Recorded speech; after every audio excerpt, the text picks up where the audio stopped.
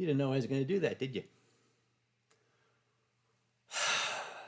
For someone who claims to not be great at technology, seemed to be fairly good at making videos. That was, I had help. Tianlong helped me make that, yeah. Tianlong helped you make that. Is that true, Little Dragon? Yes, that's true. That's absolutely true. Absolutely true.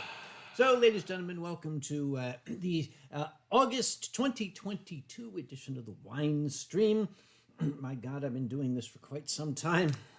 But I am very, very pleased to have my good friend and fellow entertainer, Alkali Bismuth, here. Thank you so much for the invite, my friend. Oh, thank you for coming.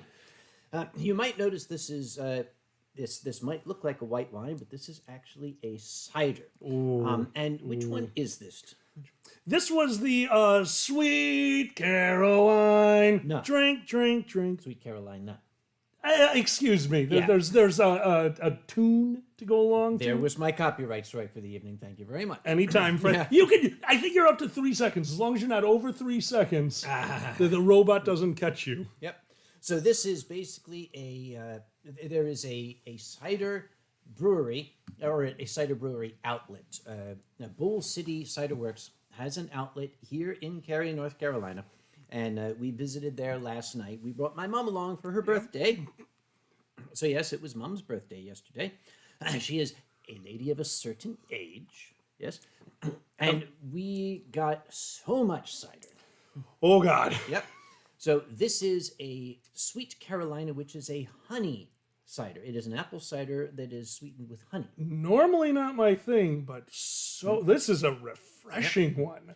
I was very worried it'd be like a mead or something, which I love, but maybe one or two, like a glass worth. No, this is good for sipping. There was one there. I wish they'd had it, but they did not have it.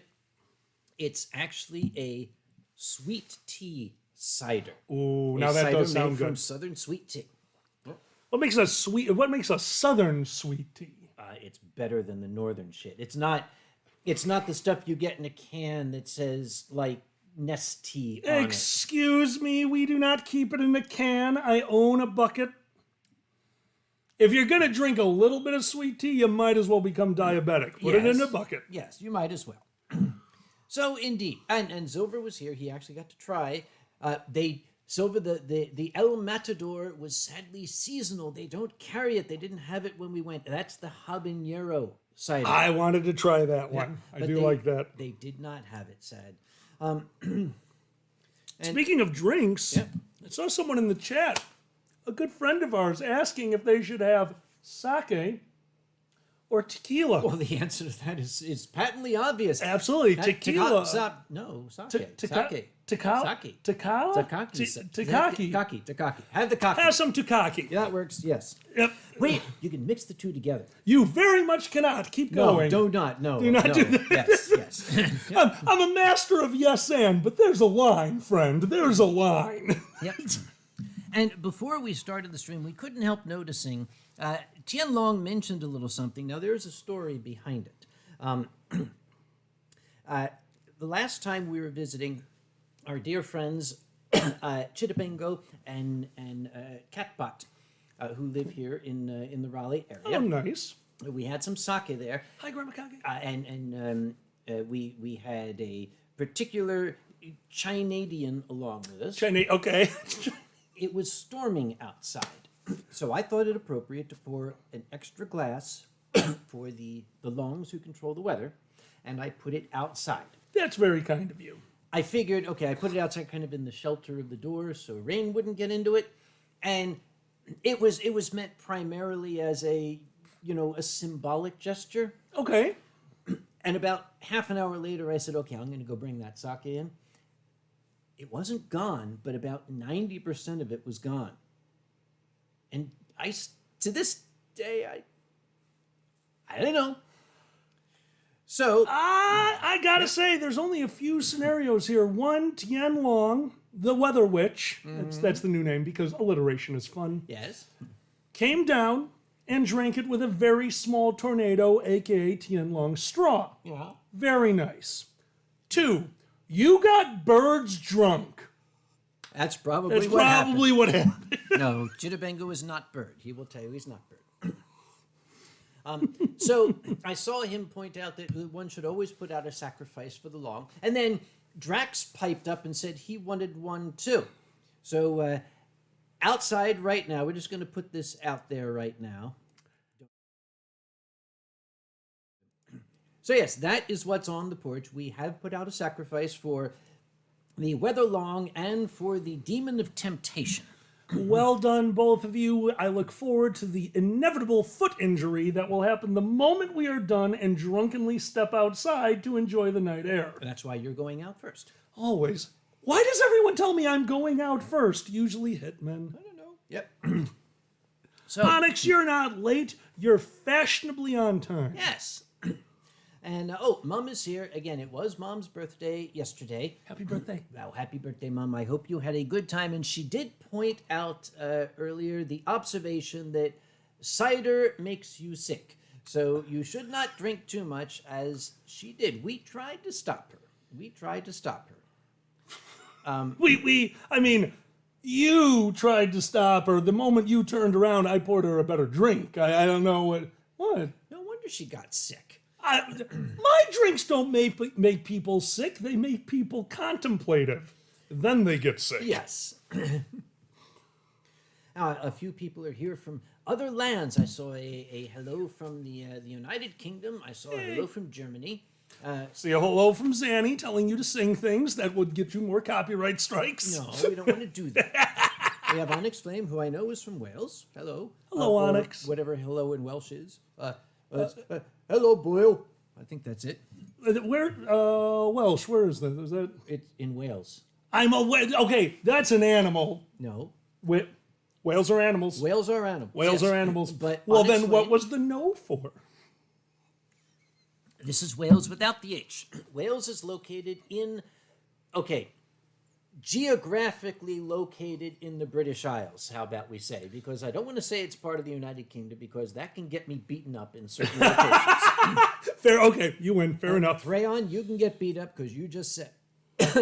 So, it's very, very nice to have people from Wales. We do not. By the way, raise your hand if you're from Hull. I'd like to know if anybody here is from Hull. Oh my God, that was so funny. That was so funny. Because if they are, I would like to say, "Hello, Maldry. How's the bread today?" What was the line? I can't remember the next word. Lusty. Lusty. Lusty. And Brazil Fur Fest this year, you will notice we have Bonbon, at least one of Bonbon's eyes over here. Yeah. Yep, he is the... wait a minute. The wind kicked up outside, strangely enough. Tien, I think so. drink responsibly. Yes, Don't yes. throw things through the window. Yes, thank you. And notice Silver Gatamon is having hard Mountain Dew. Silver Gatamon, what do you think Mountain Dew is? Mountain Dew is the mixer for moonshine. What do you do drinking not hard Mountain Dew? If you go to Taco Bell, they'll offer you moonshine. You just need to know how to order it. It's moonshine, not hard. My God. We spent some time watching The Goes Wrong Show, the second season of which my darling friend had not yet been exposed to. Oh my God, I miss it. So, at this point, Kage has introduced me to this amazing stage play. Kage has shown me the second season, yet I got to see it live.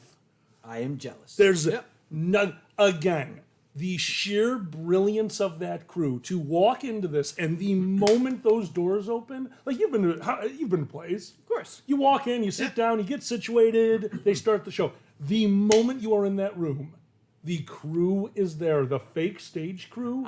You're watching them set up the fake gags, trying to fix the stage, arguing with each other, finding loose boards, finding things that don't apply to the show and fixing them in their own. It's almost like a pre-show. And then, of course, the director. Oh, yes. That just The director. The director. Brazil Fur Fest. They had mentioned that to me. They wanted me to talk to you about that. You don't speak Portuguese. No, but I speak booze, and they gave me a lot of booze to ask you, when are we getting waxed, friend? When you and I are both together in Santos for Brazil Fur Fest. So if we go a day early, that's more than enough time to. I am very aware that a member of Brazil Fur Fest, possibly their chairman, is very good at editing videos insanely quickly. Isn't he, friend? Remember who helped you raise that money for the charity, amigo? Remember that I can turn off videos next time, Dan. Did you hear about closing ceremonies at Megaplex? No.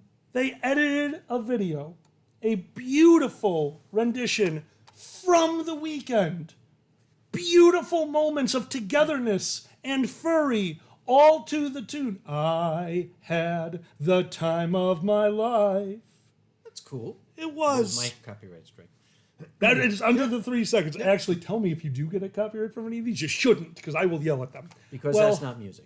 Right? Well, that's the problem. I can't sing, and I had forgotten that Thursday, in a drunken stupor, they pulled me off to the side, and for no reason at the time, asked me to sing that line. What? And I did. And in the middle of their video, they did a record scratch, and in my loudest, most obnoxious voice, I had that. Yeah. Yep, in the middle of closing ceremonies. Thanks, friend. Oh, that killed me. Oh, thanks, Brazil. Thanks. It's available on the Megaplex YouTube channel. Wonderful. Hello, Sue. It's a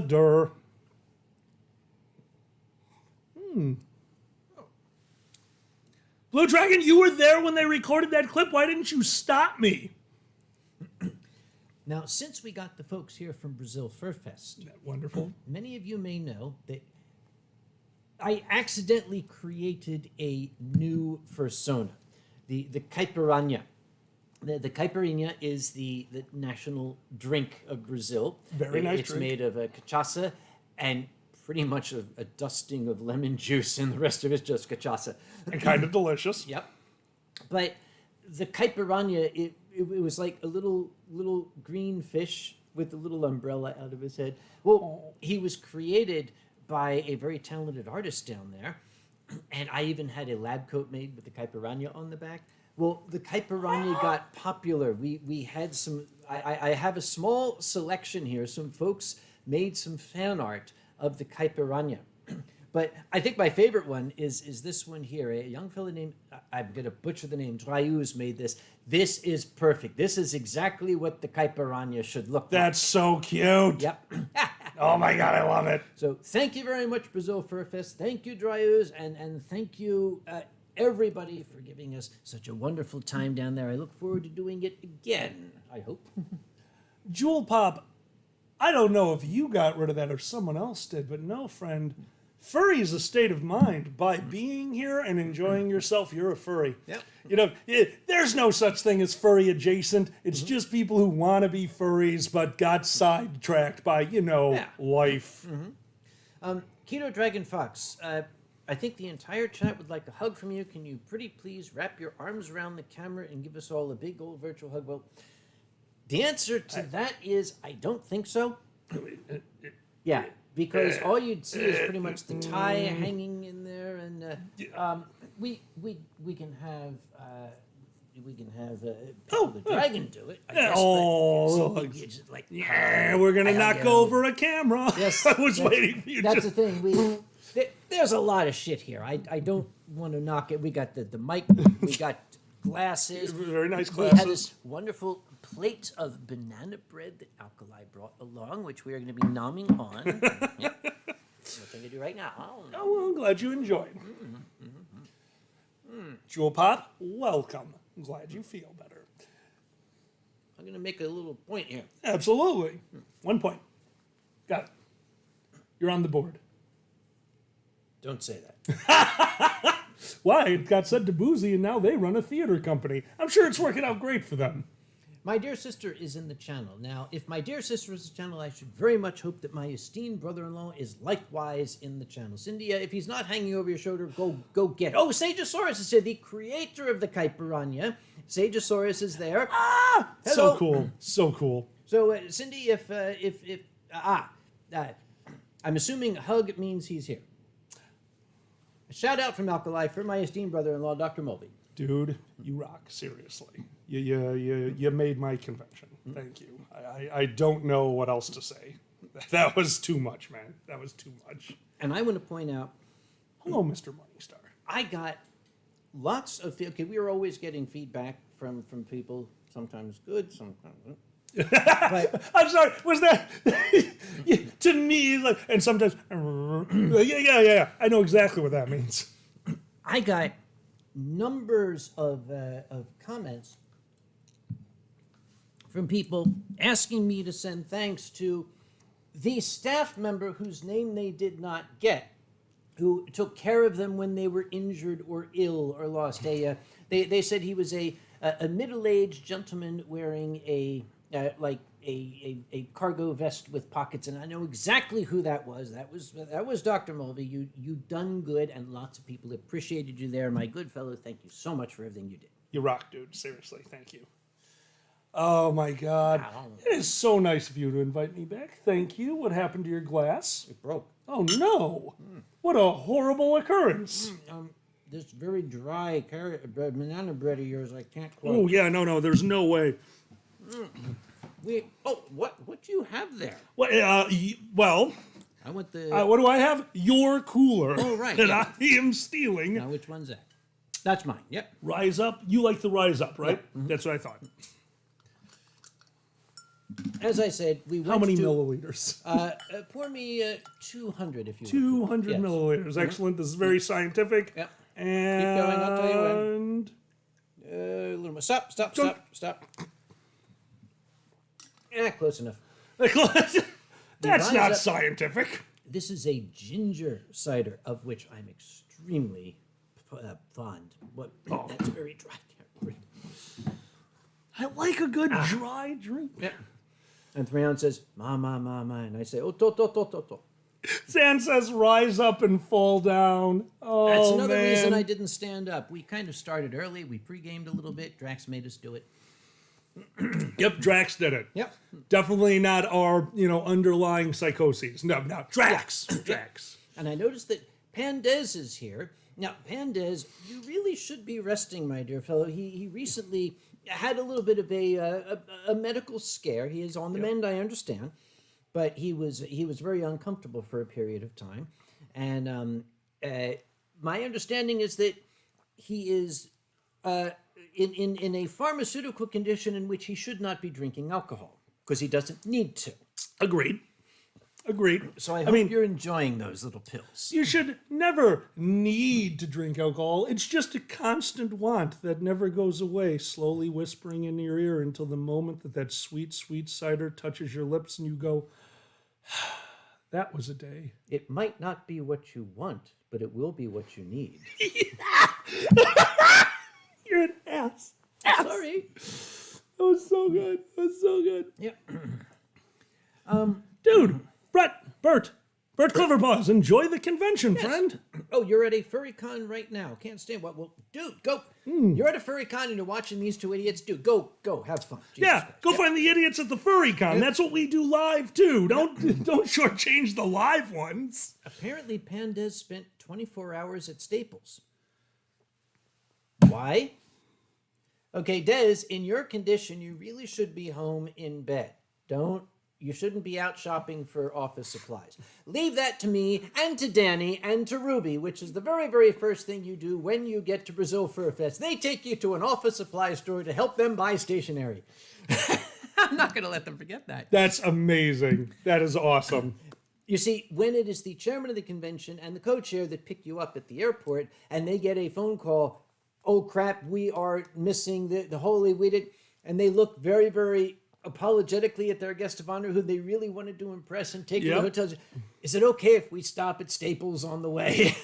It's the Brazilian counterpart to Staples. Love it. Now, Silver, you seem to be indicating that you are back at sea. Now, he is a Viking, but I'm just going to latch the table down again. Never heard it called that before. I mean, I have, but not in polite company. Mm-hmm. And Sagosaurus knows that stationery shop. And there was the nicest young lady there. And she came up, and I was dressed like this, and I had my traveling hat on, and she came up with this big smile, and she said, Portuguese, Portuguese, Portuguese, Portuguese, Portuguese, Portuguese. I was like, uso un gringo cachacero, which I didn't know then, but now I know how to say. I've gotten very good, along with bom crocodile and Bum crocodile? Yes. That crocodile's a nice gentleman. bom crocodile, and uno falo português. I'm getting very good at these. Yep. Hold on. One foul Portuguese? Yes. One Uno- fell Portuguese, bumfuck crocodile. Bumfuck crocodile. What was the first one again? I can't remember. Come suck guy low. No, that's what I learned from a certain overly inebriated noodle dragon. I have learned quite the language from you. If I ever travel, I'm going to get shot. And Danny says, obrigado for the moments we had. Obrigado, amigo. I had the time of my life. That was fun. Yes. That was fun. I cannot wait. I'm hoping I get to experience Brazil at some point. No, I am not, Danny. Yes, you are. No, I am not. You're going to tell me about your Brazilian condom. I must know. Inquiring minds want to know. Excuse me, Alkali. Would you kindly tell us about your Brazilian condom? You have a rating on your stream. We are 22 minutes in and we're talking about my Brazilian condom. Yes. Excellent. So anyway. Hold on. We will put up and Oh, Steel. Awesome. oh, Steel Gear, hello. Oh, he's watching from VR. No learn who's wait. Kofu says, no learn humsuck guaylo. It bad. Oh, it bad? Yeah. Oh, I didn't know it bad. We have there's apparently a gentleman. You're not getting out of this. I want to hear about the Brazilian. I'm telling you. Okay, go on. Yes. There's a gentleman in Brazil Yes. who, I don't know if they were at Megaplex or they saw me on a show at Megaplex. They're like, oh, that guy. And I guess they, at some point, must have been struck blind because they apparently found me attractive, but they are about 4 foot nothing, quite tiny, and don't speak English. So the Brazilians have started calling him Alkali's Condom. Stop! And he doesn't know what it means. Stop. Thank you very much. I warned you. Oh, look. Ushi is here. Ushi, hello. Hello, Lee-chan. Ushi. Do you know what a condom is? Nine. Do you know what 9 condoms 9? is? Hello, Ushi. Ein Woche. We will be in Berlin in 1 week. So yes, we look forward to seeing you. Can't wait for you to go to Berlin and get 9 condoms. Look, if I warn you, hand that to me. A thing over the phone. Yes, that.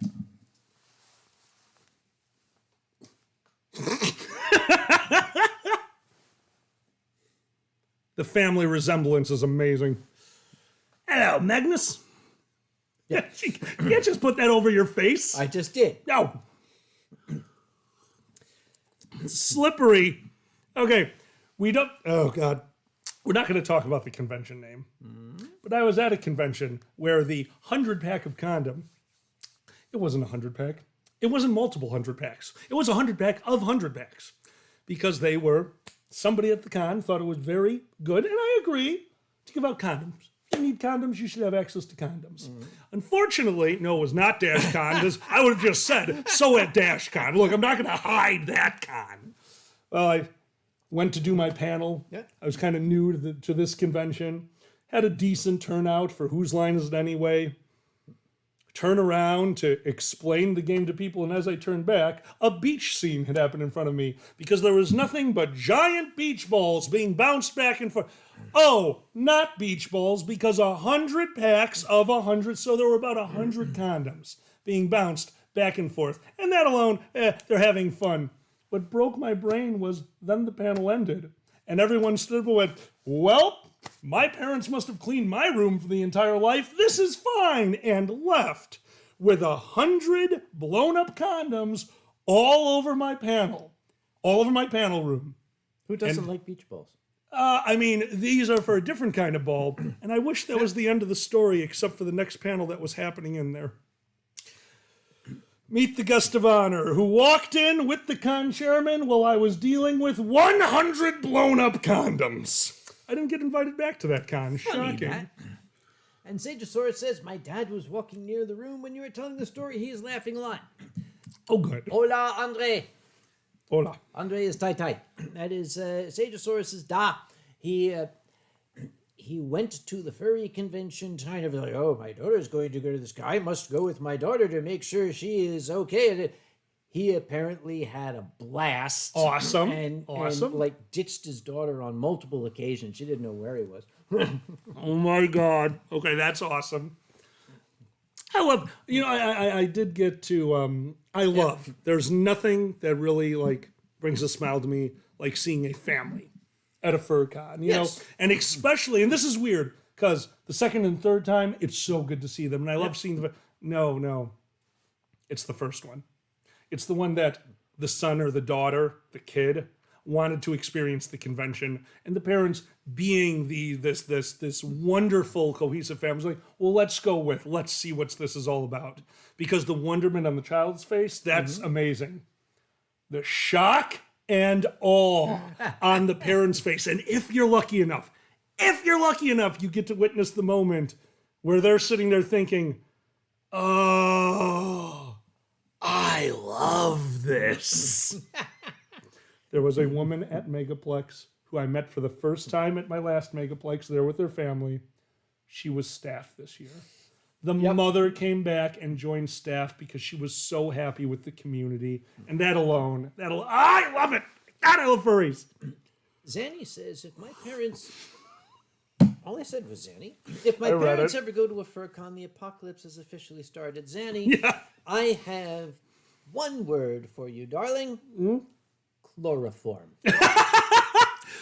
Okay, if they wake up at a fur con, they're going to assume that they finally tried weed. Zanny will get them there eventually. Right, furry trainer? Yep. Exactly. I love that too. And McLabin says, Norga, bork, bork, bork. Look, there's a bunch of stuff over the letters. Those letters are in grave danger. We have no idea what those little symbols are. Okay. Do you see the symbol, the O with the line through it between the R and the D? That is known as a bork. That's a bork. I'm fairly certain that if anyone's listening, do not put this on a test. This quizz's bad idea. No, of course. Ask anybody. Yeah. Ask anybody. So you're buddies. No, that's okay. Gotcha. I have a feeling due to Silver's ellipses. No, that's not ellipses. He's at sea. He's trying to send O. That's Morse code. Yeah, O. He's sending O. He just says O. Dot dash is O. Dot is O. Oh no, I'm sorry. S. Yeah, S. He's sending S. So he's saying he was going to follow with so it's S, but he had to look up the O. Yes, it's S. Yeah. It's your show. Arco wants to know who the hell I am. Arco the Fox says, how? I think he meant who. Who was the polecat sitting next to you? You're not a polecat. You're a stretch rat. I mean... Aren't you? I'm a ferret! An adorable, wonderful, steal your shit, hide it under your couch, and never see it again ferret. First thing that happened when I got over to this man's house is they went over there, knelt down, and started pulling things out from under the dresser. And I said, what are you doing? They're like, making room for the shit you're going to hide. Fair enough. And then I found their tequila. Polecat, scoot noodle, cat snake. Thanks, Annie. There's also stretch rat. Stretch rat, yep. I like that one. Or one that I remember from adorable spaghetti. Back. A hamster that survived. Let's see. We'll go with limousine mouse. Okay, limousine mouse, yes. I'll be honest with you. Hamster that survived is way better. I got stories, man. Sue Deer says, hiding the tequila in your belly. Would you hand me that lovely book that is sitting to your right? This? One, yes. I was sent the most lovely gift from Susan Deer. It's even wrapped in a condom because I didn't want to unwrap it because we got lots of cider tonight. But I have the complete collection of A Domain of Our Own. And that is a perfect self-portrait of Sudhir because that's exactly what she was doing the first day that I met her.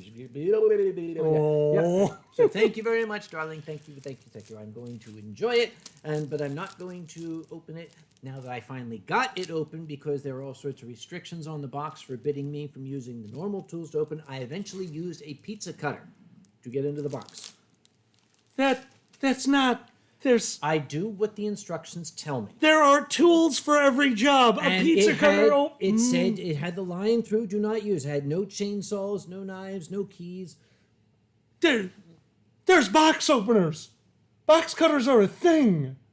I couldn't find it. When I pulled the drawer open, the first thing I saw was the pizza wheel. I said, "That will get the job done." Why would a pizza wheel be in the same drawer as a box cutter? That's a tool versus something you use in the kitchen. You use the box cutter if the pizza wheel doesn't cut all the way through. There the is pizza. no that you don't use a box cutter in your pizza. You use it on a box. It will cut through the box at the bottom as well. Why are you cutting through your boxes? You have a countertop. Not anymore. Oh shit!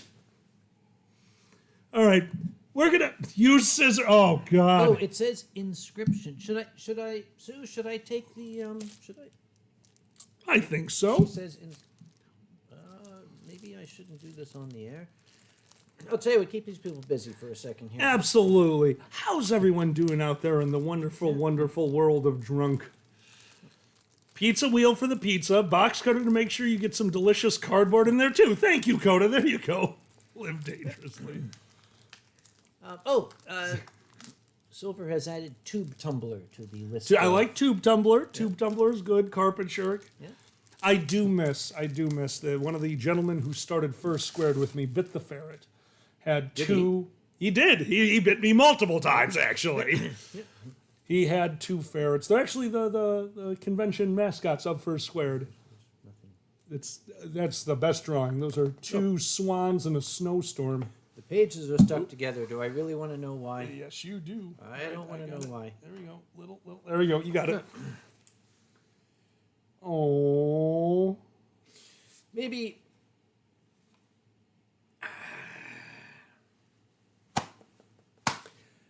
I was asked by the administrator of Sue's business, how would you like the inscription to read? And I just said, Uncle Kage is fine. So smartass Doe wrote, Uncle Kage is fine. I feel as though I have been tricked into writing that. Ha! Sue the deer. Oh. Thank you so much. You rock, Sue. Yes, Uncle Kage is fine. Yep. What did you do, Leila? Had to save a furry because he got lost in the city. Just city? in general, a city?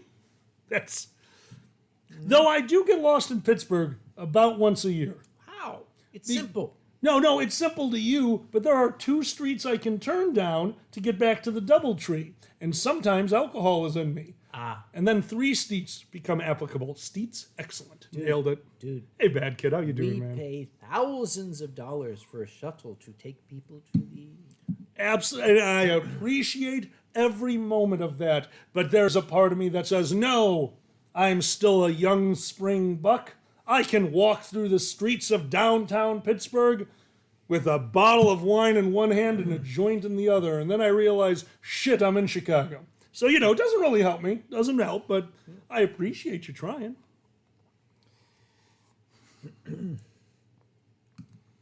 How Pittsburgh compares to Rio de Janeiro. I haven't been, you've shown me pictures, and gotta say, wonderful pictures, Danny. Let's see. Oh, Aaron Hurlfer. Nailed it. Yep, Aaron Hurlfer had fun at V. Kurt and Backrooms. Okay, never mind. I'm going to keep moving. I'm going to go to that back room. Yeah, and Zover puts Liberty Avenue. Very surprisingly easy to learn. You turn down Liberty, and there you go. It's. I'm an American. I know nothing about liberty, and I am pursuing happiness until it turns around and asks me out. If you get lost, look for the river and just keep walking away from it. If you get to another river, you've gone too far. Yep. Dude, we run conventions. You know what we do with rivers? Walk into them until the last bubble goes bloop. Yep. God. Nikolai Bell, if I don't get back in time, have a good one. What, Nikolai, do you think we're going to end the stream in the next 5 minutes? I hope not. Bad Kid, we already talked about it. We It did. looks Yes, like we we're moved getting on. together before Brazil Fest No, next we year. moved on from that topic. We're going to keep moving on. There we go. Yep. And if necessary, I can always... Oh, hey, Sasha. Okay, if necessary, I can always distract people. Yeah. I think I'll do it right now.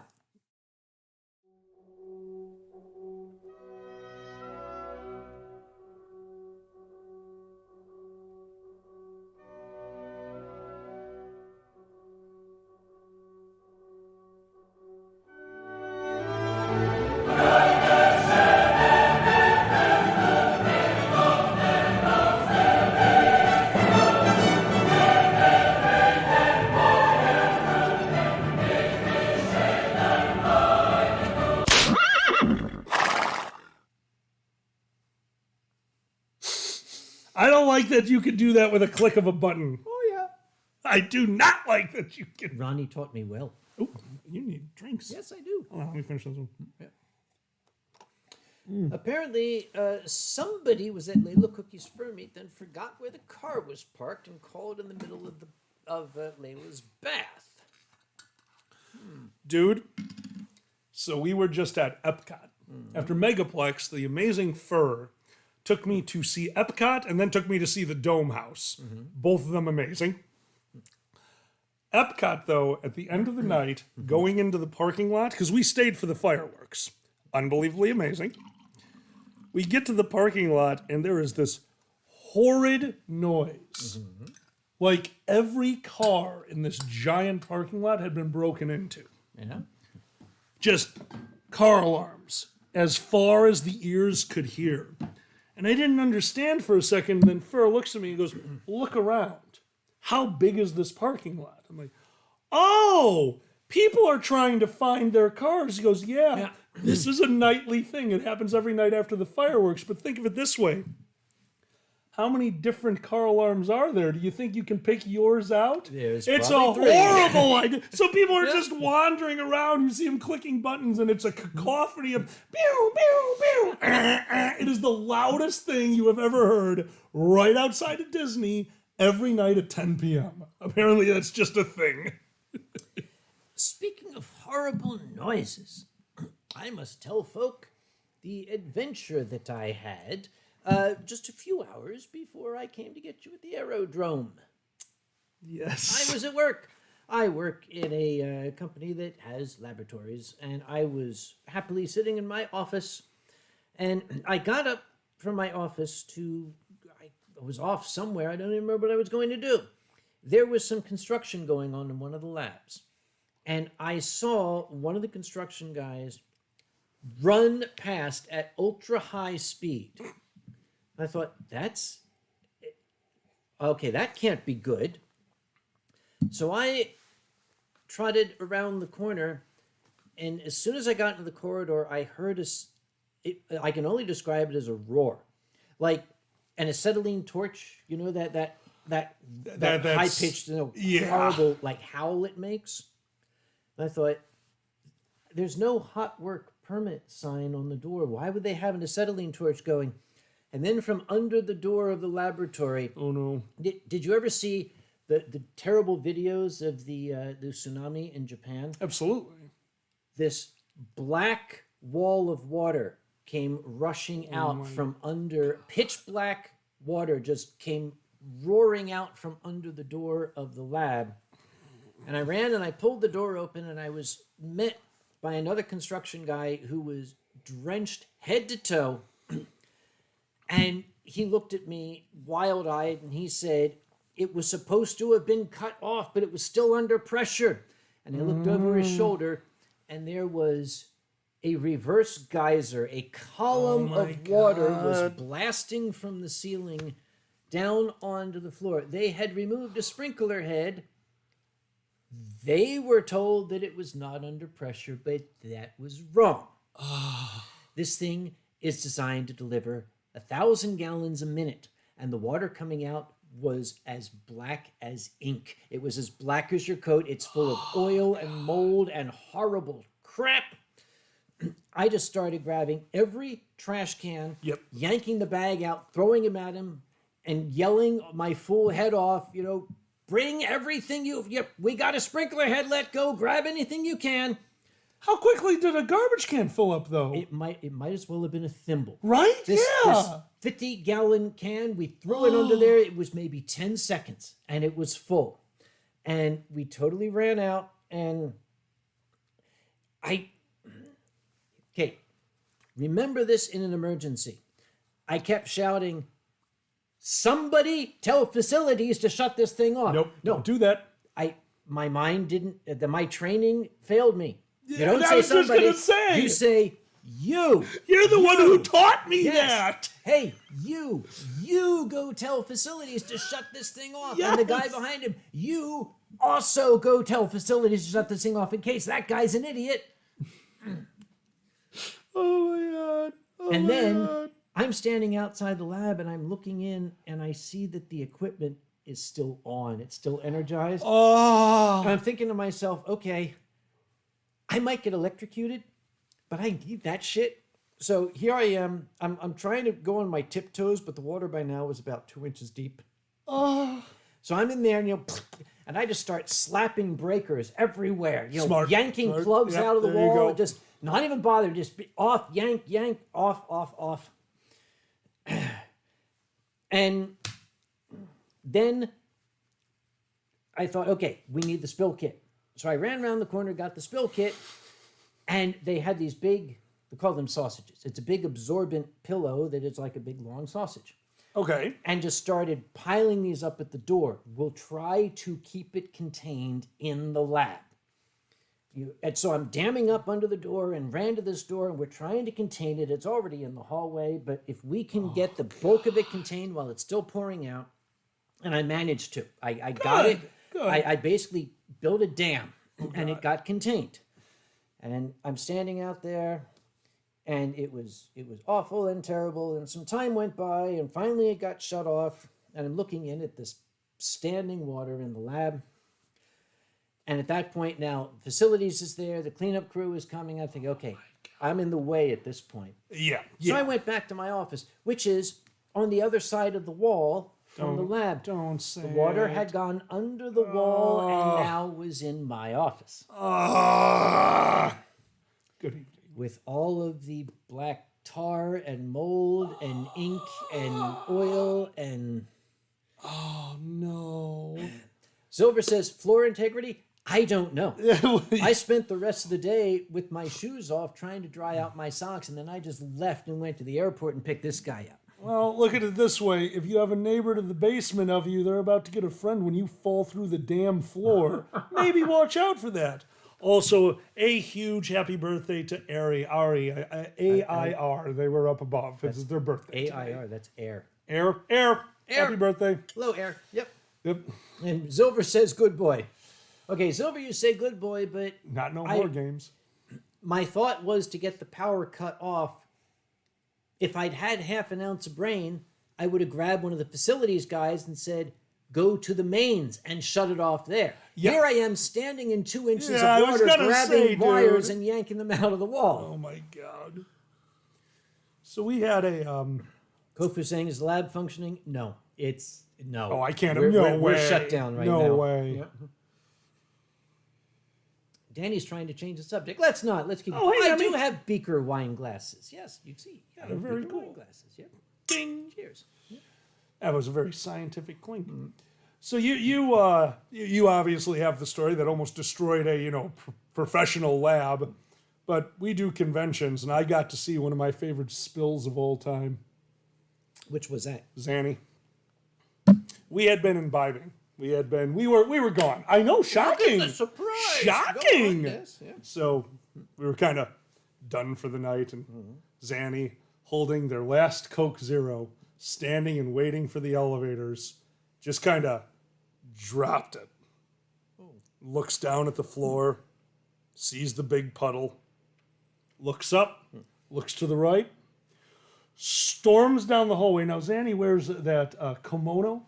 Yes. So beautiful, flowing robe behind them as they go and grab one of those wet floor things that was over a different puddle, but they picked that up, put it over their puddle, and said, I solved the problem, and fucked off into the open elevator that led directly to our room. And me and Chris died.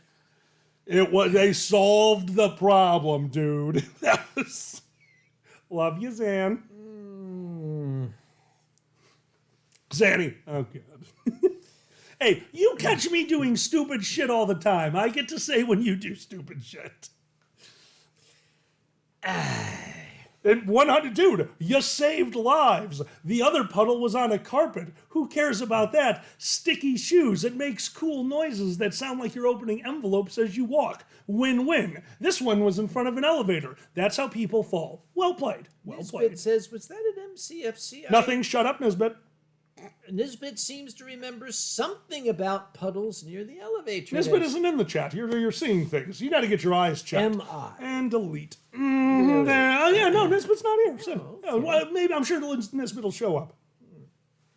And Alkali and Zanny, but you're here. Says, El Piso Mojado to the rescue. That's so sweet. El Piso Mojado. But Piso Mojado. Yeah, we have fun at cons. I love going to cons with my friends, seeing you there. It's been a fun kind of bring back after COVID at least starting to curtail, more people comfortable, and knowing that the furry fandom is very good about masking up when necessary. Yep. So I do feel pretty good at conventions, but masks cause their own problems. I want to make a little note before you continue. Absolutely. About the whole COVID thing. The CDC is starting to ease its restrictions. People are like, oh, that's terrible, that's horrible. Listen, do me a favor. Shut the fuck up if you're not a scientist, okay? Thank you. No, fair enough. Yeah. Why is the CDC suddenly easing stuff up? Is it because it's over? No, it's not going to be over. It's with us forever. However, it is now estimated that in the United States, at least, 95% of the population have either been vaccinated or have had it. So 95% of the people have at least a degree of immunity at this point. If only 5% of the population hasn't had it yet, they're going to. At this point, it's like, I haven't had the flu in 3 years. I'm going to get it one of these days. Yep. The last time I had the flu was 4 years ago, and I don't want to get it again, but I'm gonna. Yeah, exactly. It's gonna happen. Yep. Well. And the Striker says, did you hear about the flooding on the Strip in Las Vegas, as well as inside the casinos? They don't have water in Las Vegas. What are you talking about? No, they have fountains in Las Vegas. All the rest of the water goes to lawns, which are fucking pointless. Sorry, I'm putting my foot down. I hate lawns. Yeah. But I'm sorry, I interrupted. You were starting to talk about... No, you did a PSA. PSAs, you interrupt for PSAs. Mm-hmm. Obviously, you wear masks when you need to. We're performers. I am a old screaming comedian. What's the... You would know this. What's the first thing you do when you're about to do a set as a screaming comedian? You drink. After you drink. You're on stage, you're about to say the first line, what do? You test the microphone. You're so close. You inhale. Yes. I had a loose mask on, and the audience got to watch as the whole thing disconnected from this ear, and I inhaled a mask and just started coughing on stage. So I'm very happy that we are a little bit more laxed. This is a me problem, but I found it funny. That sounds like something the Three Stooges would have loved. Right? Yep. Right. I wish I could do it on purpose. I've tried to. You didn't make the poor... we're comedians. If we see something that can happen, you make it happen. And my fat failed me. Because the robe I got for furry jury was one size fits all. I learned something. I'm not all. It was skin tight, a judicial robe. And I thought for sure, the second my fat ass sat down, this thing was going to pop. Right? How funny would that have been? How great would it have been to say, you may be seated. And I just hulk out of this thing. And I was like, oh, this is going to be such a great moment. So apparently, even a $20 fake judicial robe, really good seams. I was so uncomfortable in this skin tight. Welcome to Brewing Jury. I'm your judge of the day. Help me. Layla Cookie's boyfriend saved 2 people out of a burning house and helped the firefighters. Well, good on him. All while he was on his break at work. Well, it's a good thing he didn't leave work for that. Oh, you couldn't. They'll fire you for that shit. Absolutely. Well, they would fire him. No, That was cheap, sorry. Hey, I'm a cheap date. You're fine. Crazy Little Psycho. To be fair, Lost Vaginas is That's something what it out of looks like, D&D. yeah. A A lush, lush, sparkling city of luxury and debauchery in the middle of a desert. Crazy Little Psycho. They are no longer a lush, sparkling city of luxury and debauchery in the middle of a desert. That's just outside of Vegas. They moved the hookers. Yeah. Yeah, now they want to be all family friendly, which is funny because they can control a lot of what happens. And inside the casinos, they have done a very good job. Outside the casinos, though, people still need to shill for the strip clubs. So you still get people out there with a deck of cards. And this is not a joke, and I apologize for using this word, but it's happened. Yeah. Literally walking down the strip and listening to a string of people almost like they're in a band going, pussy, pussy, put over and over, slapping the cards. So now I'm there with my friends, and they came up with a game. Oh, dear. Who can collect the most cards duplicates don't count? And they're going around to anyone who says, pussy, pussy. And as we're going, there's a well-dressed guy doing that pussy. And they go to him, and he hands them the 4 of clubs. That was his idea of a good time, and I'm like, that man gets it. I don't know why. I don't know why this is necessary, but a man with a deck of cards going along with the group. Well done. Apparently, according to Zanny, you take one card, they converge on That's you. what happened. When they realized that we had people taking cards, they would all just go around. I think they must be on a quota. They got to get rid of the cards. It's like the stupidest magic trick ever. Ta-da! Hookers. Okay. Now, there was a mention here about smoke alarms and archives. I have to tell the story of the archive at a company that I worked for back in Philadelphia. Okay, yes. I'm in a regulated industry. Your data, once you write something down, that is scientific data, it has to be archived. You can't destroy it. There can be no copy. That original data is sacred. Okay. And it's got to be kept safe. This company was built, the building dated back to 1959.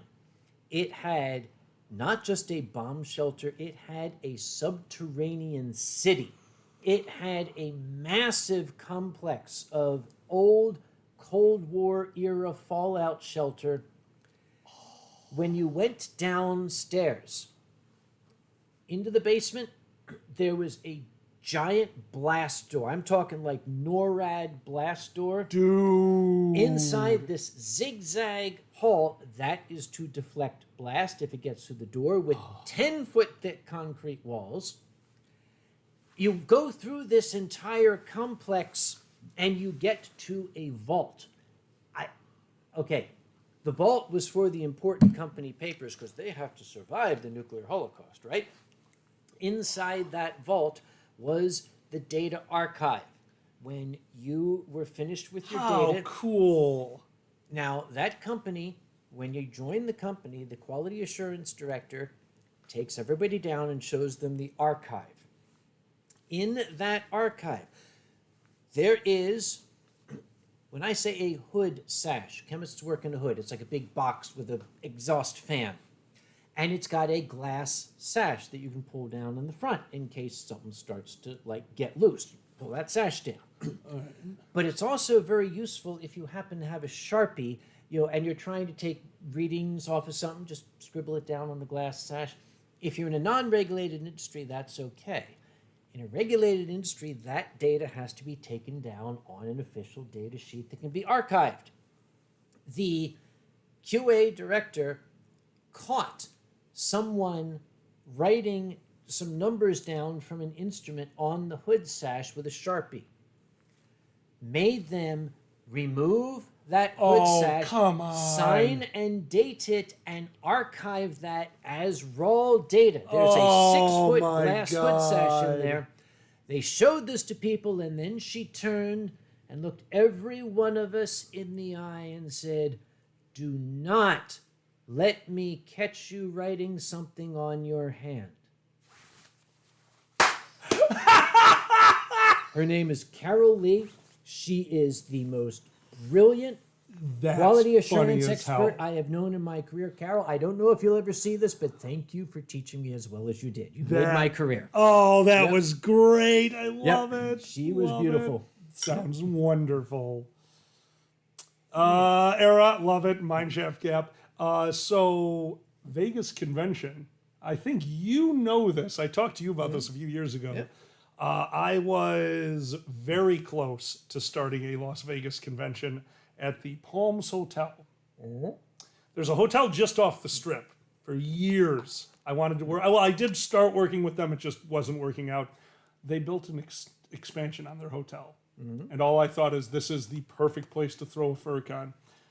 They built behind their hotel a horseshoe, 4 or 5 stories tall, all suites surrounding a pool that you could rent out the entire thing. It would be a capped convention of 500, and the price point was almost there. Oh. At a Las Vegas hotel with a private pool, all suites. We were so close. And the big point of contention, and this killed me, to get to it, Yeah.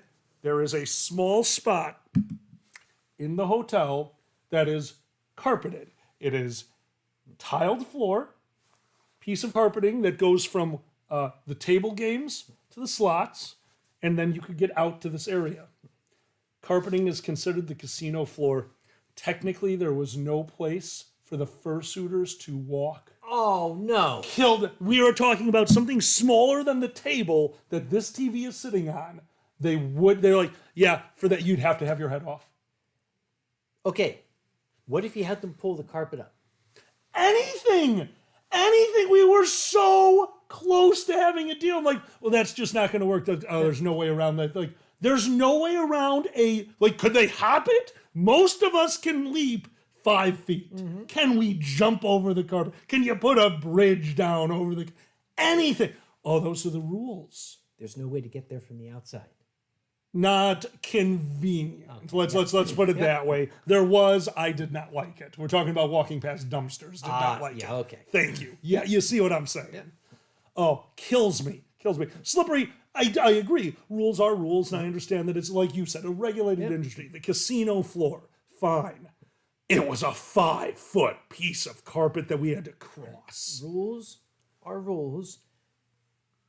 But on the other hand, rules are rules. You can look at how they're written. Yes. Yeah. Yeah. Okay, the carpeted area, pull the carpet up. Yeah. Now it's not part of the carpet. Put down some cardboard on top of it. It's not the carpeted area anymore.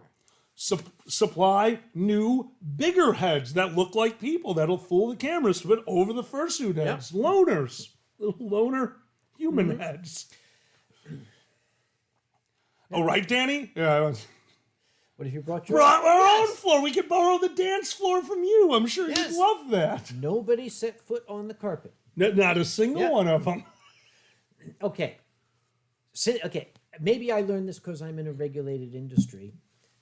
I take things very literally. For example, back when I had my back surgery, and the doctor told me that he said I had to stay in bed for 3 weeks. So I went to work. And the doctor found out that I was at work, and he was very angry. And I showed him a picture. I'd put a bed in my office, and I was lying on the bed in my office. I said, I am in bed. And he said, how did you get to work? I said, I drove. He said, I specifically told you, you must not drive for 2 weeks. I said, I didn't drive for 2 weeks. I drove for 20 minutes. Oh, God. Yeah. That wasn't Dr. K. Dr. K was smart enough to say, you will not get behind the wheel of a vehicle, neither shall you conduct any such vehicle in any fashion under your own power in an upright position. Dr. K got me. Dr. K would be a good DM because I want to see you deal with a wish spell with somebody you can think like that. I don't know if my esteemed brother-in-law is still watching, but he nailed that. Really? John, years ago, I'm talking back in college. Ooh. When he was still in college, I was a high schooler at the time. I used to kind of hang out with the D&D group at the college where both my sister and current brother-in-law were going. They had a wonderful DM. You might have heard me talk about my late fat friend Neil, whom I loved all to pieces. We were the best friends. Dude. Anyway, Neil was an exquisite DM. Nice. He had his evil foil, the bane of the existence of the party, basically the villain of the world. Oh, I love him. His demon lord Morgoth. And Neil had decided that it was time to retire the current characters of the party. Oh, no. He was going to kill them all off and make everybody roll up new characters. Fair enough. So, in this adventuresome world, Morgoth and his army of horrible demons had cornered the party. Literally, no way out. You've got an army of demons and Morgoth standing there doing the dramatic villain soliloquy with his flaming sword, and I'm going to take you all and put your heads on spikes and everything. It's a good time. You can go ahead and roll for initiative all you want. This guy's got an armor class of like -1,000,000. Yep. Oh, wow. You just dated yourself. Sorry. Armor class of -1,000,000? You were first, second edition. Understood. First edition. Motherfucker. Well done. In the 70s. But well played. John's character had picked up a wish scroll like a year before. It was still on his list. He had a wish scroll. Wonderful. And I suspect he'd seen this coming because he was prepared. Came up to his initiative. He pulled out the scroll. High status. Roll okay. Successful. What is your wish? And okay, Neil was ready. And this was you could see imagine the dark room and all you saw was just like the camera zoomed in on both their eyes squinting at each other. And John said, I remember it. It's been 40 years plus, and I still remember it to this day. I wish that Morgoth would be immediately and irrevocably transformed into a lawful good character. Neil sat looking through his books for 45 minutes, looking for a way out, and couldn't. It was glorious.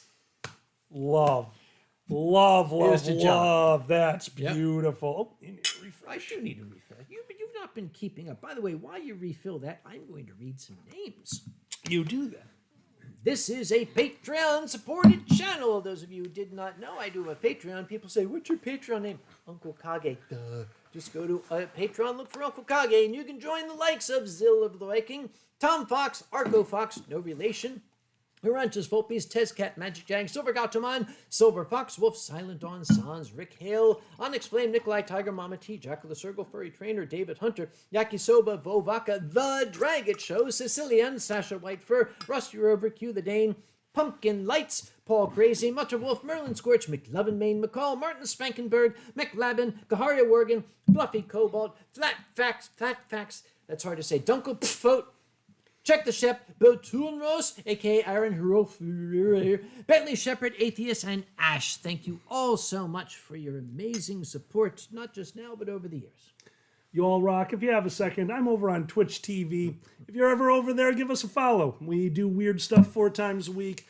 You can see us in the chat under Alkali and Zanny. We have a few of our other friends in the chat, too, that help us out. A huge shout-out to Coda for everything you've done for the show. You rock, man. And don't forget, twitch.tv/Alkali and Zandy. You can see it up there in the words that are floating Nailed over it. Alkali's head. Yep.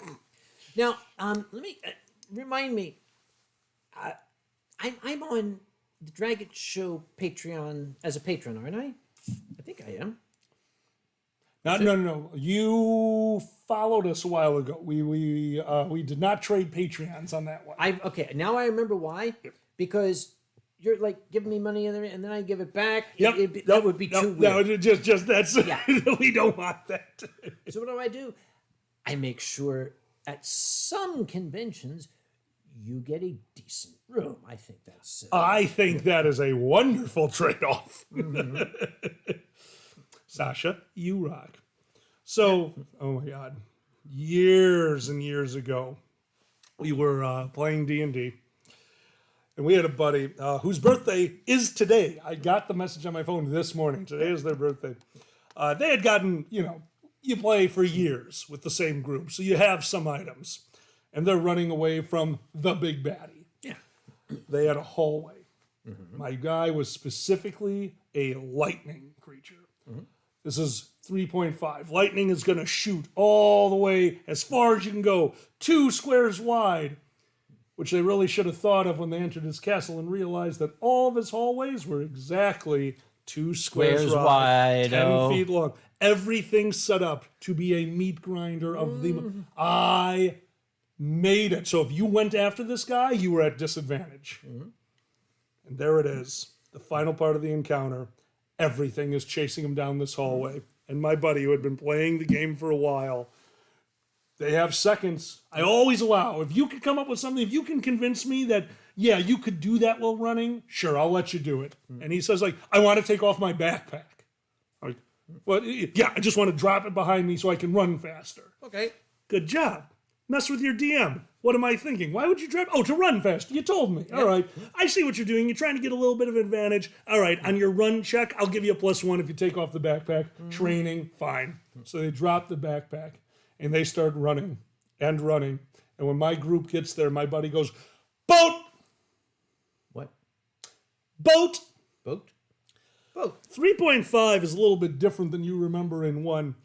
There's wondrous items, and one of them is called a collapsible folding boat. It is the size of a cube, one of which was inside the backpack. He had never activated it. He never knew what it was. All he knew is the activation phrase to turn this into a boat was to say, boat. Boat. He knew that because I love playing that game. I gave them this item, and for multiple sessions, I was waiting for him to accidentally say it. It's a silly... Why would you ever say boat? Nope, never happened. But on this day, he said it, which meant I had to roll for the item. 10-foot wide hallway. 10-foot wide boat. Nope. 20-foot wide boat. Nope. Titanic. Full Viking longboat. Bam! 10-foot wide hallway, shredded. This was the boss, his second in command, and their army as my crew. They went, did we win? And I went, I don't know. After looking at the book, yeah, they won. I can see boat. Of course, I'm also thinking bat. Tomorrow, 11:30 a.m. Central Time on twitch.tv, Alkali and Zanny. Zanny will be performing on our traditional Sunday morning brunch. Monday, 7 p.m. Central Time, I will be back and we will be doing a talkie. If you want to see more of this, I'll be there. Sorry, thanks. Benny points out, Uncle Kage got us a room larger than my first 3 apartments combined. Okay, Benny, I got you that room. And what was also in that room? We're waiting. Oh, that was awesome. We're waiting. This is why what else was in the room? This is why my home address is now hidden. I will send you cheese. They sent me cheese. Alkali, would you offer a lap dance during our charity auction? It sounds like a good idea to raise money. Danny, that would raise a ton of money. People would definitely pay for me to not give them a lap dance they may cherish their lapse. Yes, Benny is correct. The fornication bathing location, also known as the sex tub of the Westin. Fornication bathing The location. Westin has it is always and forever going to be known as the sex tub. Yeah. The presidential suite, which is where our most esteemed honored guests get to stay, and Susan, you're certainly qualified for that title, has a very, very sizable jacuzzi. It could probably sit 6, maybe 8 people. And it's in a room that is made entirely of mirrors. It's mirrors on 3 sides. I better fix this, by the way. 3 sides. There we go. Oh, there you go. Oh, we forgot. And on the ceiling, it is surrounded with mirrors. That's got to be a sex tub. I agree. Zanny? Alkali's star tubs. We had a skit a while ago that we improv'd on the show that was Alkali's fuck tubs. And yeah, it unfortunately caught on. So that was something I dealt with for a while. That being said, you're a convention organizer. Do you know why anime cons no longer give their guests of honors hot tubs? Yes. Do you want to tell the story? I know why one major anime convention was asked to leave a major hotel. We might be talking the same story, but yours will be better. Go. I think we are. You know, okay, there are many hallmarks of anime conventions. For a convention, of course, you got your fursuits, the ears and tails. Yep. One of the hallmarks of anime conventions is anime characters, for some reason, tend to have weirdly colored hair, usually blue or green or bright, shocking red. And this is typically accomplished with hair dyes of various types. It's the same story, isn't it? Yes. The various hair dyes, when these kids would finish the day, they would go up and they would rinse the dye out of their hair in the bathtub, not realizing that the porcelain has a sufficient porosity that it will hold on permanently to that dye. Yeah. And they basically permanently dyed the bathtubs pink and blue and green and red. Now, okay, apparently there was an exchange between me and our esteemed guests, but Alkali and I were just talking about this. Alkali was talking about my visit to the party that Sue Deer had in the room, and I said, "What party?" And he said, "On Sunday." I said, "Did she have a party on Sunday?" He said, "Yes, you were there." For a grand total of a minute. Yeah, I said, guys, I'm sorry. I don't remember seeing you at all on Sunday. I didn't know I went to your party. You were a little distracted.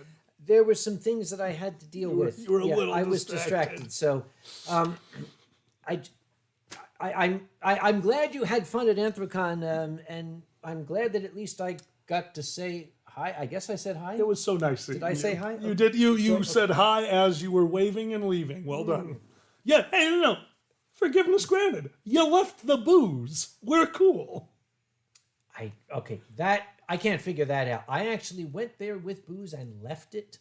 It wasn't wine. You're fine. You weren't silly enough to bring your wine with you. I was within a 20-foot radius. I own any booze within a 20-foot radius. Ferret powers. Silver claims that I was sober. Yeah, you were sober. You were stone cold sober on that shit. Oh, is Danny leaving? Danny, His you can't leave. Danny, you're amazing, my friend. Thank you for the wonderful time at Megaplex, and thanks for the video as you. I left sake. Oh, that's right. You Did I did leave leave some sake. What? Eh, Oh, was it shitty sake? I mean, look, let's not say you left 23 bottles of sake, but the number on it.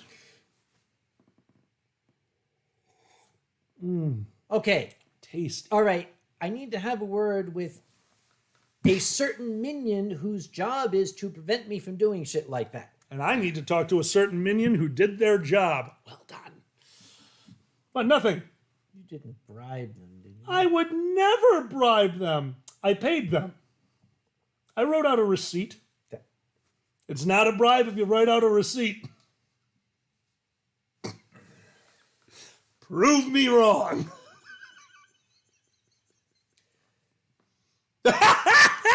It's very rare that I can get you silent. I win. And also, I noticed somebody who knew the other one when we said the reason anime cons, which, by the way, it is the dye. The dye is really bad. Yeah. Somebody remembered the ramen story. That's not a reason to not give your guest of honor a hot tub. That's a reason not to give kids a hotel room. That Yes. I believe that guest of honor was 15, 16. She was an anime voice actor who filled the hot tub with ramen. You know, the hot tub that sucks in the water to think it up. Yep. Destroyed everything. Noodle tub. And okay, as an organizer, when people do shit like this, I'm not allowed to say anything because you can't get spoiling our good time, dude. You're fucking shit up. You're gonna get us thrown out. Sorry, I need more of this. I'm glad you enjoy. Oh man. Mother Song Fox, yes. Frozen turkeys fly, only in one direction though. They fly along the z-axis negative. Well done. Nice. Oh, God, Danny. I'm never trusting you with a camera again. Well done. Hey, Maggie, how you doing? As God is my witness, I thought turkeys could fly. Oh, that's funny. Ben, you see, Big Benny agrees. Proper bribes are tax deductible.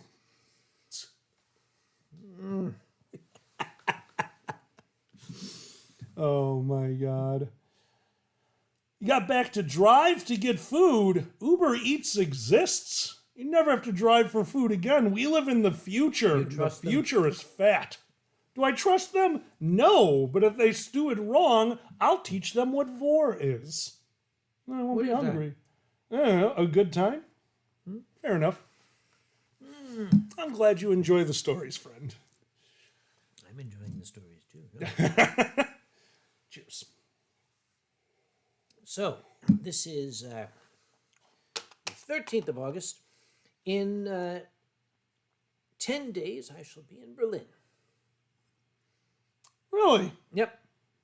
Kind of want to say something there, but I We have an international audience, remember? in 10 days, exactly 10 days, I will be 40. And I'm going to miss it. They'll let anybody be 40 these days. Hey, right? Yeah, no, I didn't have to sign nothing. Jesus Christ. When I was your age, I was 45. When I was your age, I could remember what it was like being my age. There we go. Oh, okay. Thank you very much, Silver. Yeah, we got a... Sorry, man. That sucks. yeah, that happens. That sucks. Yep. Anyway, Matthew Otter wants to know if you set a record for attending the conventions. How many? Dude, we can't remember all the conventions we attend.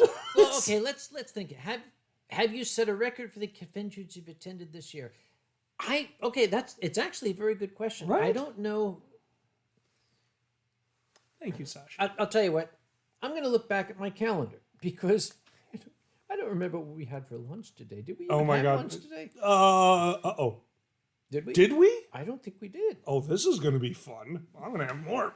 Okay, let's see. Hang on, let me put the aged reading glasses on. I just keep mine on now. I gave up. Okay, I didn't go to any in January. Oh, but hold on. Look what I can do. Hold on.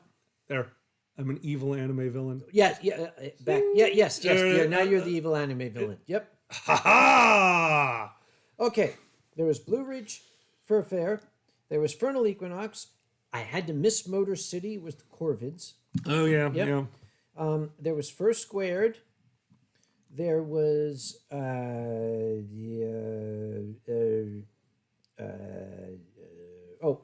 right? Onyx, happy birthday to you as well. There was Anthrocon, Brazil Fur Fest. There's Euroferns coming up. Nice. That's 6, and still coming up, we've got Forever West in Laramie, Wyoming. That's 7. Alamo City Furry Invasion. That's 8. Bewhiskered. That's 9. And that's it for the year for me. So 9. 9 in 1 year. Yep. Oh my God. Lavender Rose Fox, Uncle Kage and Alkali. Imagine if you were sober when drunk and drunk when sober. What would you do? Lavender Rose Fox. Those two states are not mutually exclusive for us. Yeah, I gotta be honest with you, buddy. You know what I do? Start taking up weed. Yep. Just for a change of pace. Yep. See, excuse me. Ooh, my apologies. Just inhaled some wine. Yeah. Don't do that. Yeah, right? It's not wine. It's cider. It's cider. So, people have asked me about exactly the same thing, like how many conventions.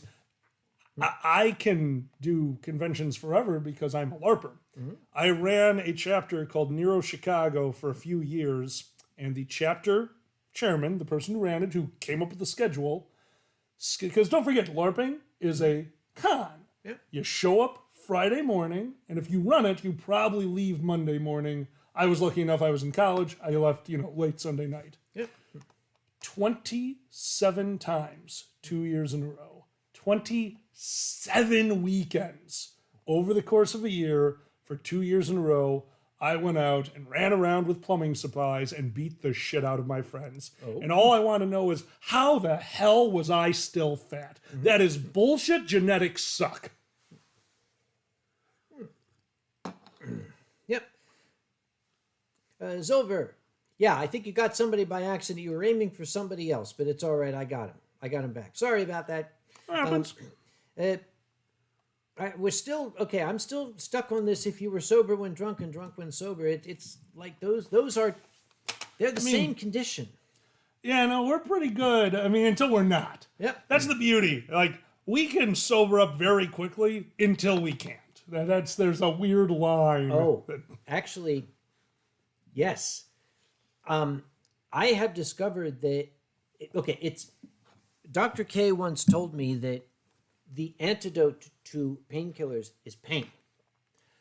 You inject adrenaline and stress hormones into the human body. It doesn't matter what depressants you've added, you can counteract them. I have been in circumstances where I've been literally falling down, drooling on myself drunk, and have had to sober up very rapidly. Yeah. Like, I'm sitting there like, and somebody comes up and me, Uncle Kage, there's an ambulance is here. Some, kid tried to pull a knife on somebody. It's like, guess what? I am suddenly very sober. Stone cold sober. Let me go and speak to the police officers. And I speak to the police officers. Is that the kid there? Yes. May I have a word with him in private? No, sir. Officer, you don't seem to understand the situation. I just want to talk to the kid. Just for I honestly just want to talk. A little no, conversation. Sir. No, sir. You may not do so. Excuse me, officer. Maybe you don't understand who I am. Dr. Conway, we know who you are. That's why you may not have. That's why. It's a good. It's good that they know you. Let's put it that way. Yes. Yep. As Alkali mentioned, it's time doing LARP. The boat goes boom. Yeah, I remember the boat goes boom, but do you remember your biggest / funniest ups as contests? Okay, Mio, are you going to be going to Eurofurence? Because you can hear these live in about 2 weeks. Yeah. Also, I am going to be, for only the second time, I am going to be presenting in public a new thing that I made. I don't know if I've even shown it to you. What's that? I made, because I'm a scientist, a PowerPoint presentation. Excellent. And I have entitled it, borrowing from the immortal American bard, Mr. Twain, A Private History of Some Campaigns That Failed.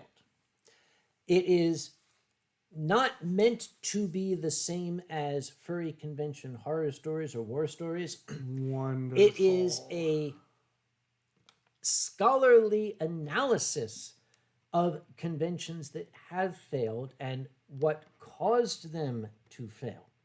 And it's meant to be an examination of the sort of hazards people can encounter.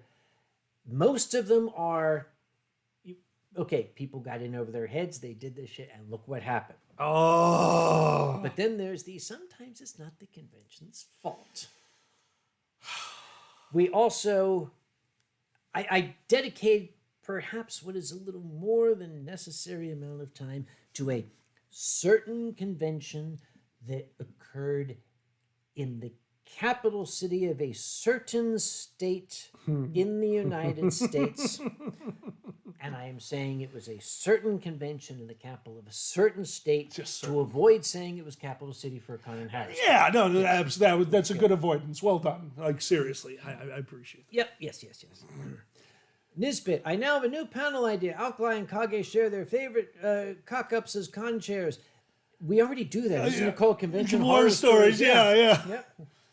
And Mizzou, I will never forget the tale of the school bus. That was the closer to the very first stand-up I did for this man. Mm-hmm. Very first time we met because you had been on Whose Line before you made me do stand-up. Made you do stand-up? What was it I said to you? You made me do stand-up. I was filming. I was recording for my mate. And then you grabbed me by the ear and took me to the stage. That's not true. Probably not, but in my drug-addled brain, that's how I remember it. The way I remember it is I went up to you after you were doing the improv and I said, hey there, it's Alkali, isn't it? And you said, yes. And I said, I have been following your improv. You're astonishing. I would like to know if you would do me the honor of opening for me at my next story hour. And he went, I can't do that. I said, sure you can. Sure you can. Just, I'll tell you what, give me 5 minutes, your best material, get up there and knock him dead, and you will. You can do it. So he's backstage, he's pacing back and forth, he's nervous, and I clapped him on the shoulder and I said, dude, trust me, you got this. Go out there, have your 5 minutes, you will absolutely shine. And he went out there and spent 15 fucking minutes, and I'm backstage going, dude, when you get off, you gotta get off the goddamn stage.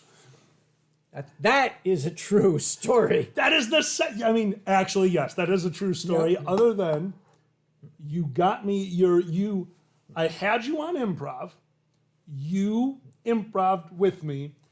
The first time you saw me stand up was right before it. You invited me because you pulled me up from filming from Zanny at Open Mic. That was the first time you saw. Yeah, that was the first time you saw me. And they are right. I went 15 minutes for my 5. Zanny was sitting in the front row with my timer. I'm an MC. I didn't do stand-up until you had me do it. Yeah. MCing is very easy. Walk up there, one-liner, introduce the guy. Mm-hmm. When he's done, walk up there, one-liner, introduce the guy. It's all I ever did. Zanny was in the front row as my timekeeper. I couldn't see them. The spotlight was right in my eye. I had no idea that they were signaling me to shut the hell up. Yeah. So that was fun. By the way, BB Productions has noticed. How much? Yes, my dear friend has lost a bit of weight. How much have you lost since last you were here? Can you estimate? The last I was here, I was at my second worst, which would have been about 340, and right now I'm at around 320. So it's hard to estimate for me because, depression comes in many forms. My form is any number over 300. So I don't like to look at them. I was going to say it's the footprints on the scale. Look, you haven't felt sad until you've cracked a glass scale. When you experience true depression, it will come cracking a glass scale. Speaking of cracking, crack that thing open. Cracking. This portion of the Winestream is brought to you by Bull City Cider Works, Durham, North Carolina. And this is the Rise Up. Thank you so much. No problem. Mio, actually, I owe a lot to Zanny, who is working so hard to get me out of the house. The one that you like is what you're drinking. I am over in their other one. You got the Rise Up. Really? Yeah. Okay. I've been eating the cake. It tastes less sweet. And Agree. It's because of the cake. That's yeah. Right. Okay. Where did you find that? Benny. Benny, what are you... Okay, this needs to be explained. Our dear friend Boozy, who I wish was here this evening, but he had a thing, and that's Yep. we'll let him talk about that in his own time. Yeah, exactly. It's a good thing. Boozy, if you do not know, first off, get out from under that rock. He is a gentleman of the law. He is a lawyer, and he is a lawyer in Pennsylvania, which is where Anthrocon does business. Boozy has been of incalculable value to Anthrocon when I have sent him little notes saying, Boozy, will I be in trouble if I do this? And usually it comes back in all capital letters with lots of F words and exclamation points.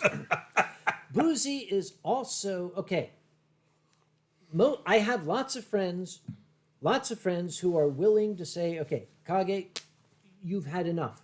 You're an entertaining drunk, but it's time to stop for the evening. Yeah. Yeah. Boozy is the one that will call me and say, stop talking. It's good to have a lawyer who is willing to call you and say, stop talking. Now, I have offered to pay him many, many times for his services, but he has... Slippery. What? Commenting on your chat. Yes. Now, Boozy is originally from Pennsylvania. Pennsylvania. Yes. He grew up in a one-room shack with like 8 brothers and sisters, no shoes, no floor, just a dirt floor. So not a lucky Pennsylvania. No. This was the unlucky man. Pennsylvania. That's a fucky unlucky Pennsylvania. Yep.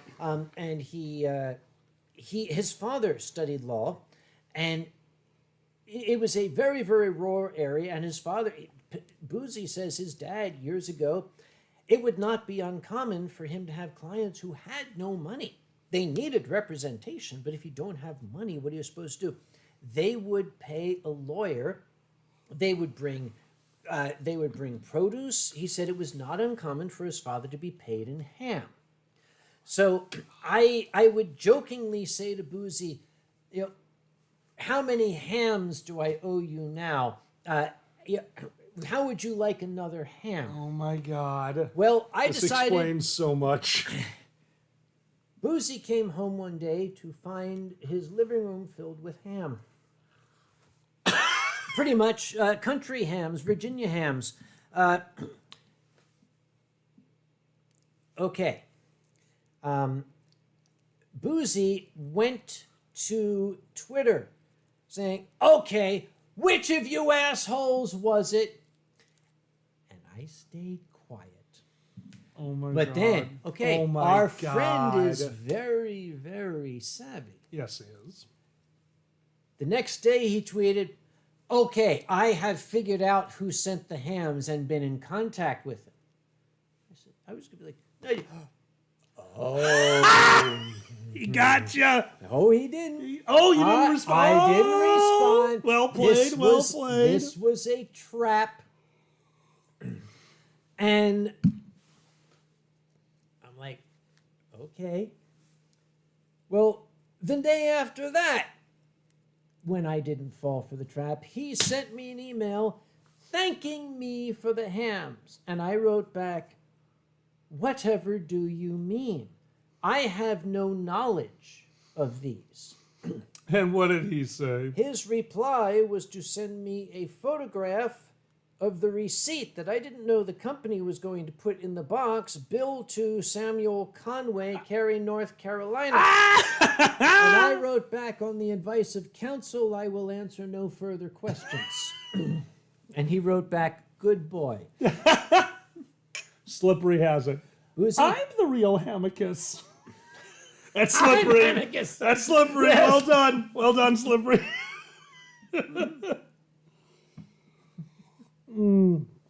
Samuel Conway. Thank you, Sue.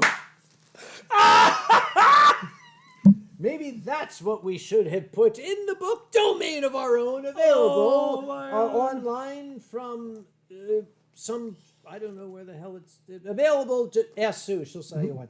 Okay. Look, if you don't want to be called Samuel Conway, so what? That was very, very bad. You could do better than that. I mean, true.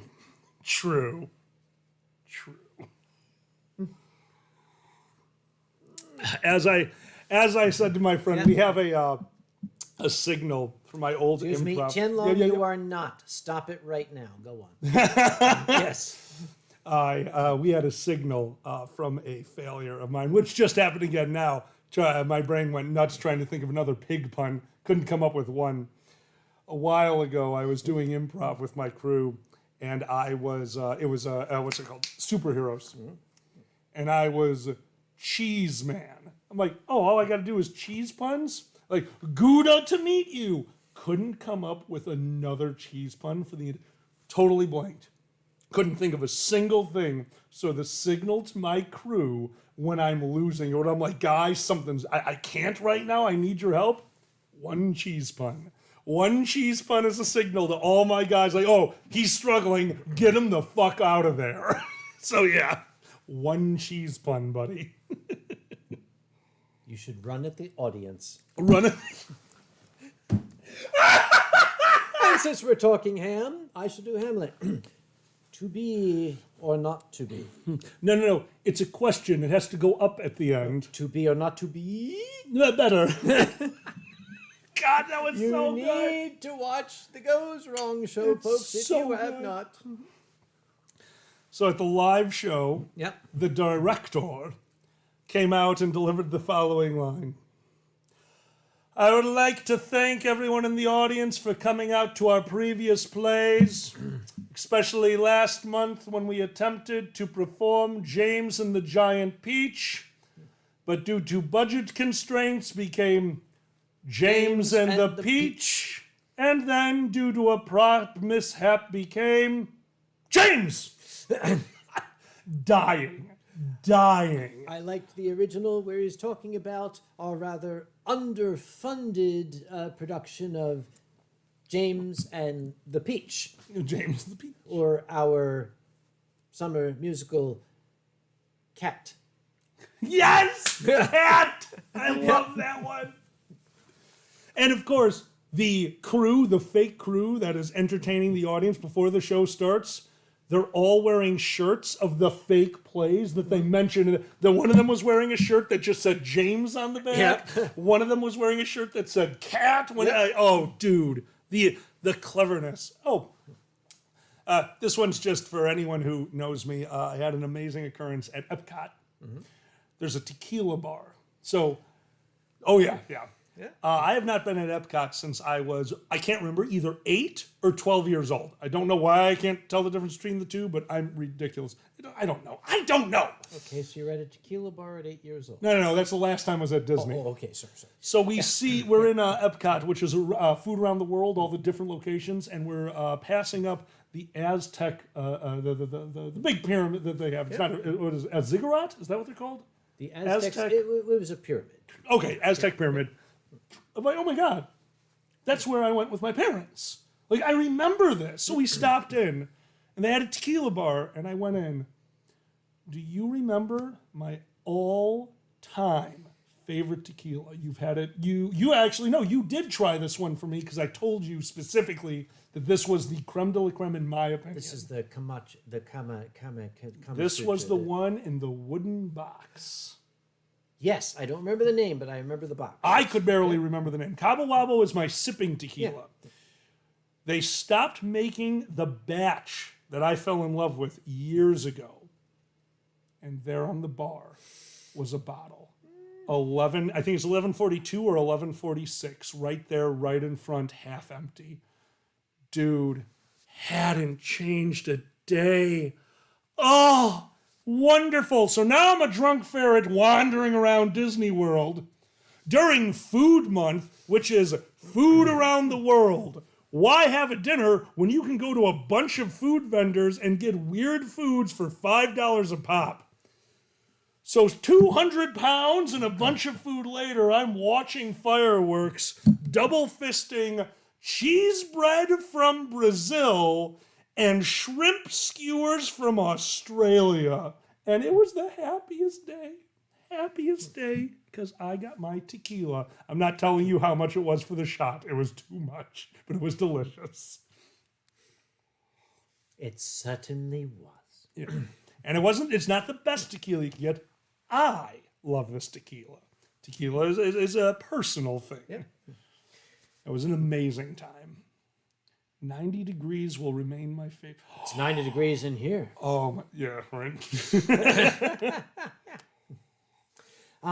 It is 6:40. At 7 o'clock, we're going to switch over to the drawing cam. Cam. Because I'm from Philly. That's not how anything works. Yes, it is. Last week, Kofu, if you're still here, Kofu invited my mom and me to go and visit the farmer's market in Durham. And I took mom along. They had a little food truck there that advertised a Philly cheesesteak. Oh, God. Okay, challenge accepted. We had God. to go there. Oh, yeah, you have to. Okay, no. First off, I think the grill had been washed at some point. Nope. You're already wrong. Yeah, that's it. Already, I even Yeah, know that yeah. much. He took out the frozen steak, flat steak that you can get from the supermarket. Oh, God. Threw it on the Flat iron. flat. Yep. Yeah. Sprinkled.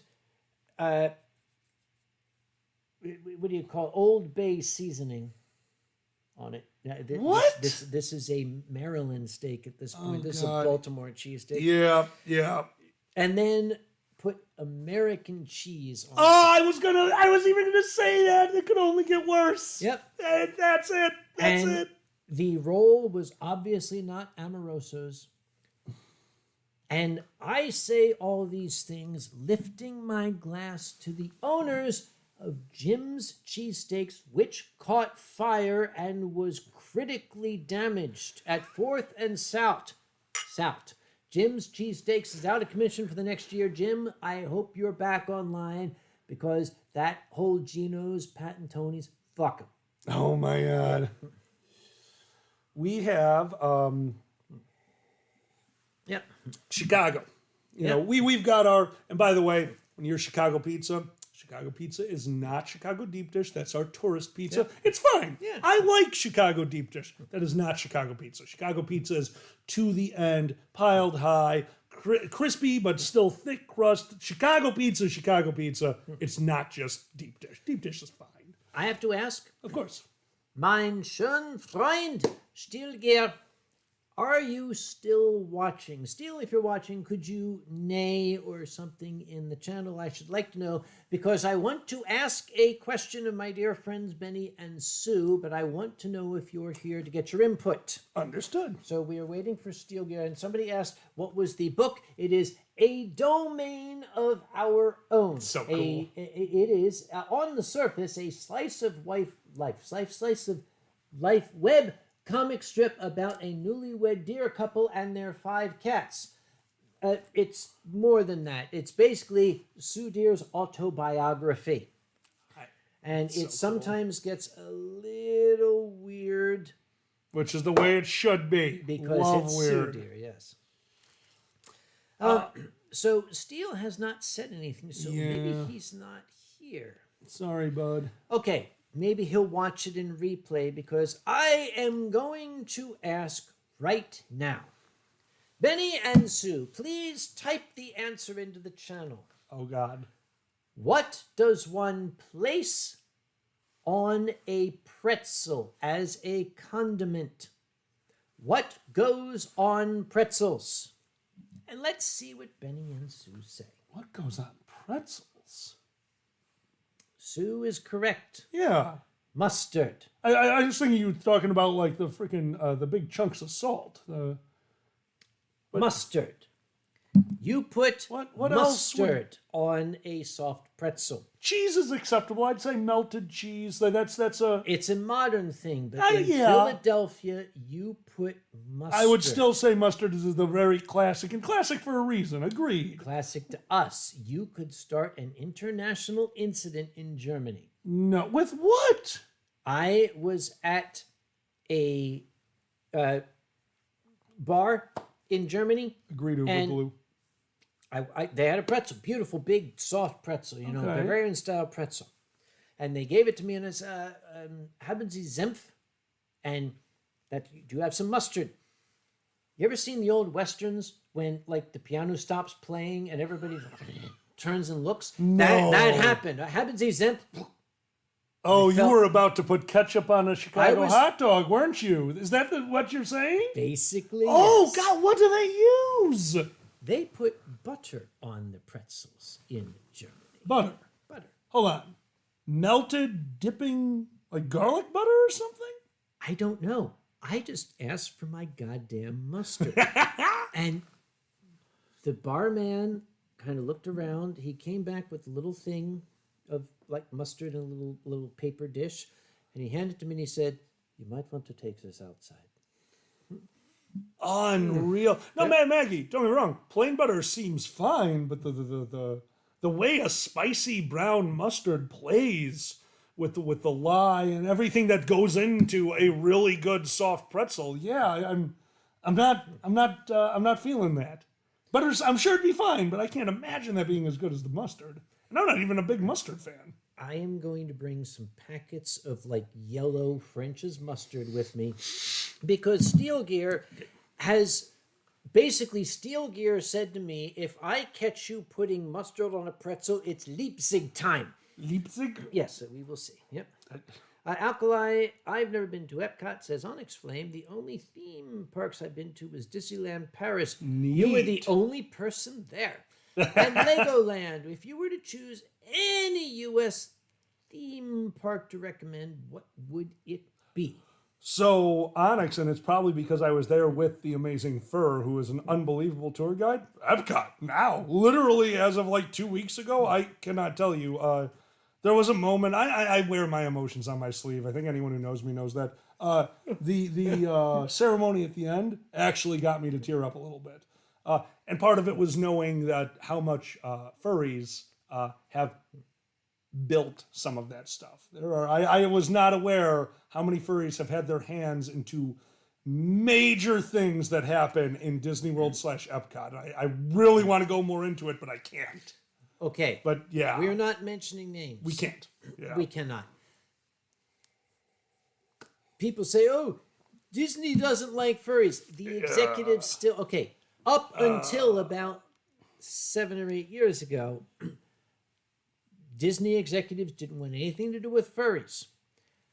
But the furries worked there. And Oh, yeah. there are a lot of furries in extremely high-placed positions in Yeah. Disney Corporation now. Look back at the very first commercial that came out for Zootopia. That commercial introduced the word anthropomorphic. Yep. I saw this Yep. and I said, that's our word. Yeah. I was very happy Yep. when I saw that. And then Right, we- Zanny? Yes. We basically I'm not going to say we converted. We opened the eyes of some of their I will there's one name I can mention, Oh, good. Okay. Floyd Norman. Yes. Okay. Floyd Norman is one of the last surviving people who worked immediately under the direction of Walt Disney in the 1950s. so He had Walt leaning over his shoulder while they worked. Who is Floyd Norman? Did you ever see The Jungle Book? The scene with Mowgli and Kaa. Floyd created that scene. And it was the only scene in the entire movie that when it was blocked out and shown, it's like, okay, good, go with it. No changes. What you see in the movie is exactly what Floyd came up with. Floyd is, Shit. he has been awarded the title of Disney Legend. He was a guest at Amphicon a number of years ago, and it was shortly after Floyd was our guest that I noticed that Disney's attitude toward furries began to change. Ah, interesting. Because, okay, I wasn't there. Okay, Note Fox says, and then money happened. No, Floyd happened. Because I suspect that there must have been some meeting and, these furries. And then this quiet little African-American man in the back of the room said, well, I've been to a furry convention. I thought they were very nice people. And I bet the room just went ice cold quiet. And the executive was like, yeah, of course they're nice. Aren't they nice people? Yes, yes, Mr. Norman, they're very nice people. There you go. Yeah, we like these flurries. I love the flurries. Yeah, we like the flurries. Yes, they're not cold at all. No. Oh my god. So I genuinely really think about it because if you're gonna experience something like that, all right, we're gonna talk about before Floyd. Yep. Why? If you take 10 minutes out of your life to actually understand what the furries are, unless you're a monster, how can you hate them? Well, there's one emotion. There's one emotion that trumps all others. Why did they hate us? Fucking jealousy. They have to pay people to do what we do on our free time. We get into carpets, we go outside, and we entertain each other, and we don't get paid for it. They're jealous. They want us to work for them. That's what's going on. That could be. Now, Bojo Pigeon. By the way, I noticed we got Bojo here. We got T'Challa here. Some of the people who built modern furry. We got Benny. We got Bojo. We got Sue. We got T'Challa. You've got some of the pillars of the furry community here in this channel, and I want to raise my glass to all of you. Thank you for being here. Cheers, all. Bojo has mentioned something that I would like to share with the world. I can bring it up on my phone. Absolutely. There is a very, very classic painting from Greek mythology. Let's see if I can find the one that the version. There it is. There is a classic painting from Greek mythology, Orestes tormented by the Furies. Well, this one fellow created Orestes tormented by the furries. Love it. Love it. It's one of the earliest, what we today would call memes to circulate on the internet. Orestes tormented by the furries. It's perfect, if you ask me. That is flawless. Yep. That is flawless. Yep. No, Alkali, speaking of pretzels, Nisbet wants to talk about the ones from Green Bay. I went and met Sarathan. You know Sarathan. Of course I know Sarathan. Wonderful individual. Yeah. Went over there for a pool party. Yes. Great time had by all, and they cooked. And they made pretzel buns, which were delicious. But the thing was, then we all got drunk. And then they were amazing and necessary. The greatest food you've ever had is the food that saves your life. Thank you, Sarathan, for the greatest pretzels I've ever eaten. Me and Zanny are just sitting there like, hey, you know what we need? And they're like, carbs. I'm like, probably. Yeah. Then pretzels came out. I really want more of that banana bread, but... I will remind you that in every loaf of that banana bread is an entire stick of wonderful butter, which could have apparently better been used on a pretzel. Yes, along with the mustard. By the way, Ava Nova, no. Moving right along. I don't even know what that is. Good. Don't. Okay, is one of those understood. Now, imagine a Primanti Brothers sandwich made with pretzels instead of bread. That's not a bad Pretzel bread is delicious. Yes, it I is. love pretzel bread. Sweden has banana pizza. Well, that's why Sweden is awful. Anyway. Have you tried it? No. Don't knock it. I would have said the same thing about a Hawaiian pizza, but then I got drunk. Yes. Yeah. Delicious. Now, Big Benny says, Uncle Kage, are you going to red-eye to Europe? Benny, that... Okay, we need to discuss that term. Yeah, you don't smoke. What? Isn't that what a red-eye is? No. Wait a minute. No. A red-eye flight. Yes. You smoke so you're high and get on the plane. You smoke so you're high as you get. A red-eye flight in that it is an overnight flight. Hold on. No. Is that actually what red eye means? Yes. It's an overnight flight, so you don't get to sleep. That's why it's called. What the hell did. Oh, Jesus. What am I going to do? I am 6'8". I don't fit on these things. If you were about to be crammed into a sardine case, wouldn't you want to be high? I intend to turn left.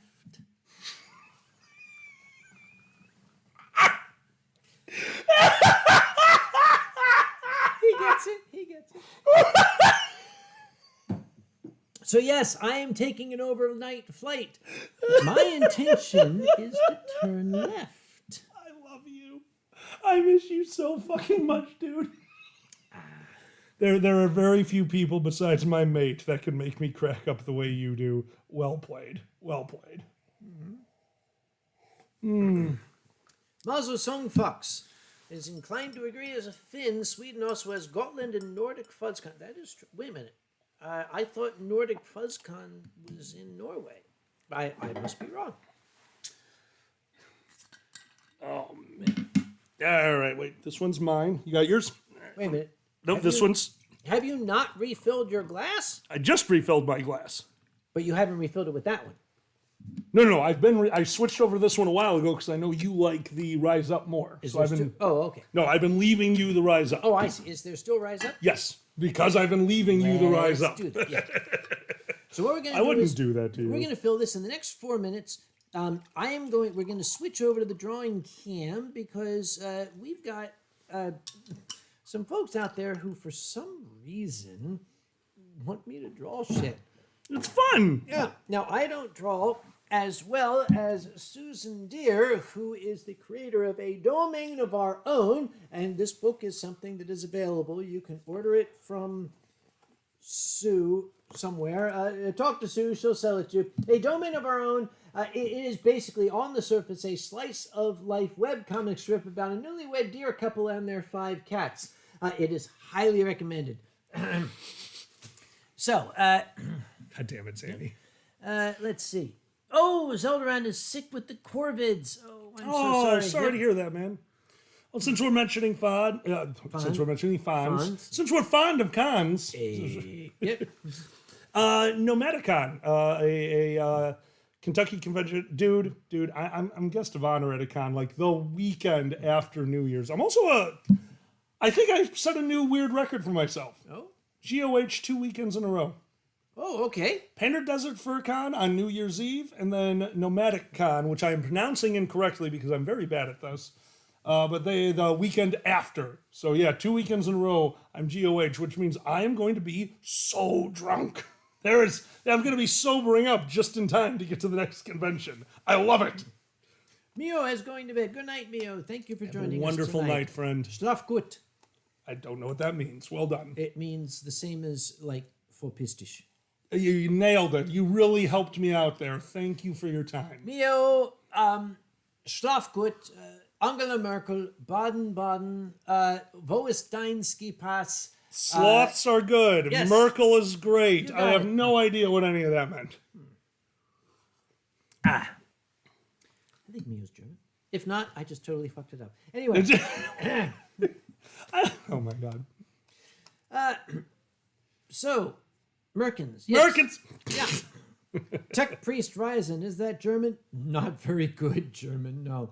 That is my standard drunken American German. I don't know if okay, what makes it, besides being drunk, drunken American German? You speak so many languages at this point. Are you actually that much worse when you're drunk? Actually, when I'm drunk, my language skills improve. People can understand me better in other countries when I've been drinking. And okay, I honestly believe it's because if I'm trying to speak another language, in my mind, I'm like, okay, you have to get this right. You must say that. Here is how you must say this, and it must be said this exact proper way. When you're drinking, it just comes right out. You're not hung up with trying to make it perfect. Fair enough. Nosda. Nosda? I like nos. In that case, Nostrovia. Nostrovia. We'll go with that. Speaking of other languages and awesome accents, have you seen The Northman? I have not. Have you seen The Vivitch? No. Wait, really? No. Have you seen The Lighthouse? Yes, I saw the lighthouse. Okay. Yes. Director of The Lighthouse did Vivitch, which is Pioneer America. Yeah. This one is Viking Berserkers. The Northman is. And do you remember what the specifics of a Viking Berserker is? Silver's been here. Yes. Okay, the little Silver. I'm not accusing you of anything. Berserkers specifically were the ones who imbibed in natural magic mushrooms before battle. Oh no, that was Volvaka. You might actually know more about this than me. No. You would actually Yes. probably know. Volvaka Go ahead. is, Go ahead. Okay. Silver is the drunk Viking. Volvaka is the mushroom. Oh, you're Viking. naming a proper name. Yes, Oh my yes, God, I so, love no. you. Yeah, Volvaka is the mushroom Viking. He's the berserker. Oh, they're here. They're here. Oh my God. Yeah. Okay, I was blown away by The Lighthouse. If there's one movie, it's an art house film. It is actors acting. William Dafoe and I can't believe this. What's the gentleman's name from? I'm so sorry. Okay, we only remember Willem Dafoe. The other guy was great. Yes, he was, but Willem Dafoe, dude. Oh, no. William Dafoe. Willem. Willem. I know. I'm very bad at that. Here's all I need to tell you. One of the greatest monologues. Two of the greatest monologues. Two of them are in this movie. One is Willem Dafoe delivering a curse. And the other is him monologuing while being actually, physically, in real life, buried alive. Monologuing while having dirt thrown on their face, spitting it out, and continuing. Magnificent. Yep. He made The Northman, and it is a Viking movie, and the brilliance of this is all of the symbolism that you see could either be movie magic or what that gentleman is hallucinating, and you'll never know. The movie is one of those perfect period pieces. Cannot recommend it enough. Northman, see it. Amazing. Sorry, I went off on a tangent. And Tianlong says, Kage's Cantonese does not improve regardless sober or drunk. Du lay lo mo. Dude, lay Yes. no more. That's what I said. Dude, lay no more. Stand only. And okay, I'm going to raise my glass. In the world of screen acting, Oh, yeah. there are very, very few actors who can change a scene simply by subtly changing the expression of their face. Oh. These are the greatest actors in history. Willem Dafoe is one of them. Definitely. Okay, if you want to see a showcase of Willem Dafoe's acting talent, maybe not the best movie in the world, but when he played the Green Goblin. Oh. Yep. Oh my God. And he's looking in the mirror Yes. and going back and forth between the tormented scientist and the demon within him. Just no special effects, just an actor going from torment to evil to torment to evil and back and forth. Yes. It is. I could not agree with you Yes. more. It's not something I could do. I don't have that talent. Dude, very Yep. few would have it. I can name only a very, very few other actors. Remember, what was the sequel to Silence of the Lambs? The Red Dragon? Yes. The Dragon Tattoo. Somebody with a dragon tattoo. No, that's a different. Red Dragon. It's a Red Dragon? Yep. Okay. It's the one that had instead of Starling, it had the guy, the dude cop. Oh, okay. Yeah. There was a scene where Hannibal Lecter is there, and he's being Hannibal Lecter. Wonderful. And how did you catch me? And the cop says, you had certain disadvantages. And Lecter leans forward and says, what disadvantages? The cop says, you're insane. And there is just the tiniest change in the expression of Lecter's face. It just goes, yes, I am. Oh, yeah. The other... Sandy says, was that Ralph Fiennes? If that's Ralph Fiennes, then he's amazing. I love him. Is that who that was? I don't remember this. I don't remember. I wish I could remember. Okay, who's the other one? The other one is in The Hunt for Red October, Sean Connery. Okay. Horrible casting. Sean Connery couldn't do a Russian accent to save his Not life, even so remotely. the head Russian captain is going to be a Scot now. All right, okay, so he's Scottish, but it's Sean Connery. He can make it work. I'll give you that. Yeah, yeah. There's a scene. Spoilers. There's a scene. Okay, I'm going to correct myself. This is the Soviet era. This is the Soviet captain. Yep. Okay. The Soviet captain, played by Sean Connery, who is Scottish, who can't do a Russian accent to save his life, he's looking through the periscope, and he's up against an American sub that, okay, either I'm going to blow them out of the water or they're going to blow me out of the water, and he sees the periscope with the light that starts flashing Morse on it, and the Morse is saying, if you intend to defect, send us one sonar ping. And he slaps the handles shut on the periscope, and he has this look of utter stunned shock on his face. And in the course of about 3 seconds, you watch his face go from absolute stunned shock to disbelief to hope to joy. Just watch the evolution in his face as he realizes, holy shit, we can make this work. Yes. Yeah, and then that expression then shifts back to the distrustful captain as he turns, verify distance to target, 1 ping only, with his heavy Russian Scottish accent. But again, No, he's good. yes, He is actors amazing. who do not have to use tricks or Agreed. whatever, who can just show you how to change a scene with a subtle expression change. Yeah. How about the least typecast actor in Hollywood? The least typecast actor? Least typecast actor in Hollywood. You would remember him from The Fifth Element, Zorg. You'd remember him from The Dark Knight, Commissioner Gordon. That's who's his facey? What's his name? Do you remember? No, I know who you mean. Yeah, I do too, but I can't remember his name either. I was hoping you knew. Chat'll know. Chat'll know. Yeah. Who are we talking about? They know, and Zanny knows No, his it's name not too. I'm Sasha so Whiteford. bad. It's But what's his name? Yeah.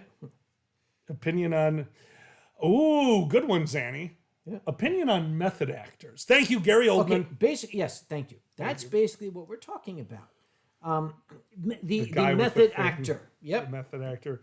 Now, here's a weird one for you. Yeah. An actor that broke me with how good they were because of what I saw in a very recent movie. I have not seen them in years. Mm-hmm. And even though they were playing the same person from 3 different metaverses, every time they were on screen, you always knew who they were. And I apologize for not knowing his name. I don't. Zanny does. Short Round. Yes, he recently played in Everything. Everything, Upside Everywhere, Down. Yeah. All at Once, which might Yes. be one of my all-time favorite movies all of a sudden. Here's the thing. I was watching the actor. I'm thinking, my God, this guy is brilliant. Yeah. And then Yeah. I happened to be watching it with a person of Chinese extraction who leaned over and said, "You realize that Short Round?" And I was like, "No, oh my fucking God, yes it is." He went from indie to Yeah. that. Yeah. And it's the same thing. To go from the befuddled whatever to now I am an agent of whatever. Now I got to slip back. The guy's fantastic. Yes. Unbelievable. So we watched, me and Zanny saw that in the theater without looking anything up, which, by the way, I highly recommend this to anyone. Any movie you've ever want to see, look up nothing.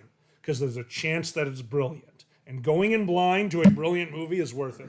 We got to see Everything Everywhere All at Once without knowing not even the core concept of what the movie was about. And Zanny is sitting there next to me. First off, we did not recognize, what's her name, from Halloween. She's the main protagonist from Halloween. Oh, Not Candace Owen. What is wrong with me today? Ivanova, if I blocked you on Twitter, What did you do? you probably said something that I found excruciatingly offensive. Otherwise, I apologize, but I generally don't block people on Twitter unless I am seriously offended by what you said. Yeah. Okay, and Jamie Lee Curtis. Jamie Lee Curtis. I also don't block people because they said something offensive. I block them if they say something offensive and it strikes me that they are doing it for the specific purpose of offending me. I don't have time. Oh yeah, So I love those. You apparently danced on my last nerve if I blocked you on Twitter. So I'm sorry. Yeah. Yep. Oh my God, Citrine! Mr. I just joined the stream, and no kidding, for the first line I heard was "going in blind to movies." Yep, they're better that way. Oh, Magoo, you've done it again. That's how it. Oh God, I'm so sorry, Citrine. I love you. I'm sorry for everything I do. You should be. I should be. I introduced them as Mr. Magoo on their. You were there. You didn't stop me. Yes. I love you, buddy. I love you so much. Oh my God. But no, that one, we watched, when we got back from the movie, we watched a lot of like how it was done. If you haven't seen Everything Everywhere All at Once, I'm not going to spoil it. I will say this, practical effects. I have a soft spot in my heart for practical effects. Everything Everywhere All at Once is practical effects to a new level. Oh my God. Since we're talking actors, go ahead. if anybody has ever seen a film made an anti-war film made in the 1960s called Paths of Glory, it takes place in World War I in the French Army. And this actor, big, tall, 6'5" guy, came on screen, and I'm looking at him saying, I think I know that fellow. His mannerisms. Now, I know that my friend here, You're fine. yes, You're fine. was adopted as an infant. And it does not necessarily know who his birth father was, but I saw actor Timothy Carey in this film. And I was like, dude, I think Timothy Carey might have had like a love child somewhere. So they decided that we're going to put the kid up for adoption or something. I mean, look at the guy. I know. Hey, you know what? That's better than being asked if I'm related to John Kerry, the senator. So I'm this way more. Way more. Oh my God. And we were having a discussion earlier. Chen Long is familiar with this. We all know Mr. Magoo. How many of you knew that Mr. Magoo in the unenlightened era of the 1950s That was and a 60s, very good way to say that. it was an unenlightened era, had a Chinese houseboy whose name was Charlie. Now, I have since determined that Charlie was actually a Zhongshu Chinese vampire because if you look at him, he's obviously pale-skinned, dresses in the Han Dynasty clothing. Mr. Magoo always looks like his life force is being sucked out. That's what it was. Yep. Dude, I still... I know. Don't get me wrong. Of course, I watched the Mr. Magoo cartoon. Yeah. But at the end of the day, Leslie Nielsen played a great Mr. Magoo. Yes. I'm sorry, it's Leslie Nielsen. I forgave the movie because the character was there. The movie was not good. The character was there. I got to watch Leslie Nielsen. But he had a tough act to follow. Oh, impossible. because Impossible. The original Mr. Magoo was Jim Backus. Yes. And there is no comparison. Yep. Yep. But it's still the gentleman I grew up with. Yes. God, remember this. I loved. Oh, God. Good old. I'm sorry, Leslie Probably, Nielsen. I suspect. Yep. Leslie Nielsen is hysterical. Actually, what did we? I watched something. Oh, the Poseidon Adventure. I just saw recently the old, the old. Oh, when he played. He was back when he was a serious actor. Yeah, when he played a serious actor. Yep. I wish I could remember the. Basically, Leslie Nielsen, the goofball comedian from movies such as Airplane, The Naked Gun, this brilliant comedic actor because of timing, facial expressions, body management, the way he could control himself. Again, like you were saying, he didn't even need his face. This is impossible. He didn't need his face to convey an emotion. Yep. Leslie Nielsen could convey confusion because he would play the straight man to a point to make other people funnier in a scene. And he was that good that his body language did it. Yep. And then I watched Poseidon Adventure, and he's the ship captain, totally straight-laced, no comedy. Like, he was a serious actor, and then he found his role. Yes, he was in Forbidden Planet, which I always thought it was an absolute science fiction classic until the Mystery Science Theater 3000 gang got hold of it, and then I realized this is actually a really shitty film once you start pointing these things out. Oh my God, that's funny. That is funny. And Don't Call Me Shirley. And Don't Call Me Shirley. Yep.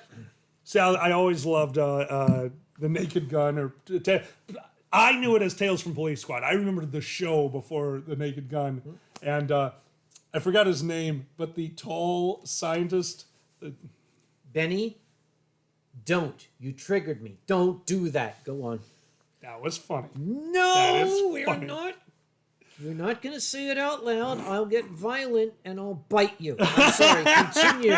Benny, we don't think about that. Go on. What were you saying? So he's just eating a banana.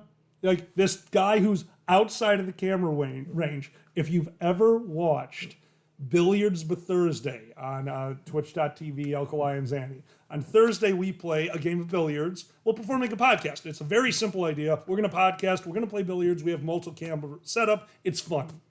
The first thing we had to figure out is how the hell do we film with a camera across the room when I'm to the ceiling where all of my lighting rig is? And seeing how Tales from Police Squad had a 8-foot actor that the camera came up to here, and all the gags were what was going on up here. Brilliant. Eating a banana. Norton, you got something in your mouth, or something in your beard, other side. Flicks his beard, and you just watch a banana fall onto the guy. Like everything, the old physical humor. And I've noticed that, Slush, we're doing great. I'm sitting on a pillow because this guy's 6'5". 6'5". Are you? What are you now? I was 6'8". I only went down to 6'7". I'm not this bad yet. Okay, 6'5".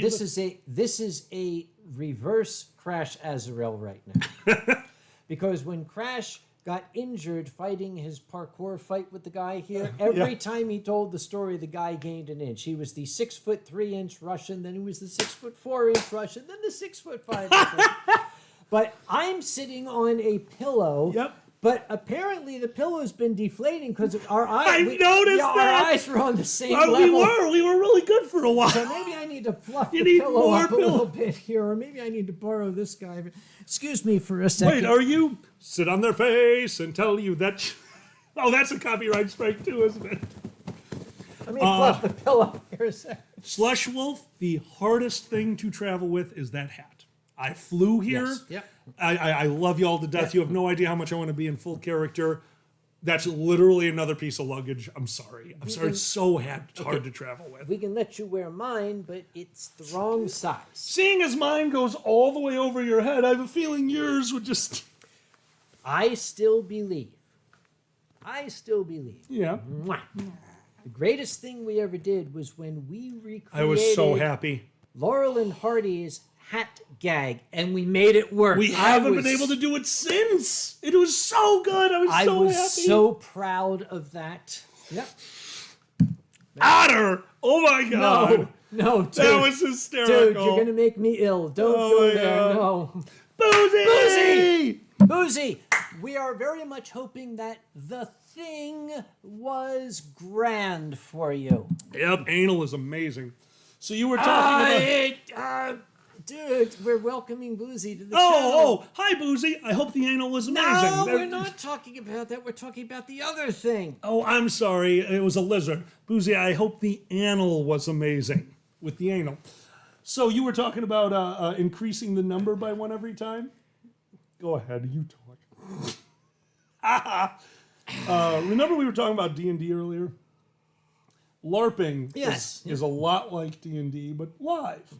So we were in a puzzle module. It was one of my all-time favorites. We were transformed into goblins and had to infiltrate a meeting with the second in command of the Goblin Army, Surga's lead general. A plotline that in real time lasted over a decade. Real time trying to kill this guy.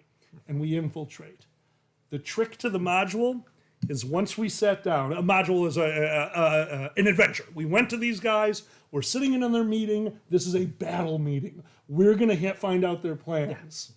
And as the three of us who were transformed sat down, we realized that as they're talking, like, all right, we need to talk about the 400 goblins that are coming in. Yes, the 410 goblins that are coming in are amazing. Absolutely. The 416 goblins.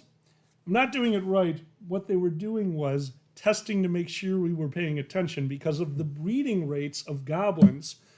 Every sentence had to contain a number, the next number in the Fibonacci sequence, or they would fit. Dear. It was brilliant. And we couldn't stop laughing because by the end, it was an army in the tens of thousands as we're trying to, it's easy to start off like 1, 2, 4. Okay, we're doing this, we're doing it. By the end, you're like, the 1,930,000. Oh my God, you would have loved it and hated it.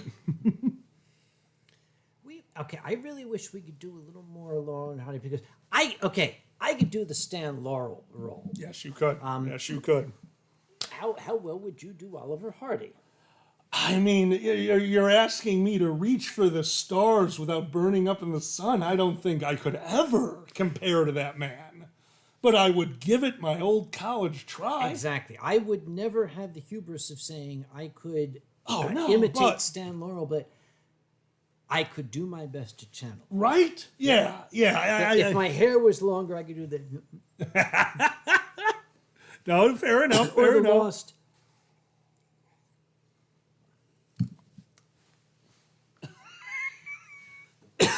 They were so good. Yeah. So good. I loved seeing that movie with you. Yes. Alkali came to visit, and there was this film in the theaters, and I said, we are going to go see this film. And I didn't tell him what it was till we walked in. It was Stan and Ollie. Oh, it was so good. Mm-hmm. However, we went to this movie after it had been out for quite some time. Yeah. Nearly alone in the theater. The only other people in there were 3 elderly couples who were sitting around, and during the previews, one of which was Pray Away the Death, and we are dying. We are sitting in the front row laughing our asses off at this makeshift pseudoscience, and then realize these old people are going to murder us. Especially when halfway through the movie, we're both very expressive. We're very close friends. Were we laughing at the movie? No. We're like, we were like, oh my God, I love this shit, dude. They hated us so much. They hated us. We also weren't, I don't think we were totally sober. Are we ever? No. We have a radius around each other. This is why you don't mix magic items. It's an alcohol radius. You can actually make a diagram. Boozy's here, so we can tell this one. Do you remember? And I'm going to say, kudos to you for being one of the nicest people on the planet. Oh, I thank you. We were Anthrocon years ago. We were doing the variety show. And KP came up with this brilliant idea that was going to have 4 people from the audience come up on stage and use an old trick. It's a very clever way to do it. They were going to be able to come up with one of those looping songs together. And they brought up a very young fur that I knew from the improv panel. I'd called him Peanut Butter. I don't remember why, but he was a nice kid. And he froze. He Yes. froze, and when he froze, fight or flight Flight. Yes. response. Yes. And he flew. He ran off the stage, and I'm so glad. I went after him, and I saw Kage stand up out of the chair, and they went after them too. And we met him backstage, and this poor guy, he's shaking a little bit, and we talk with him, and after we get him calmed down, it's fine. It's fine. We've all. Do you remember what he said when I gave him that last hug? No. I'll never forget. Kage is standing right there. I give the kid a big hug, and he goes, "Hey, Alkali, I'm really sorry, and I really appreciate everything you're doing, but you smell like a distillery. Could you take a step back?" Now I remember. I'll never forget. We were dying. That kid. I wish I knew whatever happened to him. I hope he kept up with the fandom. I hope he's did. still here. But that incident had a profound and lasting effect on our guest of honor that year. Boozy was the guest of honor that No, year? Boozy was not the guest of honor that I know year. he loved that. That was one of the first impressions he had of Guest the of furry honor fandom. Who are was you one of talking our about? Hollywood voice actors. Was sitting in the front row next to me when that happened. We did what furries do. We reacted the way we would react. Absolutely. That guest went to social media and said, "I just saw the most remarkable thing." This is a person who's visiting us from outside the fandom, and I want you to pay attention and listen to his reaction and think about what he was expecting. This kid froze on stage and ran off, and he was blown away because not a single person in the audience laughed. The chairman of the organization got up and ran back to make sure the kid was okay. Now, to us, yes, this is Saturday. Yeah. To him, this was what an amazing community of people this is. Okay, yes. And this was that guest's epiphany for what furries are all about. So that singular moment cemented this guest as being a member of our community. That there was that point when he said, "I want to join this group." Dude, the furry fandom is like what happens if you personify the phrase "make love, not war." We would rather way more fuck than fight. I'll go with that. Yep. Works for me. Rocket T. Cody. I once ran a machine which turned grain alcohol into vinegar. You Monster!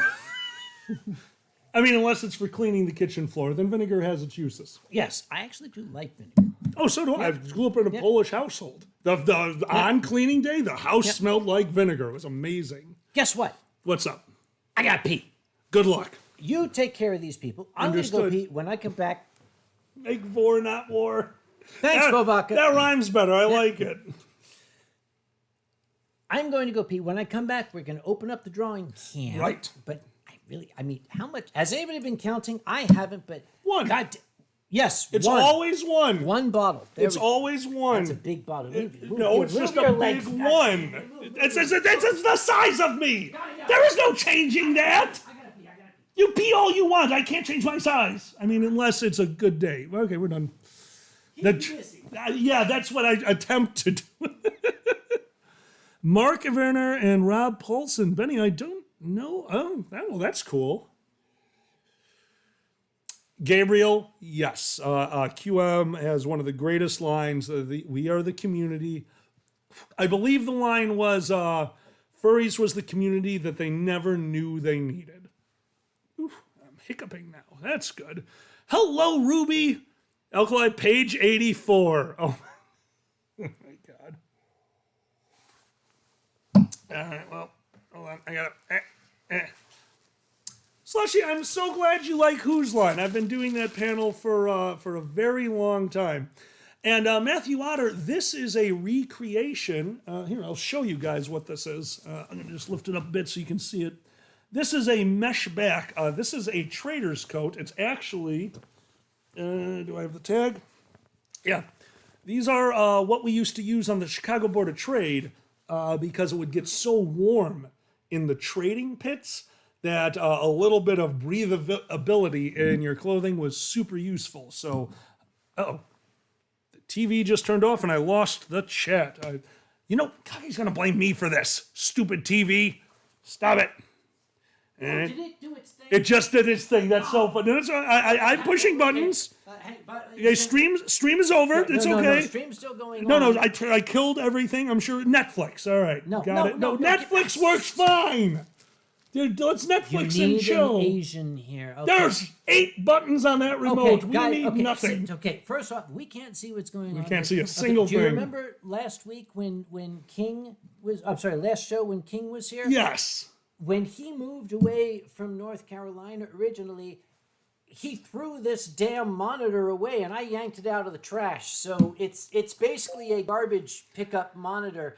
So Well, your garbage pickup monitor is turning off. So apparently we're ugly. I don't know what else to tell you. Why is it? You hit Netflix. I told you. No, I didn't hit Netflix. You might have hit Netflix.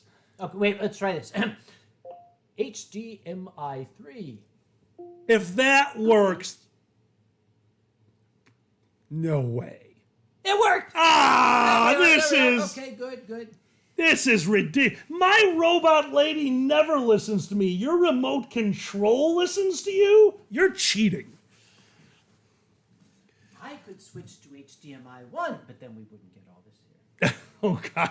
No, all right. Hold on. Let's switch. I'm going to go to the can and you set up the can. I'm going to set up the drawing can.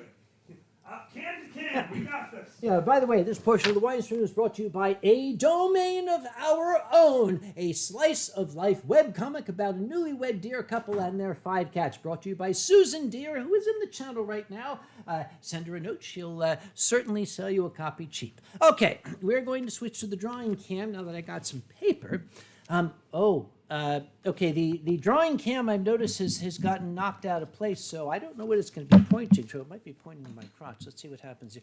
All right, so we are going to switch to the drawing cam. So here we go. Hang on.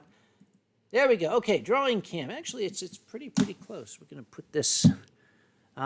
Actually, I'm going to need to refill. There we go. Okay. Pardon us for just a moment, ladies and gentlemen. We need to fix some. Yeah. Nom. There we go. And yes, this portion of the Winestream is brought to you by Bull City Cider Works, Durham, North Carolina. All right, I'm going to close that shit. What the hell is? I don't know what this is for. I'll get rid of that. Okay, you'll excuse me because I also need to pull up. Normally, I have one more window open, and I couldn't remember what it was. It's the window that is supposed to have the drawing cam stuff. So it's a Google Forms. Let me go to Google Forms. Google Forms. There we go. One of us. Here it is. Google gobble. All right, I'm done. Yes. A loving cup. Yes, I know the scene. Okay, create new spreadsheet. Here we go. All right. Okay, so we're going to spread this this way. We're going to spread it. And while we're here, we're going to go to format and say wrap the goddamn text, please. Okay.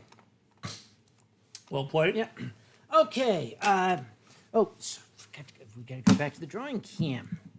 Don't kick my tape. That was my bad. Don't kick my tape. I'm working on it. All right, so here's the drawing cam. Cam. What the shit? No, don't go to the top of the screen. No, I'm not it going ruins to the top everything. Of the screen. We're not going to. Okay. All right. So the first thing is Uncle Kage or his special guest going on a religious pilgrimage. Nailed it. Okay, Uncle Kage going on a religious pilgrimage. Oh boy, I'm not a religious person. What do these look like? Okay. So first off, I would like to remind you that a lot of religions use wine in their ceremonies. They do. There Okay, we go. There I got you, buddy. There we are. Okay, we're gonna have Uncle. That's how improv works. We're gonna draw Uncle Kage now. Everybody knows how to draw Uncle Kage, right? An egg. You start with potato-shaped head, and Egg. you add ears to it, right? Egg with ears. And he has a nose. Egg with a crack. And he's got his happy, drunken smile, but because he's been drinking, he's got the drunken face. Don't forget his AstroTurf hair. Oh, God. Got to have the AstroTurf hair, right? And the drunk dots over his head. That's what those mean. That's what those, it's not chicken pox anymore. Okay. No, it's monkeypox now. Anyway, God damn it. he's wearing his best tie, which he always does. Then why would you never not wear a tie? That'd be crazy. Well, it would be. It would be. People would comment on it. Anyhow, and he's got his I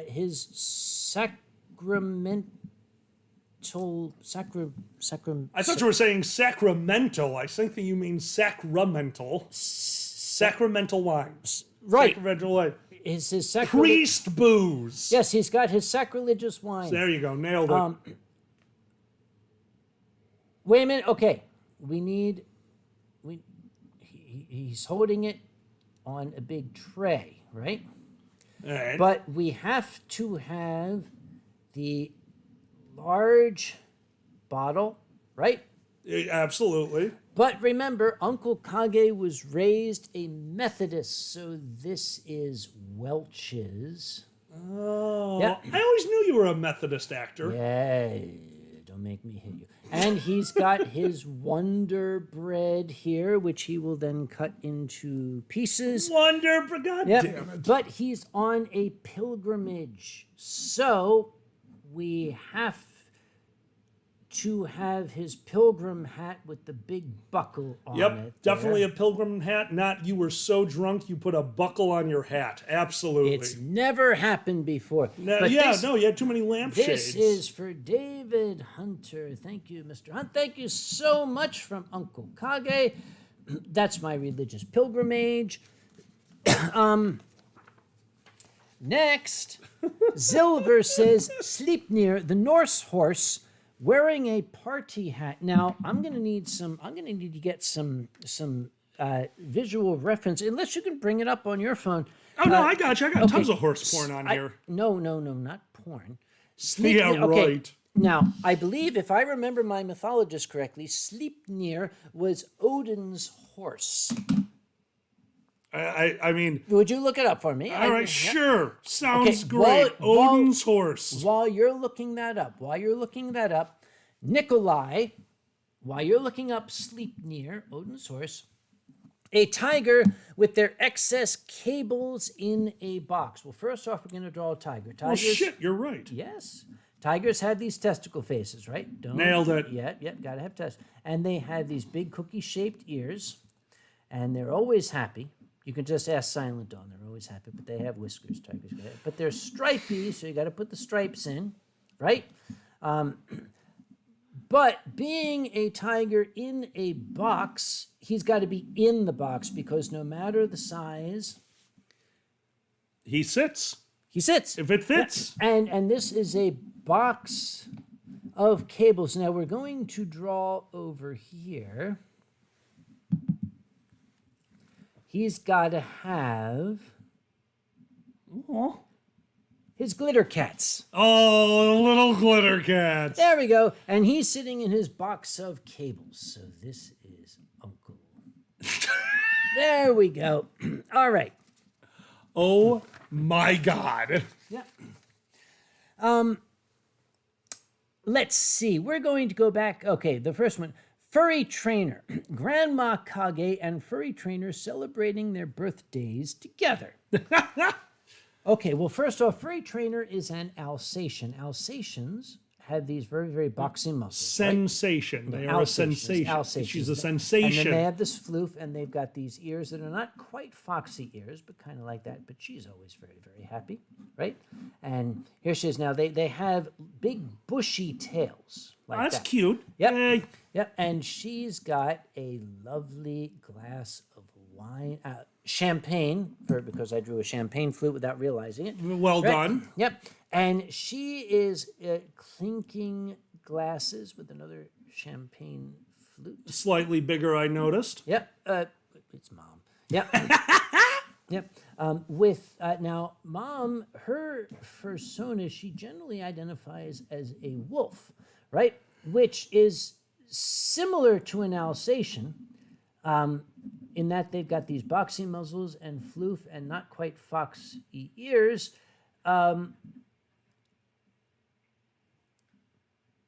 But they're just adorable. they are more wolfy than but this one Yeah. is an older wolf, so she's holding her social security card in her hand. There, that's it. That's for furry trainer. Thank you very much. my Holding darling. her social security. Okay, there we are. So Uncle Kage, there we are. That is Yes. yep. The curse of age, when you just start pulling out your social security Excuse card. me.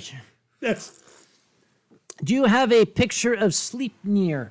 I have a picture of a social security No, card. no. Oh, dude, you're on the dark web there. What the? No, I can't draw that. You can try. Hell?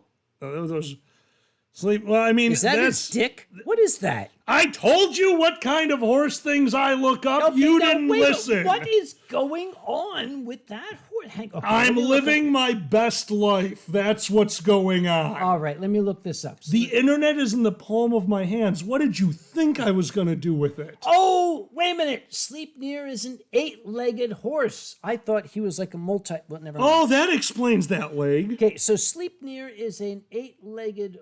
Holy mother of crap! Oh, according to that picture, they're a 9-legged horse. I could draw that.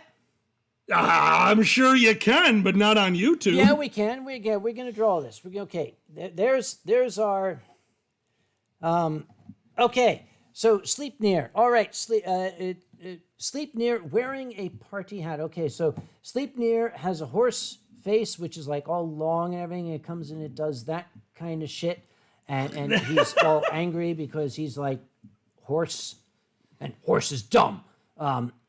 And it's like he's got a big horse nose, like that, and he's got horse ears, which are kind of looking like, and a mane. Horses got manes, right? Oh, especially the main horse. Yeah, right. And he's got 8 legs, so he's got 9 legs.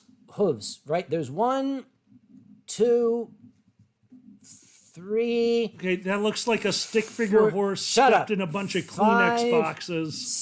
6. That one's a Christmas ornament. 7. That's his balls. No, these are no. 8, 8. 9. He's got 9 legs. There you go. And big horse tail. There it is. And a mane. We got his mane. It's the primary mane. It's 1, 2, 3. Yeah, you got it. I have to. Okay, I don't want to All lose track. good horses 4, number their 5, hooves. 6, 7, 8.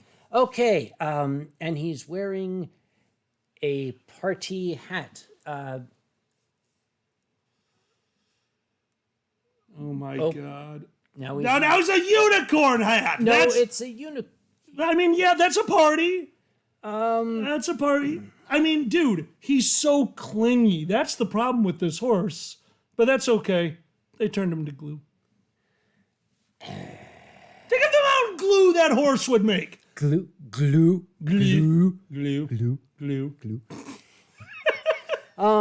Okay, I'm pretty sure I nailed it here. I think you got it. Okay. When I think of a horse, that's exactly what I think we're of. even going to write nailed A it. wiener dog with Christmas decorations falling. Yeah, that's exactly how I picture a horse. Silver, please don't drown. There we go. Nailed it! Did you write nailed it, you ass? No, that started out there. Okay, note to self, start the drawings earlier in the stream next time. Yeah, no, that might be a better idea. Before you've started drinking too much. Okay, that's What would the fun in that be? Okay, Alkali the ferret sprawled on a tablet. On a tablet, on a floor, too drunk from too much sake. You don't know him like I know him. Trying to reach. Okay, wait a minute. Hang on. This is Arco. This is a complicated one. Okay, I wish I could do Arco's posh accent. Arco's a very posh fox. He's from the United Kingdom, you see, and he's extremely posh when he does his speech. He sounds like he should have an OBE, but he's saying, Alkali the ferret, sprawled on the floor, drunk from too much sake, trying to reach his hat, which has fallen under a table. It's very specific. That's very specific. I think you're Okay. making sure you can't mess with it. No. So go ahead and mess Here with we it. go. Here we go. Okay. Yeah, I can't wait to see me Okay. Hang sprawled on the floor Hang drunk. on, This is okay. what I needed. First off, we need Alkali the ferret. Ferrets have these very, very long, narrow faces, right? There, yeah. Yep. And they have like masks like this, right? Yeah, no, I do have a mask Yep. for burgling. Yeah. No, you don't admit that on camera. Oh, sorry, for burgers. And you have these little ferret ears. Adorable. And like this little ferret body, Oh, I want the little ferret body. Yep. That's right? way nicer. And his little ferret feeties here. Do ferrets have tails, right? And Yeah, we they're got like, to, yeah. They're like mouse tails, right? I mean, they're long. If you cut them off of us, we walk like a bear. Don't ask why I We're know not that. going there. All right. Okay. But Nailed it. he's lying on the floor. Oh, well done. There you 90 go. degrees. Yeah. Okay, you got it. It's 90 degrees in here. You got Yep. me. From too much sake, so we're going to draw a beast-size bottle of sake. This is a Dasai. We're gonna Dasai give you a 123. 39 because we like you so much. Oh, you're a sweetheart. Yep. Also, it's not my fault that it was a giant bottle. It looked normal size in my hand. It did.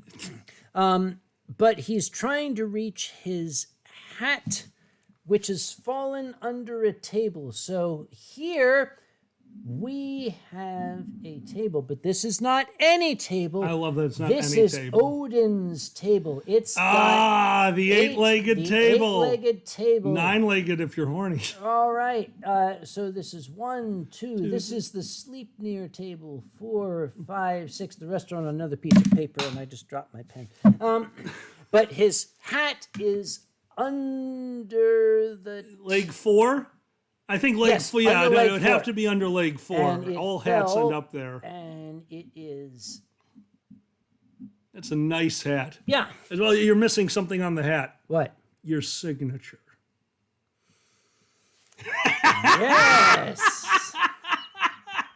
There's a story there. Oh, Okay. yeah, there is. So this is for Arco, the posh fox. Not the push fox, the posh fox. And this is Uncle. God, I really have to start this earlier in the evening. There we go. Thank you I very don't much, know Arco. why. I think you're nailing this. Thank you, think I am. Arco. I should write nailed it on the table here. Okay, never mind. Excuse me. Oh, Silver Fox Wolf. Okay, Silver Fox Wolf. Yeah. He is amazing. First off, he's an amazing friend. He is a big, vicious, snarly, rip your limbs apart werewolf. But he's just as posh as Arco. And here's this big werewolf. I come from Surrey, and it's like it's the fucking werewolf of London. It doesn't, and it's not even like the cool London with like you know What, like Dick Van London Dyke. Fog It's not like and other Dick Van drinks. Dyke London. No, Not like yeah. Dick Van Dyke. Dude, all I heard was a posh murderous werewolf. Yes. Introduce me, asshole. If you go to Eurofurence, I shall introduce you to Silver Fox Wolf. Silver Fox Wolf, the posh, murderous werewolf. I would go to Eurofurence, but you told me already why I'm not invited. Because you have such, as I quote the Germans, Yep. you have such a thick American accent, no one will understand you. It's the greatest thing I've ever been told. It is a werewolf in Germany enjoying everything that EF has to offer. So first off, we'll remember wolves with their boxy muzzles, and they've got this floof on either side of their heads, but they gotta have noses, and they have not quite fox ears, but they're kind of foxish, kind of like that. And wolves are always happy. Yep, and he is a werewolf. He's a very fat werewolf. But we gotta have the wolf tail, right, like that. Nice, And, nice. Okay, what does Germany have to offer? He's got a big stein of beer. Gotta have your beer stein. Yep. He's got a wonderful glass of wine. Oh, from the nice, Mosel nice. Valley. He's got a pretzel, which it is. Yeah, I gotta have a pretzel. I agree. Germans You gotta have a great pretzel. pretzels. They've got okay, absolutely we're what? You know, no, just keep going. We're gonna see where this one goes because look, your spider wolf is getting very interesting right now. Has some Norwegian heritage. Are you saying he fucked the 8-legged horse? Yes, he Is this did. a descendant from the 8-legged horse? It is. His mom screwed. She slept with So, yeah. Sleipnir. So, well, it's in the name. Also, on. I love that you think that you were being more dapper by saying slept with instead of screwed. We've got the beer stein, the wine, the pretzel. And an empty hand for the screwing. Wait, what is? Look at there's an empty hand. Wait, You can't- hang on. We have to have the German Scheisse video. Obviously. What else is the best? The Scheisse. German. Hang on. We have to go back to the. Let's go back to the channel. Germans, are you still with us? What else do we have? Oh, cheese. We need some cheese. We need some beer cheese. So he's got a block of. Since he's of Norwegian heritage, it's actually Jarlsberg. So he's got some beer cheese. Looks delicious. Schnapps. He needs schnapps, which looks exactly like a bottle of wine, but there you go. Luftfisk. No. This is German. Oh, bratwurst. He needs bratwurst. So he's got a wonderful bratwurst. That's a bratwurst. What else? Well, yeah, One, that's a 2, 3, 4, bratwurst. 5, 6, 7. One more. We need one more thing. That's a bratwurst. I don't know. Your math is horrible. You said he was German. You know how many you need. 9? Yes, we need 9. You need 9. Put a 9. Hand. That's the last hand. No, wait. A hand with a 9. We only have 7. 1, 2, 3, 4, 5, 6, 7. Sauerkraut. Yappy's here. Yappy, we have sauerkraut. Hey, what's up, Yappy? Sauerkraut is just like a fucking Just a pile. He's got to wash his hands. 9. 9. Uncle Kage. Silver, Yeah, sign that you're- shit. I really hope you're watching because when I send this to you, you're not going to know what the fuck I just drew. You're not gonna know what the hell you just drew tomorrow. I never do. I understand. Okay, all right. We have Furry Trainer. We drew Grandma Kage. We have David Hunter, Uncle Kage, on a religious pilgrim. We have Sleipnir, the Norse horse wearing a Norse hat. The tiger with excessive cables in the box. Alkali, sprawled, werewolf in Germany. Now we have Silver Gottoman Hey, asking Silver. Alkali to draw what his batarang Gotcha. would look like. My bad. All right. Allow me to show you how to art. You show me. I love that Uncle Kage is sitting here trying to tell me how to draw wolves and ferrets, elongated faces. Allow me to show you first off how to draw a ferret. So first, you turn the page. This helps. All right, so the first part of a ferret is you need a long line, you need a muzzle, you need 2 long lines. Uh-oh, I've already done it wrong, so we're going to change that up. So this is, there's that one, and then another one of those, and then one of those, and then you gotta, so there's the beginning of a ferret. See, can't you see? You don't see the ferret coming in? No. See, because you're looking at the wrong. So now you start working on the horizontal. It's and then okay. There we go. Now we've drawn a ferret and use that to get the body. And now no one could possibly be confused. But oh, sorry, diagonal. Top hat. Oh, thanks.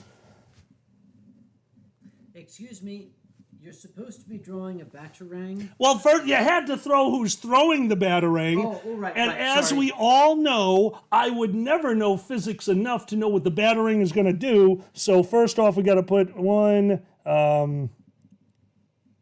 There's that one.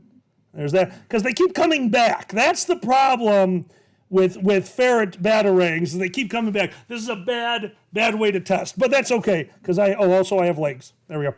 And then, Batman had all the batarangs looking like Batman, right? Well, they were bat-shaped, yes. Okay, so these got to be ferret-shaped. So, Like a kielbasa? there we go. See, that's how you know you're doing it right. You write the word, and then you draw around it. And the F is a little bit bigger. Get out of my seat. Hold on, I'm just there. Get out of Okay, yeah, no, that's a ferret. That's a ferret. Put the cap on the pin, put it down, It's got a head. back away It's got a head. slow. Hold on. Yeah, okay, that's probably the smartest thing we can do. Put the pen down. Wait, I don't have a target yet. What would I be throwing the batarangs at? Benny. Okay, Benny, so as we can tell, if these are my legs, that would be Benny's legs. So Benny is really big in this picture. We can only see. He is like a macro tiger. Yep. Oh yeah, and there's Benny's leg He skipped leg day. and a foot. He really skipped leg day. I don't know why I changed the angle of the picture, but all right. So look, in this one, he's stepping on me, and I'm trying to survive while a bunch of razor blades. But if we're in this way, he's kicking me in the balls. Either way, I'm very excited by this picture. Also, I hit him once. There. See? Nailed it. Get out of my seat.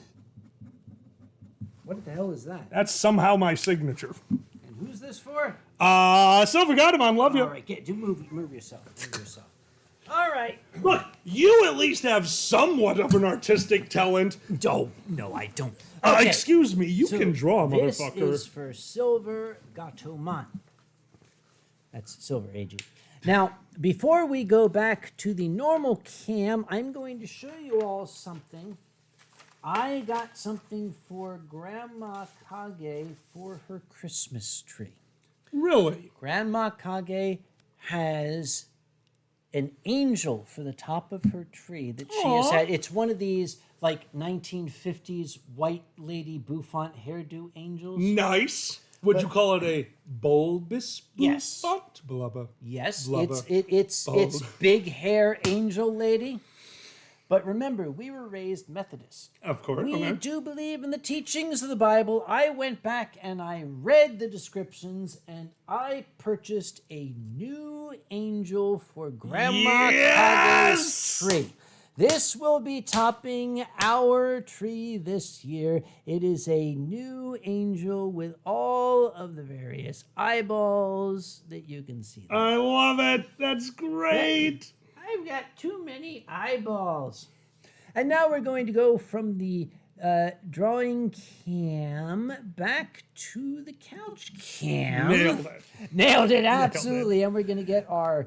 Silver got him on. I'm so sorry. I have no artistic talent. My apologize. And My I come apologize. back, and the first thing I see is Rustam 590 saying, 15 men on a dead man's chest. Yo ho ho, and a bottle of Mom's rum. old-fashioned cider. Mom's old-fashioned cider. Looney Tunes, 1952. Well played. Well played. Yes, and Benny's got it right. Can you imagine being the shepherd in the field after eating the ergot contaminated grain? Be not afraid. I bring tidings of great joy. Dude, I love stuff like that. I love the Cthulhian universe. And then of course, I sent my dad run recommendation, Lighthouse, that we talked about earlier. Like, it's an amazing art house. I got a message from him. It was like, you're just weird. Yep. I'm like, yeah, fine. I love that shit. I love it. Actually, Quixum, you're correct. Buccaneer Bunny, 1947. I said 1952. I had the year wrong. Wow, good memories. Okay. I can't do any of that. One of the... Okay. I will take my hat to somebody whose Looney Tunes trivia knowledge exceeds my own. Oh, Quixum? Yes. Dr. Quixum's just general trivia knowledge. We do Jackbox trivia. They are one of the ones to beat, Yep. dude. And yes, Cheers. Hats noticing off something to for you. this is one of the seraphim, whose apparent job is to fly around God and reassure him of how holy he is. Holy, That's what he needs. holy, holy, thou art the kick-assest God in the world. That's all the seraphim do for all eternity. God's a douche. I'm sorry. If he needs to have yes men flying around him, telling him how great he is all the time, he could run for president. Anyway. Yes. Well, that's my buddy pulled that one on his mother while I was there because she was screaming at him. How could you leave your religion? How could you ever think? And his reaction was, well, this is my friend Dan. He's gay and I love him. According to you, God doesn't love him. So that means I am more capable of love than God. Gave it a moment and said, your move. Like, all right, Matt, I'm going to leave. I am going to quote the Reverend Whoopsie from the radio play What About Dick, written by Eric Idle. Yep. Reverend Whoopsie, who was played in the episode that I saw by Sue. no, not by Sue. No, it Oh. was played by, well, let's just say a certain unnamed British actor known for playing Dr. Frankenfurter. Who's trying to forget that portion of his history. It's a shame. It's a shame. I love it. But he spoke the line so eloquently. People forget that our Lord himself used to run around with 12 little friends, all sailors, and no one said a word. Love it. Oh, I love that, man. Showed up in Gargoyles. Remember, he was the scientist who made furries and gargoyles. He was. Yes, I loved him for that. Also, and this one's for Sue, he also was the voice of Thrakazorg in The Tick. Hold on, was he? He was Thrakazorg. I don't remember that. Tim Curry voiced Thrakazorg. Oh my God, I don't think I remember that was him. Sue remembers because the exchange when the Tick kept messing it up. Thrakawaka. No, Thrakazorg. Thrallawaka. No, Thrakazorg. Thrakawaka. No. No. Susan. Oh, now you're not even trying. I love that. So, yes. Don't forget. Susan became Thrakazorg. Chairface Chippendale was the great Tony J. Yes. One of the greatest voice actors. Like, I watched Reboot just for him, and then I ended up loving the show. But yeah, no, Tony J probably had the greatest voice. Sasha, yes, he did, and still continued on in a career of some pretty heavy voice acting, even after the stopped a lot of public appearances. I remember that, but was still an amazing voice actor all the way through. I adore Tim Curry. And Weissenwolf says, it's amazing how the more time passes, the more Jewish Alkali gets. Who said that? Weissen said that, apparently.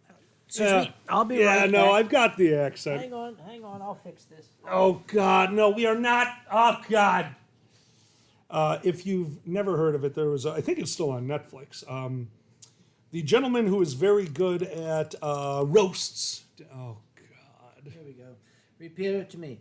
Shema Yisrael Adonai Leolam. I can drink you under the table, and when you fall asleep tonight, revenge will be as sweet as this cider. That is the translation of that phrase. Very good. I adore. Did you watch historical roasts? Did I? Perhaps tonight I will show you my favorite one. What is the gentleman who did? You probably wouldn't have been a big fan of this. I loved the original like Friars Club roasts. But what's the gentleman who he's like known as being a roast master? Chad, help me out. No. D. Martin is the roast master. Roast master. I'm talking about the modern day roast master. He's on Comedy Central a lot. Oh, good night, Magnus. It doesn't matter. So this guy's running the show, and you're close, Big Benny. They are historical roasts. All it was a bunch of actors playing historical figures in the guise of a roast. I see. And one of the episodes, They did it. Hitler. Who came out as Hitler? Wait, Who's the only person who could get away? Bruno Ganz. Good try. I mean, honestly, that would have been, yeah. Nope. He walked out, and I'll miss him forever. Gilbert goddamn Godfrey walks out to the microphone and says, "Hi, I'm Hitler." Died. I died. And it was very well done. It was very funny, but I'll never forget the ending of that episode. God, I wish Zanny was here. It wasn't Mel Brooks. I can't remember the name of the roast master. They got up there and said, I just want to let everyone know that, not Gilbert Zanny. Who is the roast master? He does all the roast. I'm having so much trouble with names today. And our posh folks, Arco is on his way to the boudoir. Good night, Arco. Thank you so much for joining us tonight. Pip, pip, cheerio. Bob's your uncle. Have some Cheerios with Bob. Yep. He came out, and your uncle. He came out there and he said, Jeff Ross, thank you. Dear God. Thank you, Cluxum. Yes. Jeff Ross came out there and said, I would like to point out at this time that, yes, we came out here and we just spoofed Hitler. Mm-hmm. We spoofed the Jews. And at this moment on this stage, it is nothing but Jewish actors. A group of Jewish actors came out and roasted Hitler. I mean, you want to talk? I actually got emotional when that came. I didn't even realize they had done it. Allow me to, I'm going to quote two comedy greats. One who is perhaps understated. A man who, when he fled Germany because he saw the persecution coming, a actually very stout, muscular, stalwart young man named Jon Banner. Jon Banner, who became a Hollywood extra, Americanized his name to John Banner. He wound up playing Sergeant Schultz. Yep. And if you look at Hogan's heroes, Sergeant Schultz, Colonel Klink, Major Hochstetter, General Burkhalter were all Jewish actors. I love it. And I love it. Mr. Banner was asked in a TV Guide interview, the kids don't know what TV Guide was, but anyway, he was asked, how can you play a Nazi? I wish there was a recording of his answer because I can read it in hearing his voice. He said, first, who is better to play Nazis than us Jews? And also, Schultz is not a Nazi. I always imagine that Schultz is the embodiment of everything that is good in every generation. If you look back at the character of Sergeant Schultz, there's some little subtleties. First off, do you know what Sergeant Schultz's political leanings were? No. It's mentioned in the series. Is it? Sergeant Schultz was a social democrat, which was the party that opposed the Nazis and which was outlawed by the Nazis. Really? Yes. I never knew that. Schultz was a social democrat, and you can go back through the series. What did he do for a living? At one point, he and Colonel Klink are getting drunk because reasons. And Klink is asking, what did you do? And Schultz says, do you know the Schultz toy factory in Nürnberg? And Klink says, oh yeah, it's the largest toy factory in Germany. Did you work there? And Schultz says, I own it. Sergeant Schultz was a toy maker. Son of a bitch. He was a toy maker and a social democrat. God damn. That's actually really cool. I did not know that. If only the cast had survived to a much later age. John Banner died young. We all know what happened to Robert Hogan. Colonel Hogan. Robert Crane. That's a story. Here's what I would have loved to have seen. Because the Hollywood universe needed this scene to be filmed. It's never going to be filmed. I wish through CGI or whatever, I wish we could make it happen. What's that? I want you to, I'm going to block this scene out for you. I want you to put it, you picture it in your mind. Got it. Older Hogan, he is now an executive at a company somewhere. He's basically a guy behind a desk wearing a suit. Picture an older Robert Crane, in the 1970s or something. Okay. And the old buzz comes from the intercom. Buzz, Mr. Hogan, there's a man here to see you. Says he knows you. I'm not taking any, I'm not taking any appointments now, Melissa. Yes, but he said to tell you, I know nothing. And then Mr. Hogan says, "Oh, show him in." And then this elderly Sergeant Schultz with a cane or a walker comes in and a parcel under his arm and embraces, "My God, Schultz! Okay, but I last I heard they had arrested you after the war. Yes, they never charged me. They sent me home to Nürnberg and I went home to Frieda. But Colonel Hogan, I'm so sorry, Mr. Hogan. It's old habits. I am here because I must tell you, Colonel Klink. I am sad to tell you, he has died last week. Colonel Klink passed. He asked me as he was dying to bring this to you." And Hogan takes it, and it's an old file. And when he opens it, it's diagrams of their tunnels. It's complete history of everything they've been, a listing of all the people they helped escape. And Hogan's looking at this, and Schultz just salutes him and turns and walks out. That scene needs to exist somewhere in the multiverse. Ooh. Because I always believed that Colonel Klink knew exactly what was going on. I like and that. He was playing along. I like that. Yep. I like that a lot. Yep. And T'Challa points out Robert Clary, who I think is the only survivor of the cast who's still alive. Really? When you watch Hogan's Heroes, Robert Clary, no matter what, summer, winter, night, day, he's always wearing long sleeves. Because he had a tattoo. That's right. He was a French Jew. And he was... Yes. Oh. So he always had long sleeves on. Oh my God. Yeah. Oh my God. That's amazing. All right. No. Fair enough. So that's the first one I wanted to mention. And we're talking about Mel Brooks.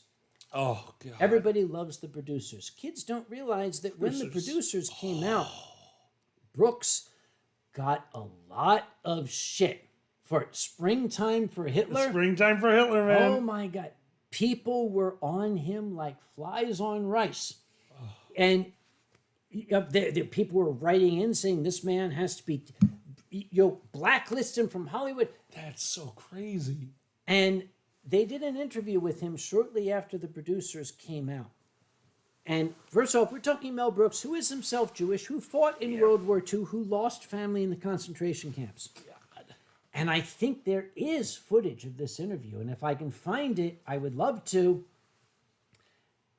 They interviewed him and said, okay, first, what the hell were you thinking? How could you do this? How could you make light of this?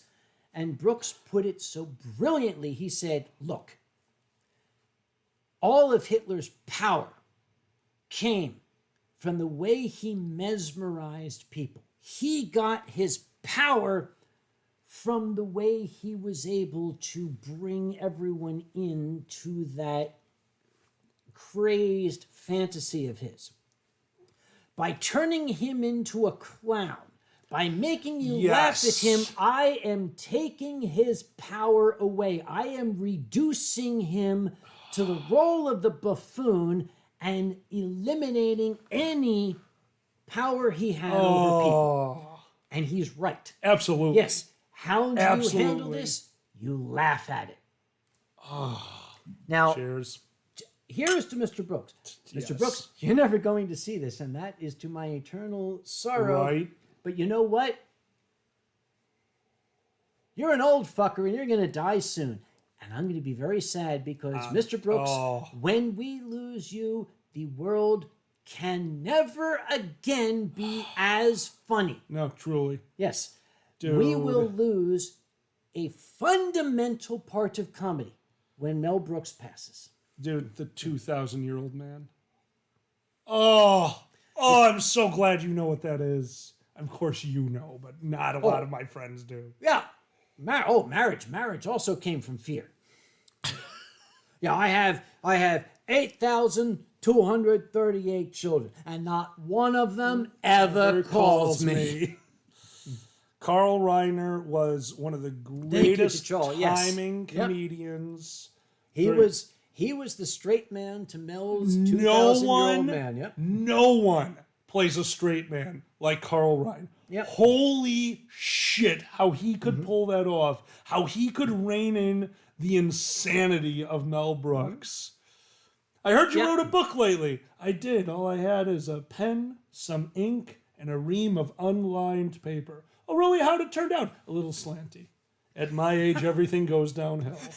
Yes. If you don't know how the 2,000-year-old man came about, that is a improvised comedy routine that Mel Brooks and Carl Reiner would bust into at Hollywood parties. I mean, it was a party gag. It was a party gag, and then they finally filmed it. You know, where did music come from? Oh, yeah, music came from fear. I mean, think about it. A lion is eating my foot off. Somebody call a cop.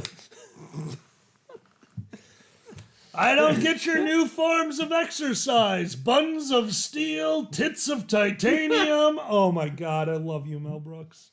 And here's a weird one. Deep cut. I bet you know this one. Mel Brooks, he had more than one. To me, the best one.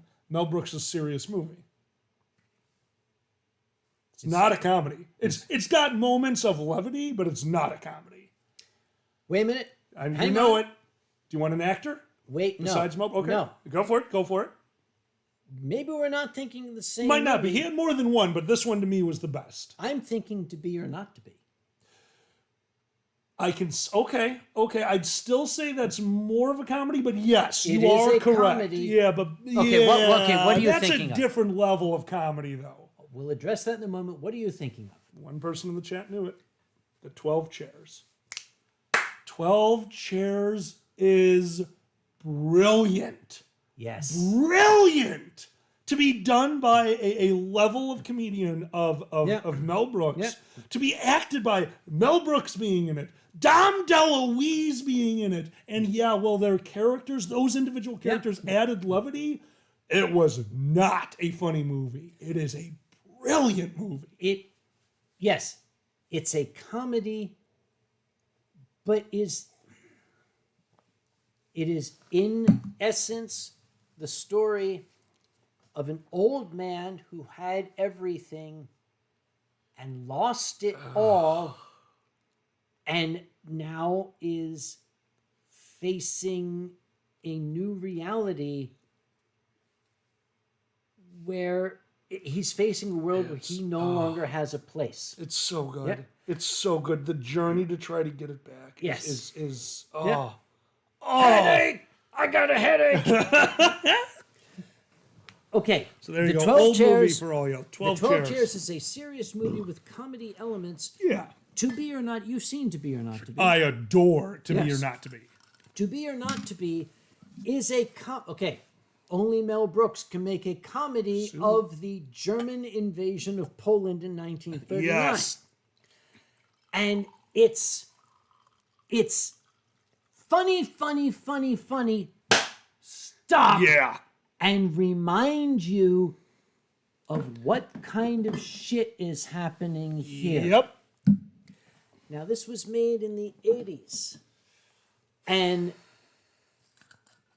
okay, do I give spoilers? My God, I want to tell people about this. I don't want to spoil it, but... I don't know. I mean, here's how I usually handle it.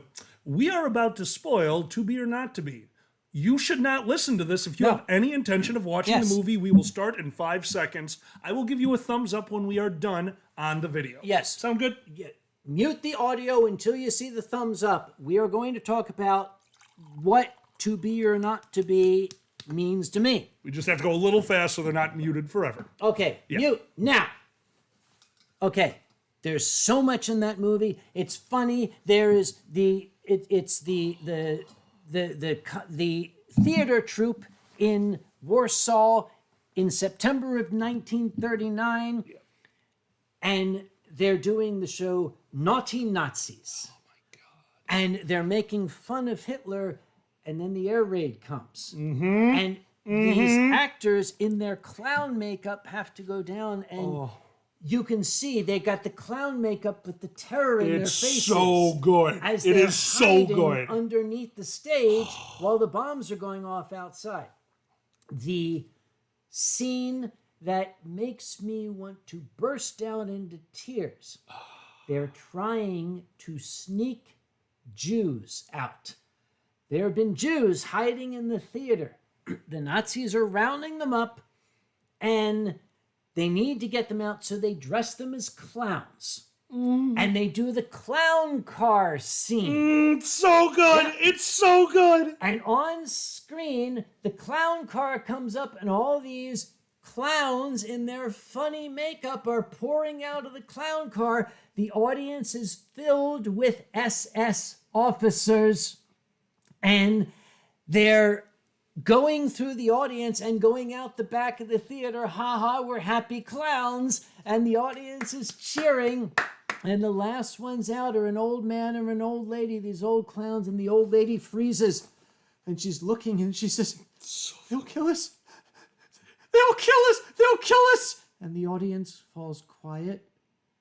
And the gay man runs back, takes one of the SS officers' hats and says, Yuda, and puts a star on her. Yuda puts a star on him and takes the gun and like, ha ha, I am, and the audience is eating it up. And this so terrified, sobbing so old good. woman, her husband's leading her out. Ha ha, I'm leading you out. You're a Jew. Oh, They take them out to freedom.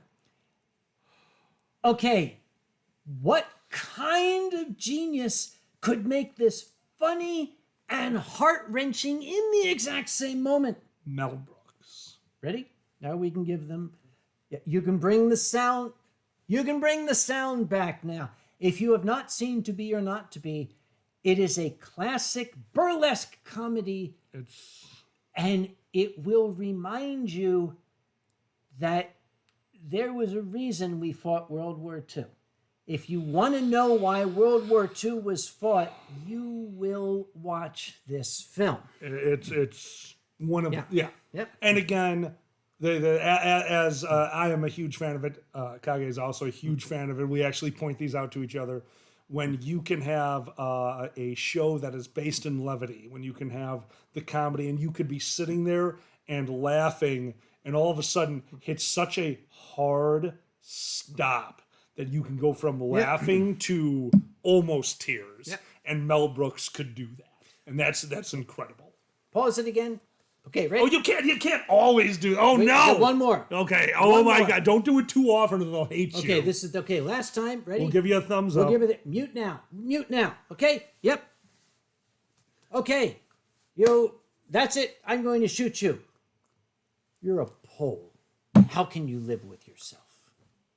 Just out of the blue, that line comes in. That dude. Yep. Dude. Now you're back. Yeah. All right. Damn.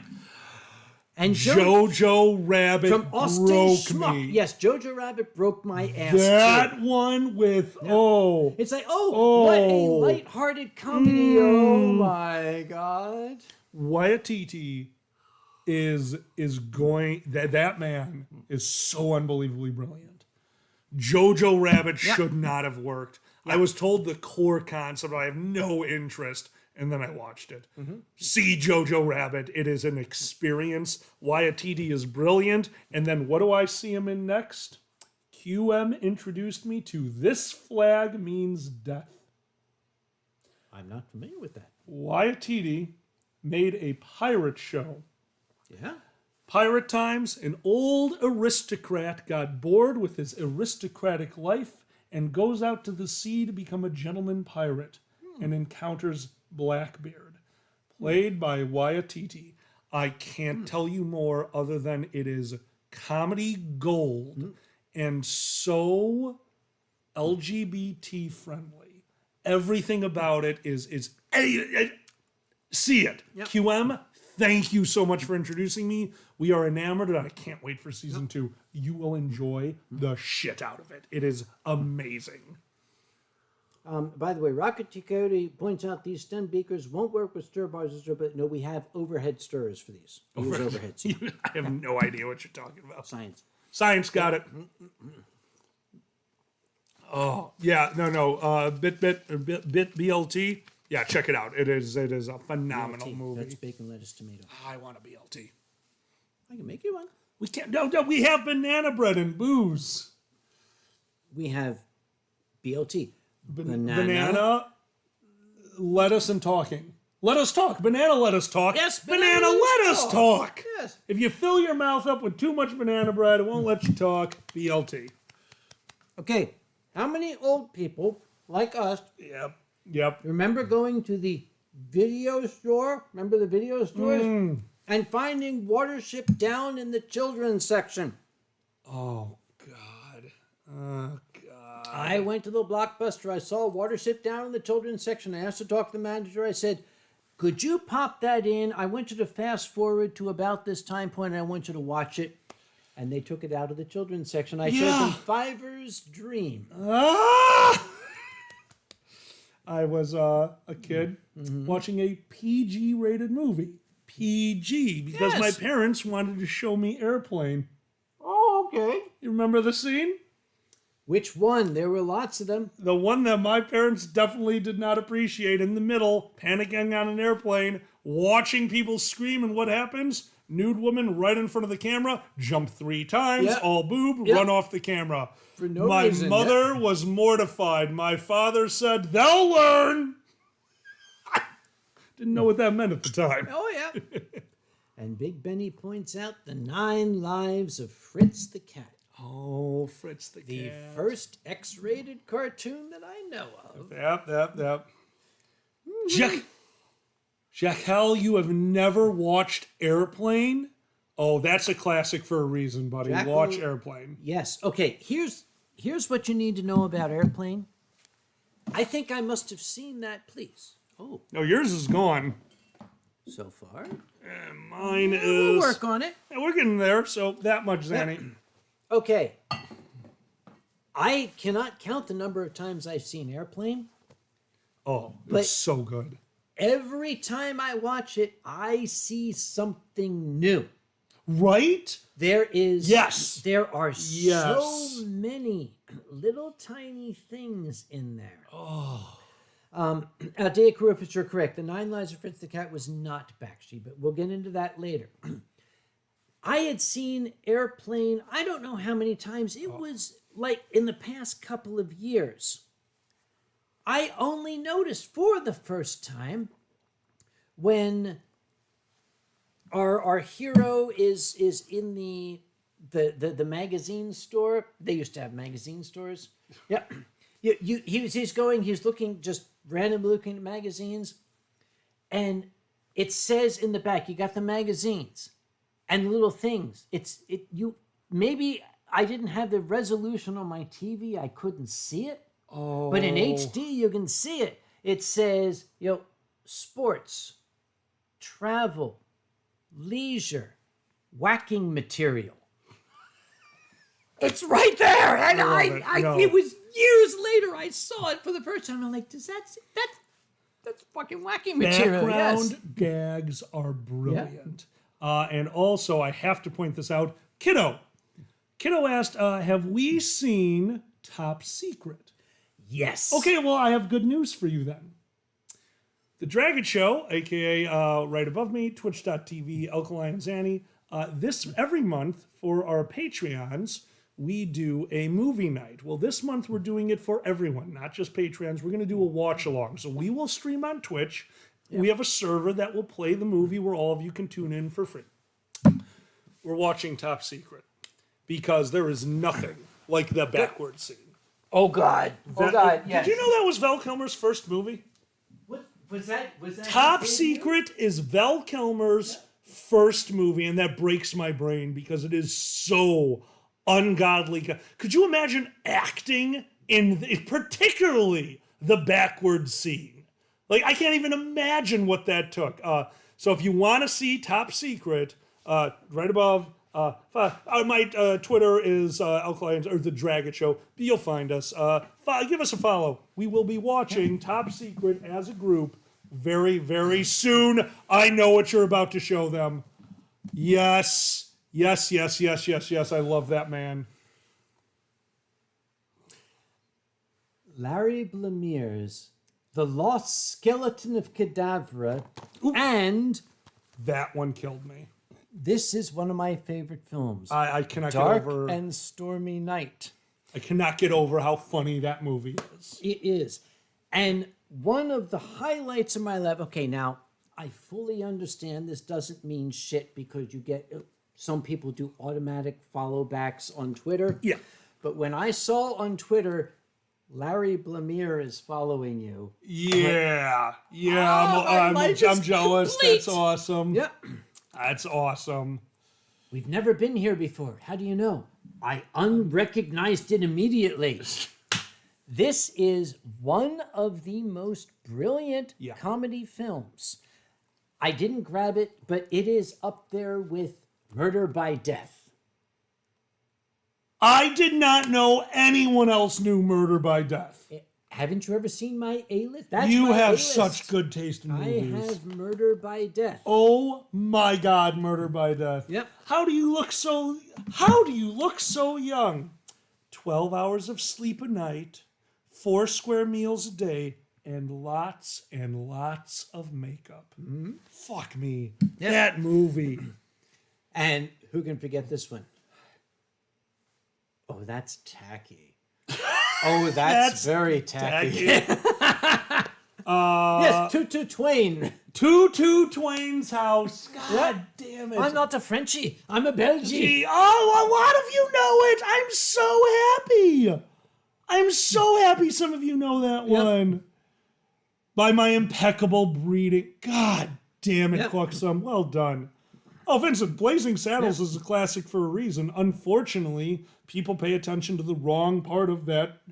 It's a satire. It is. You need to know that it's a satire, and if you look at it and just say, no, it's a satire for, it's a shame. I love, that being said, Young Frankenstein is still, that's Okay.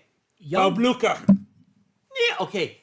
And it was an error. Okay, do you know the whole gag behind Frau Blucher? Absolutely, that's the funniest part of that. But it was wrong. Really? The whole gag behind Frau Blucher was Mel Brooks thought that Blucher meant glue in German. It doesn't. Yeah. Wait, really? It does not. I didn't know that. He had the word wrong. But it doesn't matter. It's just fucking funny. Yeah, no, it is fucking Frau funny. Blucher. And Snickers saying, the sheriff is near. No, Constance, the sheriff said, bong. Oh, so good. All right. Here's a weird one for you. Newer. Very famous scene. Dumb and Dumber. You know Dumb and Dumber. I know Dumb and Dumber. Classic. It's funny as hell. Like, Dumb and Dumber is actually kind of brilliant. The big gulp scene. I was drunk when I saw it. You're going to have to remind Not a me. problem. Jim Carrey walks out of a 7-Eleven. There are 2 gentlemen standing outside. He walks up to them, stops as he leaves the store, and says, "Big gulps, huh?" Dead silence. "Okay, see you later," and walks away. Very funny scene. It's almost a throwaway. And I didn't know till recently why that scene existed. Why? A friend of ours from Canada is recently inducted into SAG, the Screen Actors Guild. Yeah. Do you know how you get inducted into that?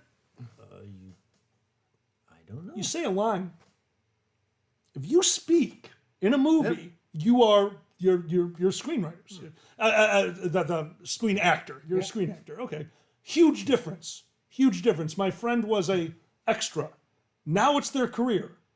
Because one day on set, the person who was supposed to say a throwaway line on a boat, the captain approaching or whatever all right, they didn't like how he said it. So the director came, you say it. I like you do it. Done. Changed his life. He now has a SAG card. Yeah. Yep. Jim Carrey walked out of that store and said big gulps, off script. He was trying to make 2 extras say a line and was about to refuse to do another take. But the 2 were professionals and they knew they weren't allowed to talk. It's the most beautiful and painful thing I've ever heard. But that was the plan. He was going to make them speak and refuse to do another take. So they had to give... Yeah. I love that. I love that. Yep. And then there's, of course, Monty Python's Life of Brian making the, if you know the Biggest Dickus scene. Biggest Dickus is a good friend of mine in Rome.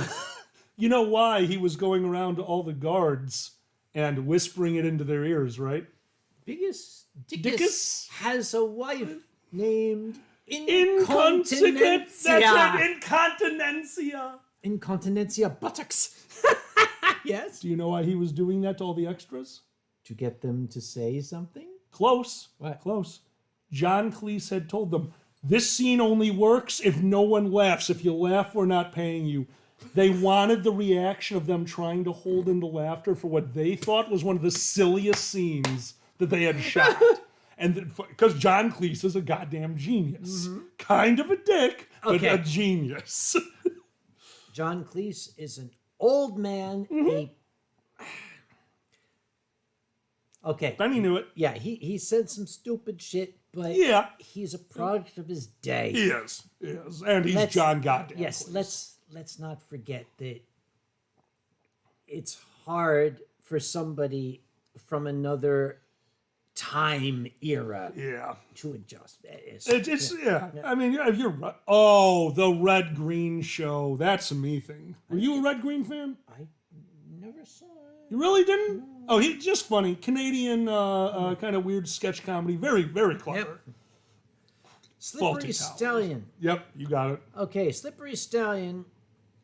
My dear and sainted mum has a hearing aid.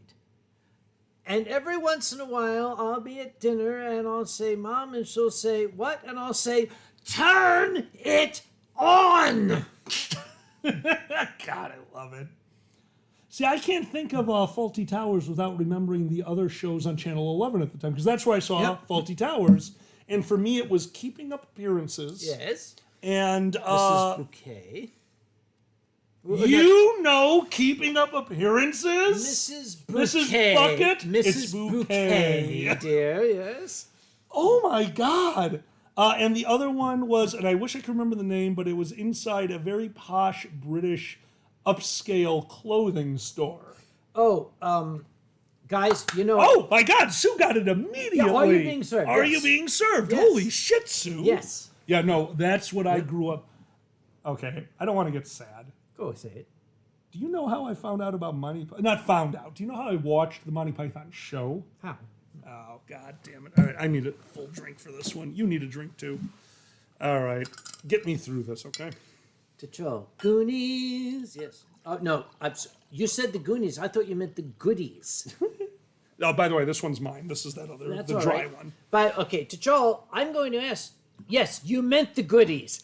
The Goodies. Goody, goody, yum, yum. Yes, you said the Goonies, and the first thing I thought was the Goodies because I knew what you were thinking, my dear That's boy. funny. Yes. That's funny. Yep. Oh, boy. And yes, Cookson, they had flowery twats, they had warty owls. The gag was the schoolboy was going out and rearranging the letters. Oh, Yeah. God, it was so good.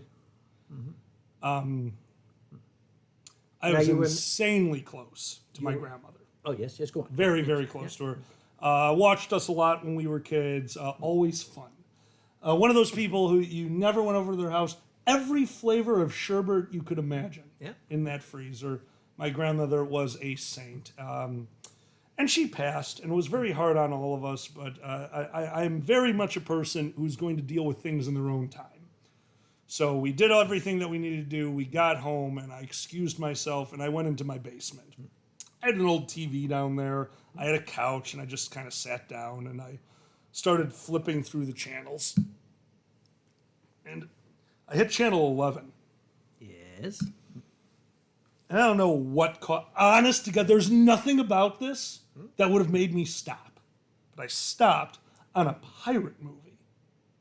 A very silent pirate movie. As they're taking this downtrodden man on a ship and taking it across the water. And it lasts for 2-3 minutes. And they drop the canoe down with the prisoner and start taking him to shore. And that takes a few minutes. And they get him to shore and they get him out of the boat. And that takes a few minutes. It's silent. I don't know what's going on, but I'm glued to, what am I watching? This is bad, but I want to know what's going on. And as they're walking him, the camera follows the steps. He was moving at this speed, but at an angle. So the camera kept moving at that speed and lost track of the actors and got over to a man laying in the sand who looked up at the camera and said, "It's." Da dun da da da da dun da dun da dun da dun da da. Take care of the nude HD. Please delete that line. We want it gone. We want it now. We do not have the time. Come on. Sasha Whitefur, right now. You mentioned Mel Brooks' silent movie. Who spoke the only speaking line? I can't believe you know this shit. Dude, I'm a student of comedy. You are. Who Oh, that said killed the me. only word in that movie? That killed me. But yeah, yes, Marcel Marceau. Yeah, you got it. The only spoken line in silent movie. That's it? No. That's it. That was it? Just no. Brilliant. But yeah, no, I sat there and I happened to fall on the night that they were doing their pledge drive. Yep. And from that moment in Monty Python, I sat there and said goodbye to my grandmother while watching some of the most brilliant surrealist comedy I had ever seen. And if anyone would have appreciated that, that was my grandmother. So yeah, no, I will never forget Monty Python for that. That's... All right, I'm done. Yep. I made it through. Good. Monty Python was just coming to the States in the 70s, and it was shown on public television, which for us, PBS, Channel 12, in our part of the world. Oh, yeah. I watched Monty Python's Flying Circus. I don't know why my mom let me watch it. But I was, my God, okay.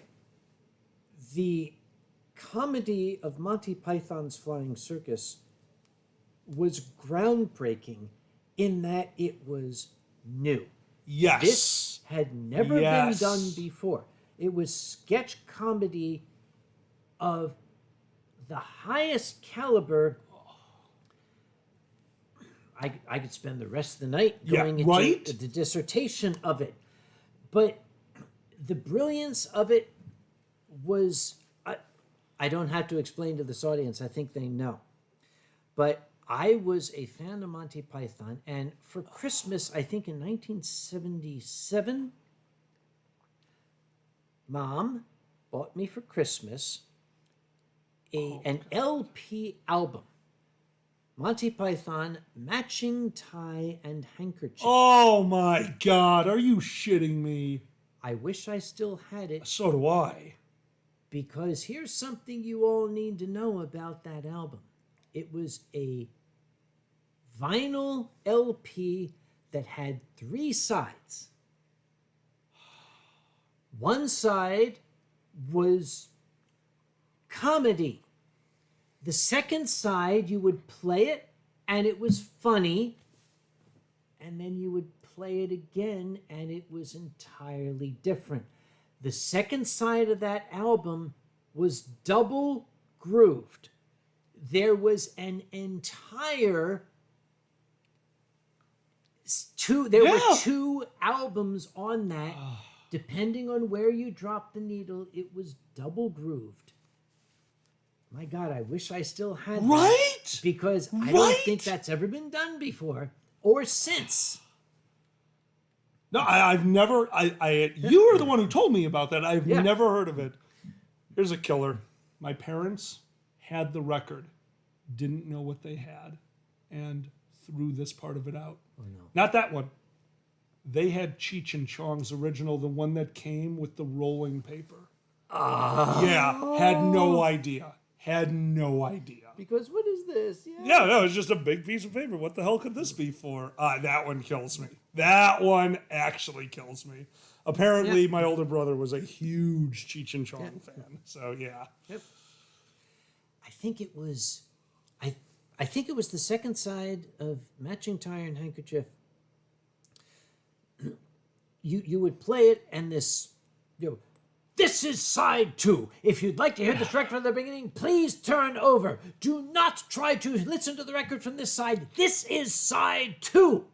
And then, it's nice when you come in. We apologize for the previous announcement. That was intended for the purchasers of the average version of this album. For the purchasers of the executive version, the brusque tone was not intended. Love it. No, they were very good at what they did. Oh, Sasha said somebody stole the paper from their Cheech and Chong. And somebody up there asked, it wasn't Red Green, who asked, somebody had one. And Quooksum, the album, you're right, the album of the soundtrack of the trailer of the film of Monty Python, Monty Python and the Holy Grail. Python. Thank you for correcting me, Quooksum. It was that one. Oh my God. The album of the soundtrack of the trailer of the film of Monty Python and the Holy Grail. And then when the film first came, it was on at 12:30 a.m.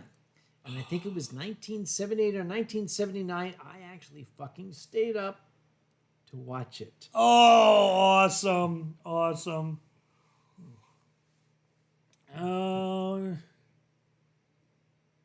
Matthew, fuck your dad. I mean, don't, but, screw that. What am I missing? Parent drama because they want to be who they are. Anyone who doesn't want you to be who you are has their own personal problems, and it's their own fucking problem. They shouldn't pass that on to you. Sorry, man. I am sorry too, Matthew. Your dad was wrong. Yeah. I know that. We know that. You know that. Yeah. Rocky Horror Picture Show. Slush, the Rocky Horror Picture Show is why I'm not afraid of clowns anymore. It's astounding. I wish I had my way. Time is fleeting. Madness takes its toll. Takes control. Takes its toll. No, you're right. I'm wrong. Yep. You're right. But listen closely. Not for very much longer. How many balls you got? I've got to keep control. I love that. Yep. Okay. Oh. I would do the time warp now if I thought I would not fall over standing up. Well, here's the other problem. I don't know what we can say on here without getting copyright struck, because don't forget, Emmanuel Camp was a real pissant who was very rarely stable. Heidegger was a boozy beggar who could drink you under the table. John Stuart David Hume. You're right. David Hume could outconsume Oppenhauer and Hegel. Oh, you knew that one. I didn't. And Wittgenstein was a berry swine who was just as sloshed as Schlegel. Yes. Oh, I want to do those so bad. Oh God, I got into so much trouble. Oh? Isn't it awfully nice to have a penis? Isn't it frightfully? Yeah, so I might have done that on stage in high school. Yes. They gave me awfully frightful nice to have a dick. It's divine dough and a stiffy. It's wonderful. I love, oh my God. Oh, thank you very much. The end of that song kills me. Oh my God, he's so fucking funny. Okay, Black Wolf, The Muppet Show will hold a special place in my heart because I had the pleasure and honor of seeing the first episode when it aired. And it was the very first Kermit gag that got me. Kermit is sitting behind a desk with a glass of milk with a straw in front of him, leans forward, puts his Muppet mouth on it, and you watch the milk go down in the glass, then looks at the camera and says, think about it. Yeah. A perfect meta joke. That got me. I've loved the Muppets ever since. Now, if you want All right. We all remember it. Even the kids might have seen it on YouTube. 100 years from now, I hope that people will dig up the ancient footage the way we bring up silent film footage from Chaplin and stuff. Yeah. The footage from Jim Henson's memorial service. Oh, fuck you. Oh, God. Yes. Dude. When they did. You know exactly what I'm talking about. You're talking about, well, a lot of it was good, but if you're talking about the song. The world song. Oh, fuck. Fuck Yep. me. We come from the mountain, Oh. living on the mountain, go back to the mountain, turn the world around. Oh, it was so good. It was so good. Yes. Dude. Oh, my Harry God. Belafonte, who, by the way, is still alive. Belafonte is still Harry alive? Belafonte, so last I looked, Harry Belafonte is still alive. Huh. It was, I did not know that. yes, he did the most moving tribute with that song. That dude, Yep. I love. Quaxum, we are allowed to.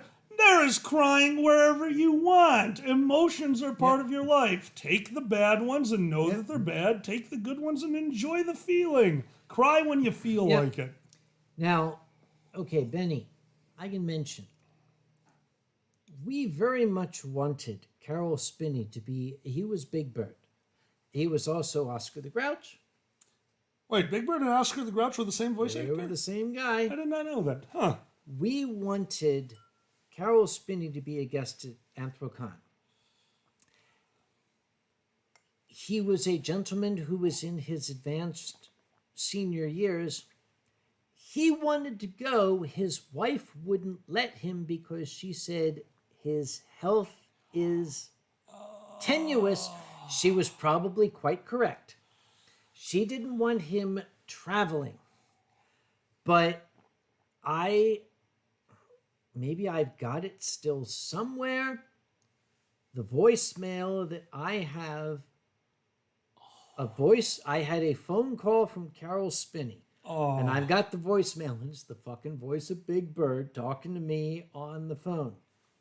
Now, you look at a man who's approaching his 60s, who has had the incomparable, incalculable honor of being spoken to by the icons of his youth. Yep. If I die of a heart attack tonight, guys, I want you all to know I have no complaints. I had a fucking voicemail from Pinky and the Brain. I've got a voicemail from Big Bird. Oh my God. I love it. sat and dined and drank with the people who make Disney work. Yep. No, that's amazing. Okay, that's amazing. all of the dreams I had as a little boy have come true. None of my childhood dreams, including as a little toddler watching the cartoons. I loved Josie and the Pussycats. I loved it. And in this little tiny little boy's brain, one of his little dreams was he always had the fantasy that Josie and he would become friends.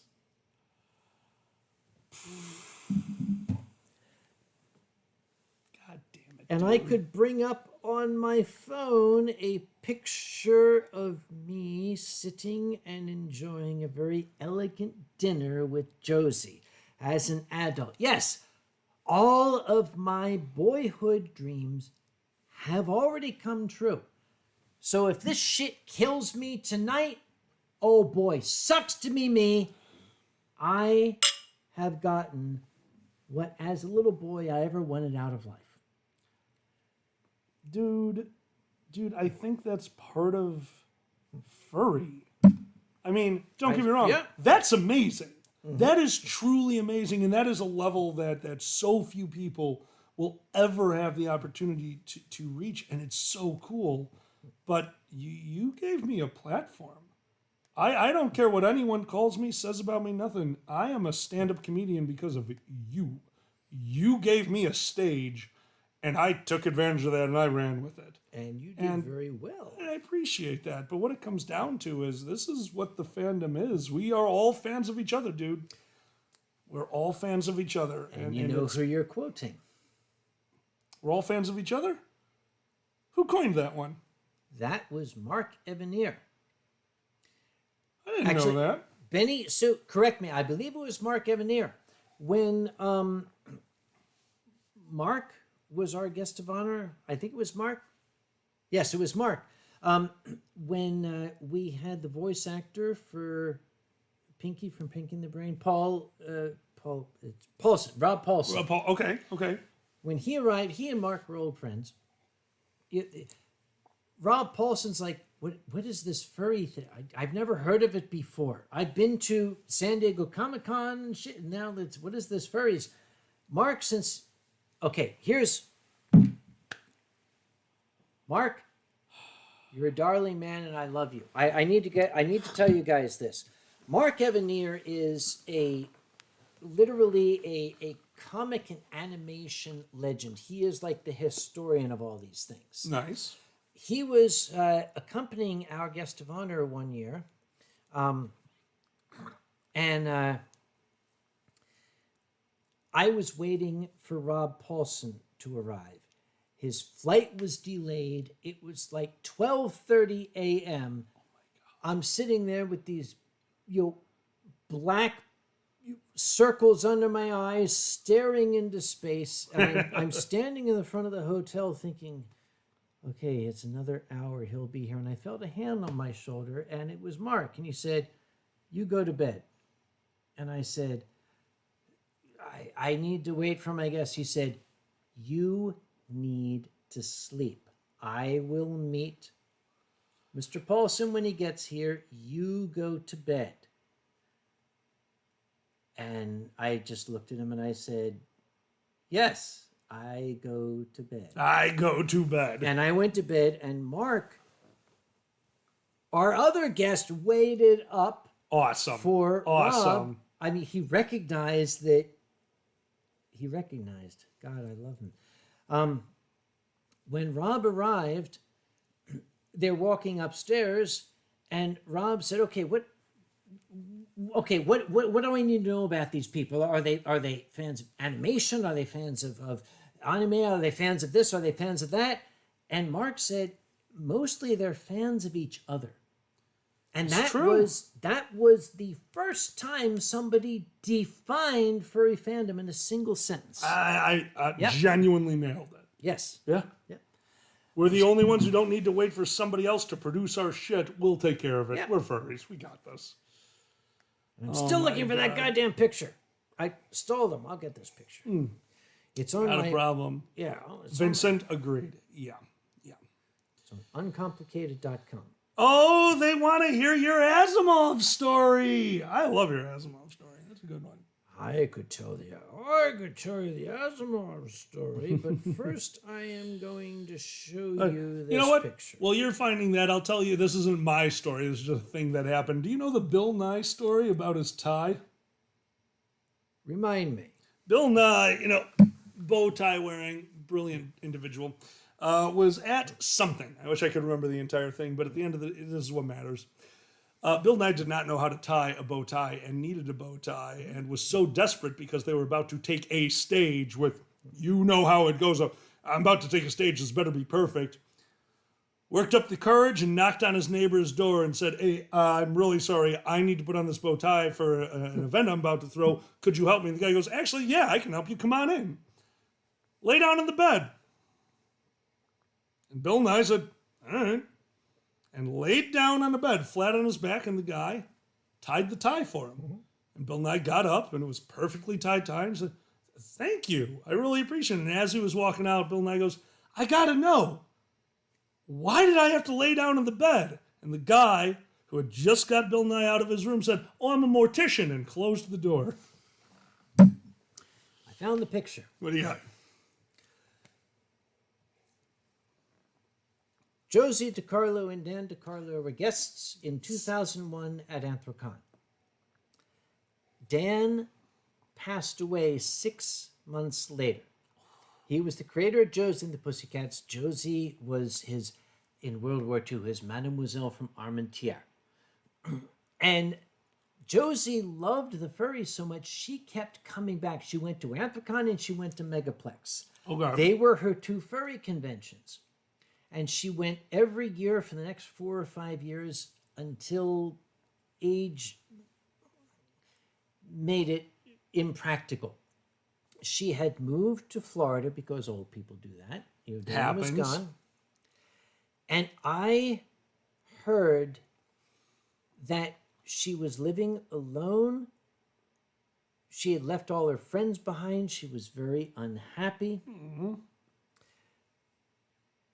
So I called her up one day and I said, "Hey, baby, how about a date?" And oh, honey. Oh, my God. I drove there. it. I drove to Florida.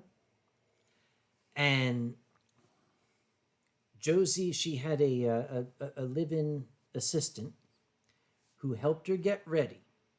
The assistant told me she had been preparing for this for days. Here's the thing. She couldn't remember my name, but she remembered who I was. She remembered the furries. She didn't remember the name, but she knew this was something she wanted to do. And here, this little boy in the 60s who used to dream that he and Josie would become friends. This was our hot date that we had together. God. And that's badass. yep, we drove back to her place. The original plan was that I was going to stay in a hotel, but Josie had a guest room and insisted I stay in the guest room. Very kind of them. Now, fortunately, she's French. I had assumed that old world hospitality, so I had brought some proper pajamas. Well done. Yep. Gentlemen's pajamas. And I changed into my pajamas and I went out and we were having some wine and Josie, let me finish before you guys giggle. Josie invited me to her room to show me a collection of artwork. I know. I just realized what you're telling. Now wait. She showed me some never-before-seen images. Dan had been a soldier in World War II. She didn't speak any English. He didn't speak any French. He used to court her by drawing cartoons. She showed me a picture. Here's G.I. Dan standing on a street corner. It's obvious, cartoon Dan DiCarlo with a box of chocolates and a big thing of flowers standing on a street corner, and in the background the church tower says 8 o'clock. He would send this to her so she would know, meet me on the corner at 8 o'clock. Oh, motherfucker. And she showed these to me. This was how he courted her. And then she showed me a picture of Josie. Okay. Now, this is her in her 90s. I think we can all agree that for a lady in her 90s, she's still quite attractive. She was a fucking knockout back in World War II. I mean, she was drop dead gorgeous. And here's a picture of shapely Josie in the costume of an Army Red Cross nurse with a syringe filled with hearts. And next to her is G.I. Dan with his trousers around his ankle, bent over a bed, looking back at her. Oh my God. And then she said, and then there are the pictures we keep in the family. Let me show you a little What something. are you getting? What are you getting? What am I getting at? Josie gave me this little publication that came out after Dan's passing. Oh my god. Oh my god. The pin-up art of Dan DeCarlo. Dan was what my little old mom would call a horn dog. Dan was drawing porn. Okay. We could. Yep. Okay. Now, apparently, I can tell you I can tell you exactly what Dan was into. So. Anyway, Hey, you leave my courting material out of this, Black Wolf. I won. After Josie said, and then all the pictures we keep in the family, I went my god. in a gentlemanly fashion. I went back to the guest room. I kissed her hand. Very kind. I kissed her hand. I bid her bonne nuit. That's another thing. The entire visit there, she only spoke French. And I can speak French, so we were talking in French back and forth. And it broke my heart because I thought, has she declined to that point where she can no longer remember to speak English? And I was crying inside, but I was keeping up a... The next morning at breakfast, I went out and she was making breakfast. She'd made oatmeal. I hate oatmeal. And she put it in front of me and I'm like, oh, but je dois partir, le temps, c'est très tard. And she looked at me and she said, mais c'est juste pour vous que je le fais. I made it just for you. So I'm like, oh, okay. Oh, I do love oatmeal. Oh no! Oh god! No. When Josie died, I went to her funeral in Scarsdale, New York. Even in death, she was a thing of beauty. And I said my goodbyes to her. And I sat down and her granddaughter came in and I went up and I introduced myself. She said, oh, yes, you're the furry man. The furry man. Now I thought, do I mention? Is it appropriate to bring this up? Oh no. And I said, no. Mademoiselle, I showed her the picture. I said I had a hot date with your grandma a couple of months ago. I had a hot date with your grandma. And it broke my heart because she would only speak French. And she said, oh yeah, that was grandma. Anytime she and granddad went out, she'd find the guy who spoke French and just zero in on him and only speak French to him all night. I was like, oh, okay.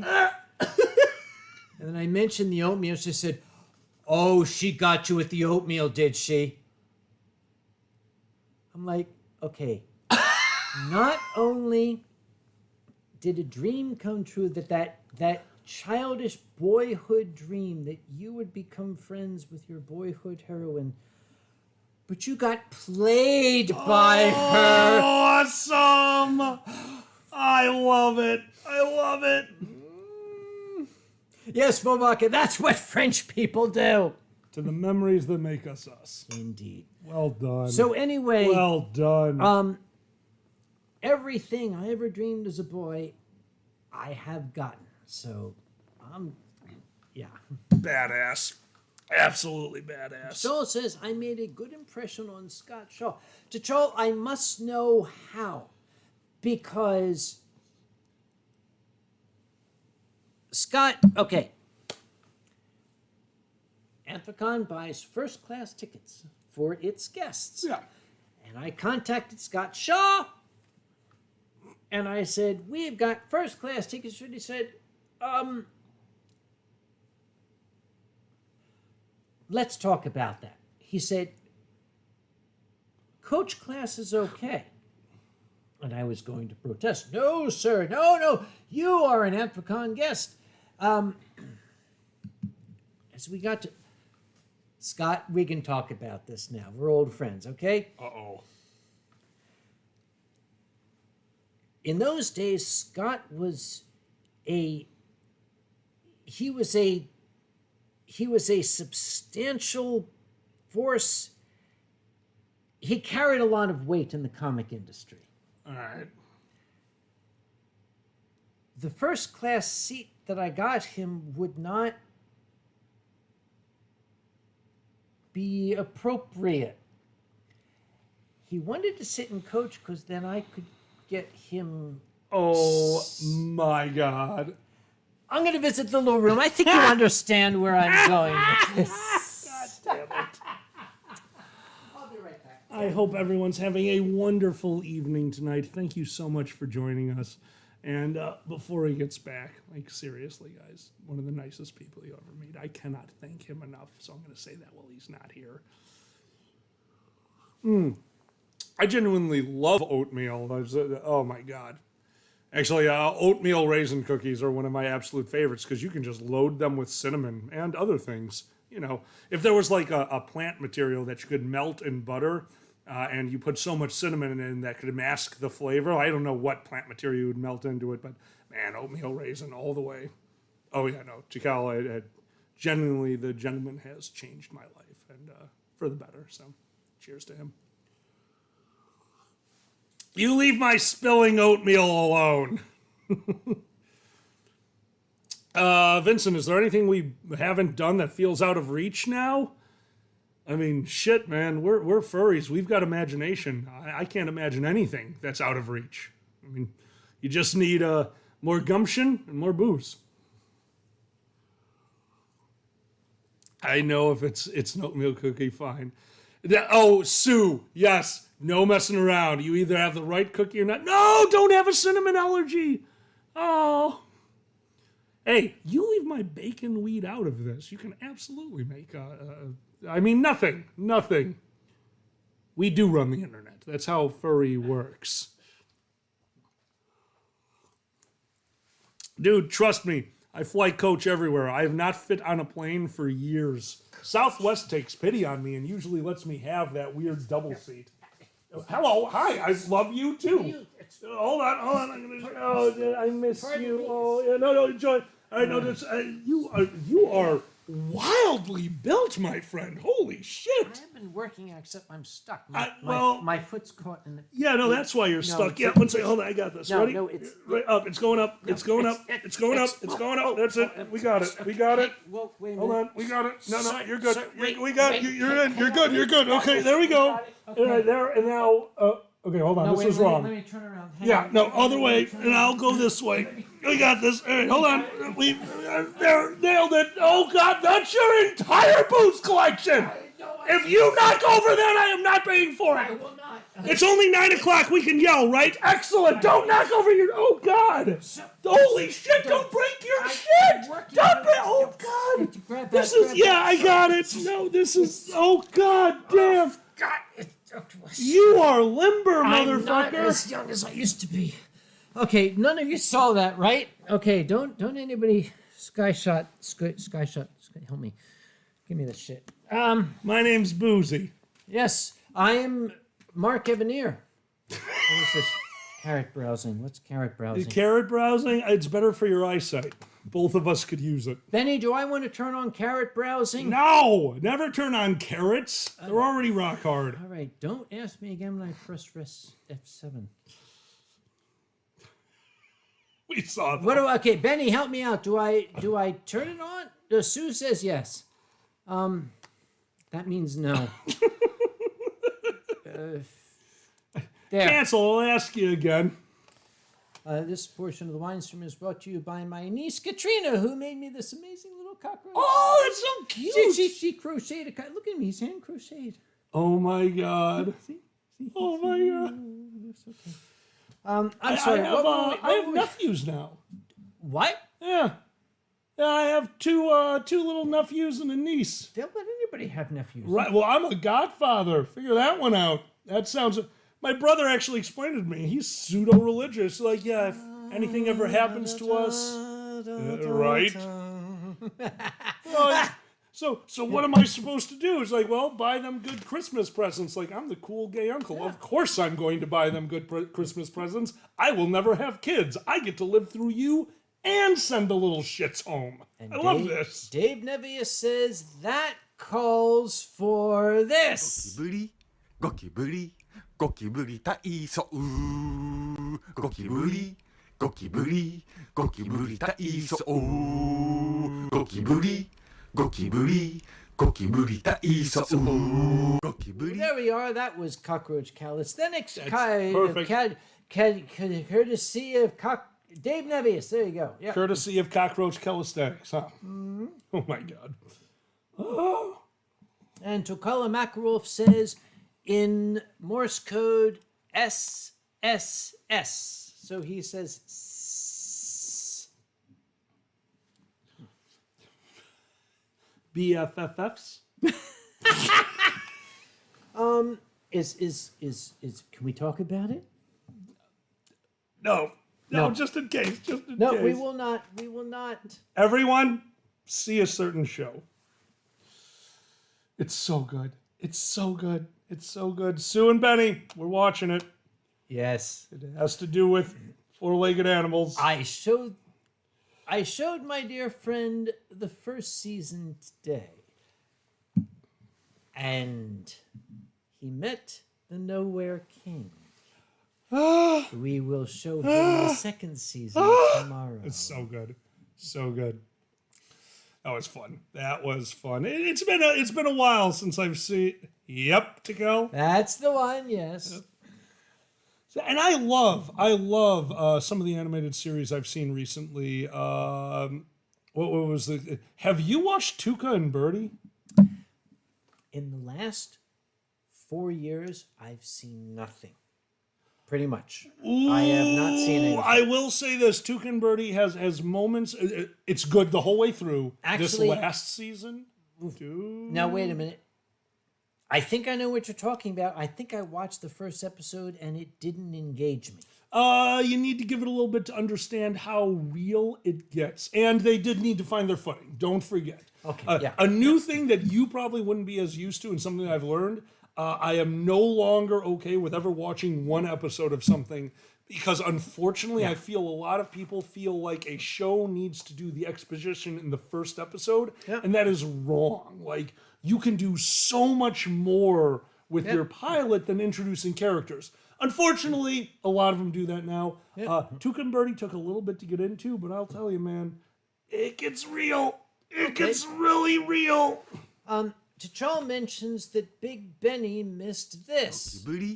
Goki buri tai so Goki buri tai so Goki buri tai so Your viewers just went down by 8. Yes, the viewership just plummeted. Okay, 8 just left. we'll bring it back. I'll bring it back with this.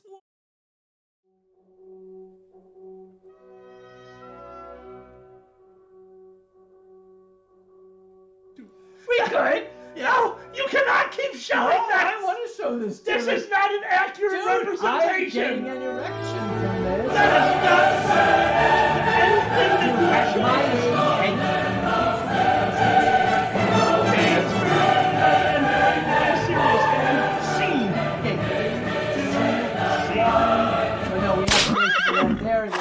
Now we're back. And that's how you fricassee a rabbit. Yes.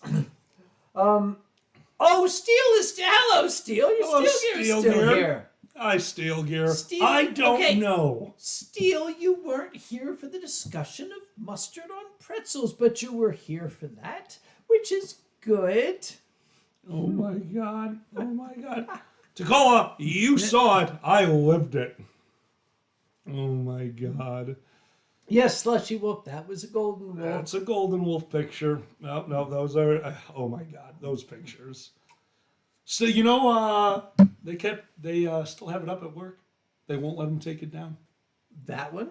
No. Not that one. If you don't know what's going on here, Golden Wolf is an amazing person who does edits on pictures and then puts them in charity auctions that Kage and I run. And one of the things they did years ago was putting me on the cover of a GQ magazine, my head, my top hat, GQ magazine, a few other edits. Very funny, very fun. My friend, John the Human, a co-worker of mine who works in the same office, got the picture and gave it to my partners who put it up on a pillar at work. Fast forward just a few months ago, I was let go. I was let go aggressively and horribly, and they did it wrong, and it was great because I got paid for a few extra days because they apparently don't know what the word vacation means, that I'm not going to pick up my phone as you're trying to fire me while I'm at a convention. But my coworker called, a friend of mine, Tom, and he called up crying, literally crying. We have been very close friends since working together, but I was at MCFC, and I had to explain to him, dude, I may have gotten fired, but you have no idea where I am right now. I am around the greatest support group on the planet. I had no problem. It happens. Well, I found out that the other brokers weren't too happy, and one of the things that they refused to do was take down that picture of me. So the office manager, the gentleman who had to fire me, the door to his office, looks at that pillar. Every day when he looks out that door, they have to see the picture of the guy that he failed to fire because he tried to call me on my vacation. Steel Gear, are you... Okay, I want to make sure Steel is watching. Where are we? Because okay. Okay, we need to reset. I want to make sure Steel is still watching. Steel Gear, mein Freund, wo bist du? Bist du hier? Hello? Yes, Steel is here. I'm okay. scared, though. Just to make sure you can see all of it, Steel, this is just for you. Go take a piss. You go take What a is piss. wrong We're gonna with show you? this to Steel. What we is go. wrong with Up you? Go. Yeah, there you go. You know what? I've never been more jealous of a goddamn unicorn in my life. Would you leave me alone? I'm masturbating. I just want one pet. Go pee.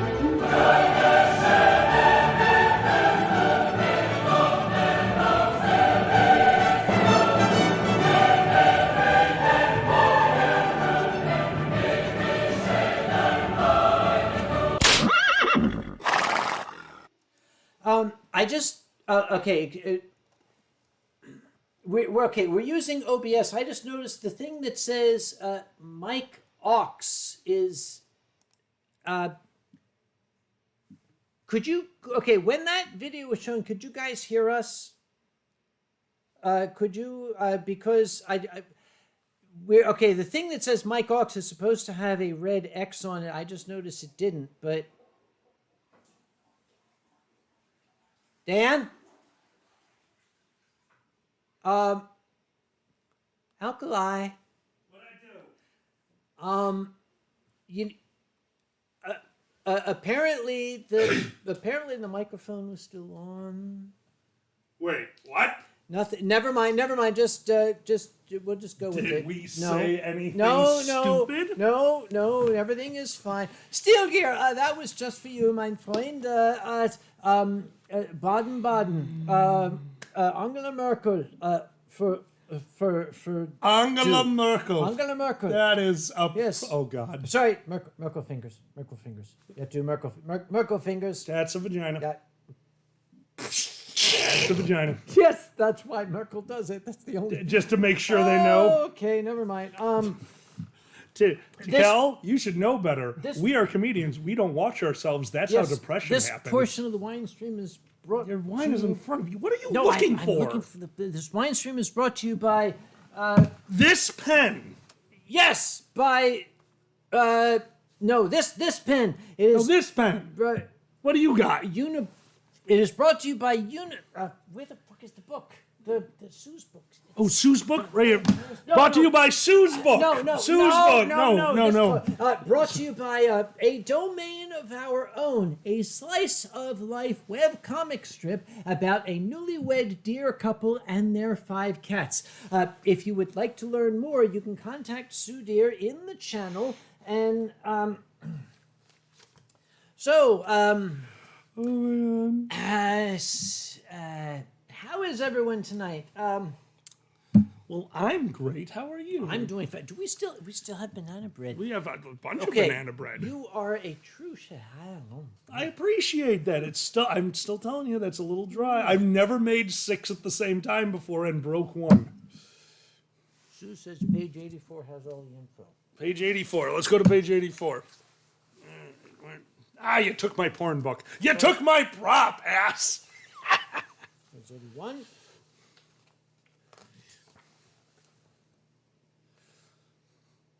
'84.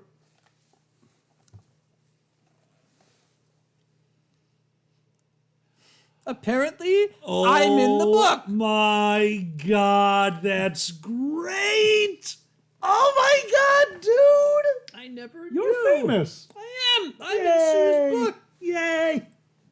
That's amazing. Wait, there's more. It goes on to page 85 with the kung fu scene. Oh my God. Oh my God. Can you all see that? Let's get a little. Yeah, you got the screenshot. There you go. All right. Quaxum, have a wonderful night, my friend. This, Quartz. Whoa. Oh, wait, it's a ferret. Where? See? Yay! Flex, stance, leap, and it. You know these anime things. Ferret's the best. Yeah. We do things. We steal things. Wait a minute. Hang on. Wait the fuck. What's going What on? am I wearing in this? What's going on here? What am I wearing in that? I mean, Wait, oh, hang let on. me see, let me What's see, let me going on? see. What is this? all right, that is okay. So you know how lizards have those scales? No, the it's vertical- a magical girl fuku. It's your taint. I'm wearing panties. You can't. I mean, you don't know that those are panties. You can just That's- have a very defined taint. That's very arousing. I mean, It obviously, is.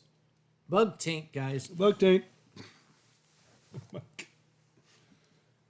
Fun fact. Anything that you have to refer to being in the middle, call it the taint. You won't have to worry about that job anymore. This portion of the Winestream is brought to you by a The taint. domain of our own, a slice of life web comic strip about a newlywed deer and their 5 cunts. Cats! Cats.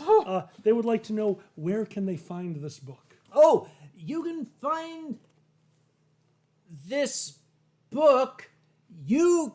This book. You can find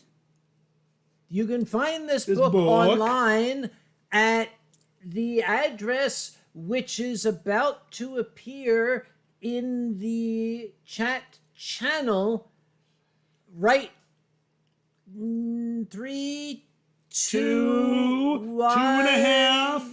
2.5. Two and pi. Yes, the Two book and 2.1414. is, Repeating. The book is here. The physical book right here. yes, It's very nice. Yeah, and you can then, get it yourself. And sometimes at books the- are made of trees. They are. And the environment doesn't like that. Stop reading. Yes. You're hurting the environment. No, the URL is not showing, Benny. Say it ain't show. God damn it. The URL is not showing. What do we do? Okay. Wait. Benny, I can put. Wait. I'm the channel guy. You're the channel guy. Benny, what's the URL? Put it not in the URL, and I'll put it in the thing. You're gonna take the URL and turn it into a URL. I'm working on it. You don't even know what URL means. Only admins can post turds. So okay, Benny. Turds. Urals. It's retracted. Urinals. Well, I guess they couldn't post Yeah, that Benny. either. Okay, if you could. Shit. Where do we? Are you? What are you? I still don't know what you're Oh trying to do. no, Benny. Benny, give me the URL in the Twitters. In the Twitterverse? Yeah, in the Twitters, and I will put it on the. In the preems. Oh my Give it to me in the preems. And Cat's being weird little guy. You cannot get distracted by cat videos during your stream. It's the internet. That's what you do. Oh with my the god! internet. All right, I don't remember who said it, but whoever didn't know that Kage doesn't go commando, of course not. Have you seen what they're talking about? Have you seen their cadence? They are old enough that if they went commando, they'd step on their balls. To kinks? To kinks. Where was I? Anyway, Penny, if you could send me the link in the Twitters, I will put it in the. Apparently, only admins can compete. We both did that. It's good to be the kink. It is good to be the Good to be the kink. kink. Wait, here it is. Here it is. Wait, seriously? That's all that. That's it? Oh, Jesus fucking Christ, dude! Why didn't you? All right, let me fix this shit. All right. Okay. Really? I thought it was going to be something like... Last paw, you're amazing. That's what that means. Really? I mean, seriously? Hang on. Let me put it in the pin. Nicely done. Yeah. You did. This portion of the Winestream is brought to you by a domain of our own. On the surface, a slice of wife-led comic led about a newlywed dear couple and their 5 counts. Go to domain.com, which you will see in the pinned tweet up the top there with... I'm impressed you knew how to pin something because I don't know how to do I that. learned that from Talon. When Talon was here, he showed me how to do that shit. So, It is, you know, dude. See, that's the weird thing.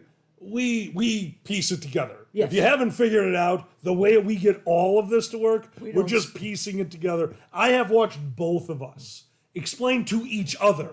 It's like, all right, here's how you do it. First, you go to A and you move A over into B. And once you have it into B, you're going to do a copy and replace. Don't do a copy and replace, but you're going to do a copy and re-enter. And then you're going to put that over there. And then Zanny will be standing next to us like, hit Control-C. Hit Control. There's an easy way to... The caveman did it that way. Uh-oh. Benny, apparently domain isn't Hittipus compatible. Sue really needs to get with the times and get a more secure site. Benny, if you could talk with Incontinentia Blastpaw... Not even close. Well done. Okay, what... Talon, help me out. What is this Hittipus compatible? What's going on here? Oh, apparently the store is... And the site is not. Okay, all right. Look.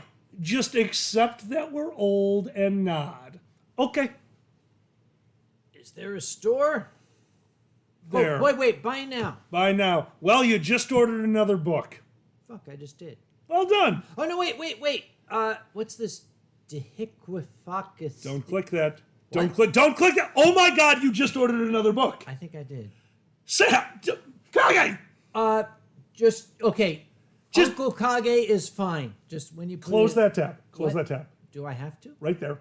No, you just ordered another book! No. Oh my God! All right. Okay, wait. All right. Okay, hang on. Talon, could you log into my What? Log into your what? How do you think the internet works? If you say tubes, It's cats. it's cats. Cats. Describe the process that cats use to internet. See this video? Oh God. That's how it works. Okay, I can see the video there. Don't do that. You just ordered another book. Oh my God! Give me the mouse. This portion of the Winestream is brought to you by the 4 copies of a domain of our own, which are going to be coming to my house. It is slices of wife webcomic slips about a new lady and their 5 cunts.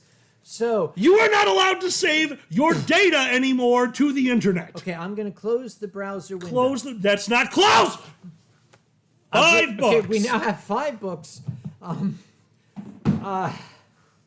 What's It's working!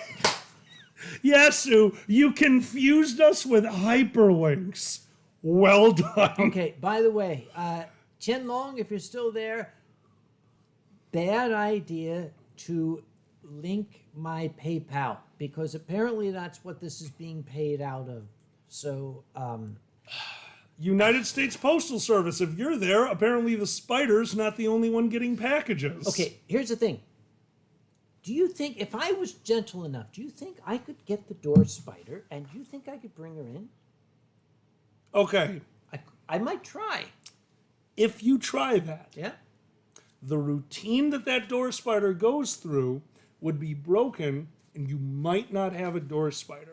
She might not receive packages. She might not receive. If you take that door spider from the door, I don't think she will return to that door. We had 2 big packages for Anthrocon, and we only configured the door spider sign for them. I have no idea, but Yeah. they were there and they were definitely needing a signature. So either the United States Postal Service sucks, which obviously isn't the case, or the door spider signed for Yeah. them. Okay, Blast paw. thank you, Blast Paw. Not a problem. Okay, I have a door spider. The door spider and we came to an understanding a long time ago. The door spider spins a web across the top of the door, and she has learned she doesn't attach it to the door itself. The deal is, I let the door spider live her life and collect all the insects, and I do not disturb the web, except when this guy just puts his face right through the I fucking am web. 6'8". I bent down. That's all I got, buddy. I've got a sign that says, I have a limit to how low I will go. Not mentally. Mentally, that's gone. do you But even see physically, the yellow flashing light that I have on there? do you even see the Sasquatch sitting next to you? I know I'm a little blurry, but that's age. You're blurry because you've had too much to drink. You're the one seeing me reevaluate. Escalation. I'm going to get the door spider warning. You are leaving the door spider. Leave the door spider alone. Okay, we will leave the door. We have to leave the door Yeah, spider. I yes, love your yeah. door spider. Have you seen the pictures on my Twitter? She's adorable. She's an orb weaver spider, my and God. she's got the cutest little like shield. Anyway, she's very cute. So you have door spiders. Yes. You know you've been there. My studio's in the garage. Yeah, right. We're about to get to winter in Chicago, which means one thing for my studio: the mice are going to move back in.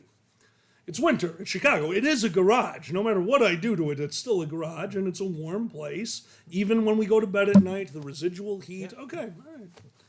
It's also where we smoke. Smoke. And I'm not going to say what we smoke, but I will say this. I am health conscious enough to know that I will never smoke tobacco. That should give you enough of a hint. It's a sealed garage. Airflow, unless I turn on the vent, is non-existent. And one night, I got up and I saw a little mouse buddy. This big, so cute, tiny, white as the driven snow field mouse. Sitting on the base of my microphone stand for the Dragon Show. Yeah. Like, aw, you gotta go, buddy. And I approached said mouse. And said mouse did not move because the entire room was filled with smoke, which was not tobacco smoke. Whole room. And I approached the mouse as close as I am to this gentleman. Mouse did not move. I picked up the microphone stand. Mouse did not move. I poked the mouse. Mouse did not move. That's a brave little stoner mouse. And we took the mouse outside. I opened the door. I had the microphone stand. I turned it vertical, and the mouse fell to the ground and ran right back into my garage. They knew where the party was. I can imagine that mouse being voiced by Tommy Chong. Very much so. And Chol says, at some con, remember this, you and Alkali should do the dance Laurel and Hardy did in Out West.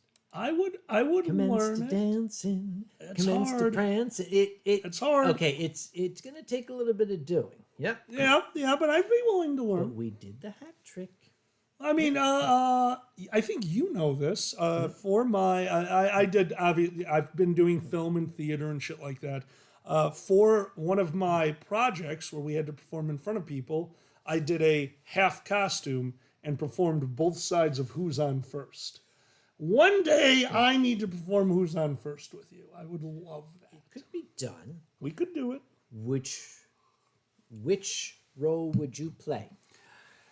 You are so much more dapper than I. I want to say you need to be the straight man, but you're so much funnier than me. I think, you know what I mean? Like, everything about you screams straight man, but I actually used to play the straight man, and I'm a fucking goofball. So no, I don't know, man. I'm in for either or. But you got the look of a straight man and the comedy of the fucking goofball, so I don't know. I will play the role of Bud Abbott. Works for me. And I'm trying to figure this out. Fallon Blackwolf is saying to you, sure, you have high studio mice, but how much of the studio is made of fireworks that definitely aren't bullets at this point? What the hell are you saying? I live on the far south side of Chicago, and when Zanny first moved in, they had to get used to the south side of Chicago game. Is it bullets or is it fireworks? Yes. And I would like to say my area did get heavily gentrified because our, what are those called? A alcohol rehabilitation center, which was directly behind my house, recently turned into doctor's offices. Yeah. So, we're obviously stepping up. Funny you should mention that, because when I have been dragged into karaoke at various conventions, Hi, World Wanderer. I only do a limited karaoke selection. And what's that? I will do Jim Croce, Nice. and that's it. You don't mess around with Jim. I will don't do that mess one. around with Jim. Oh my God, dude. Nice. Out of South Alabama come a country boy. Said I'm looking for a man named Jim. I am a pole shooting boy. My name is Willie McCoy, but down home they call me Slim. Well, I'm looking for the king You're of gonna get copyright. 42nd Street. Fuck it. Fuck Driving it. a drop top Cadillac. Last week he took all my money, and it may sound funny, but I come to get my money back. And everybody say, Jack, don't you know you say you don't tug on Superman's cape. You don't spit into the wind. You don't pull the mask off the old Lone Ranger, and you don't mess around with Jim. Nice. That's the only karaoke song I will sing. That and the American National Anthem, but I will sing the original lyrics. Oh, the extra verse. No, Wait, which one are you two? I will sing the lyrics that were sung that Francis Scott Key heard Oh. when he was interned on the British vessel. I will not sing his poem. I do have one. Yes. I don't do a lot of karaoke. I've been forced to do karaoke, but I don't choose to do karaoke except for one. Yes, in Continentia Blast Paul to Anacreon in heaven. Only if they have a cordless microphone will I do this. What? Because you need to follow someone. Which one is that? You get the cordless mic, Yeah. you tell the gentleman, you hunch over. Yes. God damn it. Well, go on.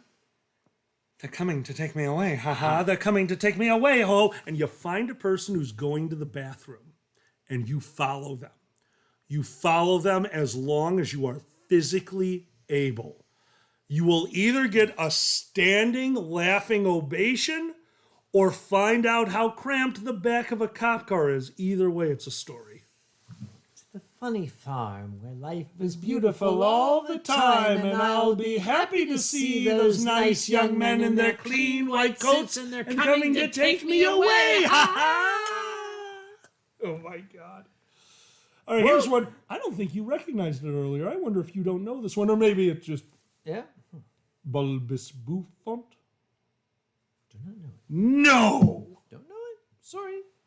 Bulbous bouffant is an old Dr. Demento spoken word that uses almost all the words from the lead-in to create a song using inflection and bumps and bulbous bouffant, blubber macaroni.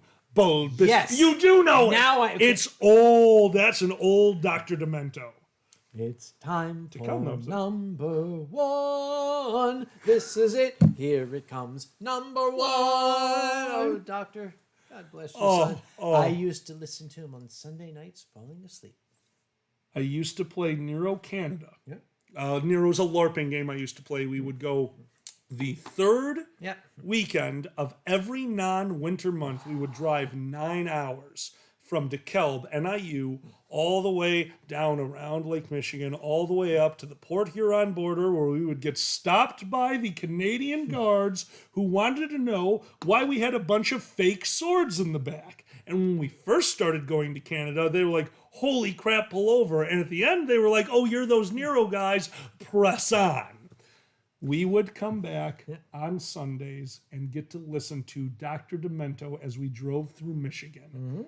Every time we went to Nero Canada, I introduced so many people to that brilliant, brilliant show. Guitarzan. Dead Puppies Aren't Much Fun. Oh my God, Star Trekking. That's an old one. Trekking across the universe on the Starship Enterprise under Captain Kirk. Yes. Oh God. Control points out. Our baby fell out of the window. You'd think that her head would be split. Dun, dun. But good fortune was with her that morning. Dun, dun. She fell in a barrel of Shaving cream, me nice and clean. Shave every day and you'll always be king. Dun, dun, dun, dun, dun, dun. Oh my God! Help us out here, would you? Are we finishing this? We might as I well. mean, I think. Oh boy, we've had a bit. Not a bit. But since Incontinentia Blast Paul brought it up, I feel the need to sing it. What do you got? Do it. I can't reach the flag. Which one do you need? The It's easier for me to get up. Hold on. any of them. Actually, what's the one in the back there? That one. That's a fox. No, behind the fox. This? That one. Yeah. Oh, That Jesus works. That Christ, works. You have so many flags. There it is. There it is. The flag of the United States. It's close enough. I told you the billboard coming over the Canadian border, right? Which one? Very first time I drove to Canada with my friends, we passed. No, it wasn't the first time. Doesn't matter. Drove into Canada, big billboard right as we crossed the border. 4 Canadian soldiers died in the war, and underneath it in graffiti, entire Canadian army wiped out. Yes. Loved that. What do you? Oh God! Oh God! It wasn't actually 1812. I think it was 1814. Francis Scott Key was interned as a enemy non-combatant on a British man-of-war outside of Baltimore Harbor.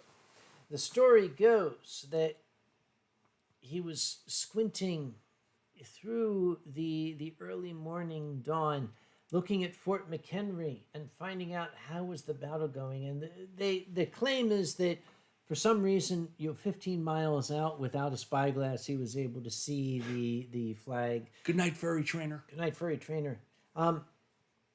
But he penned this little verse, which apparently, and this is also part of the story, some of the drunken English soldiers were up late having a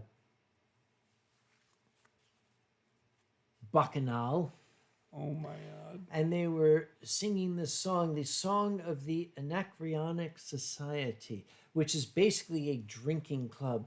Nice. Anacreon was an ancient Greek poet similar to Virgil or those folks, but Anacreon's poems tended to follow the form of there was a young athlete named Venus. That was Anacreon's poetry.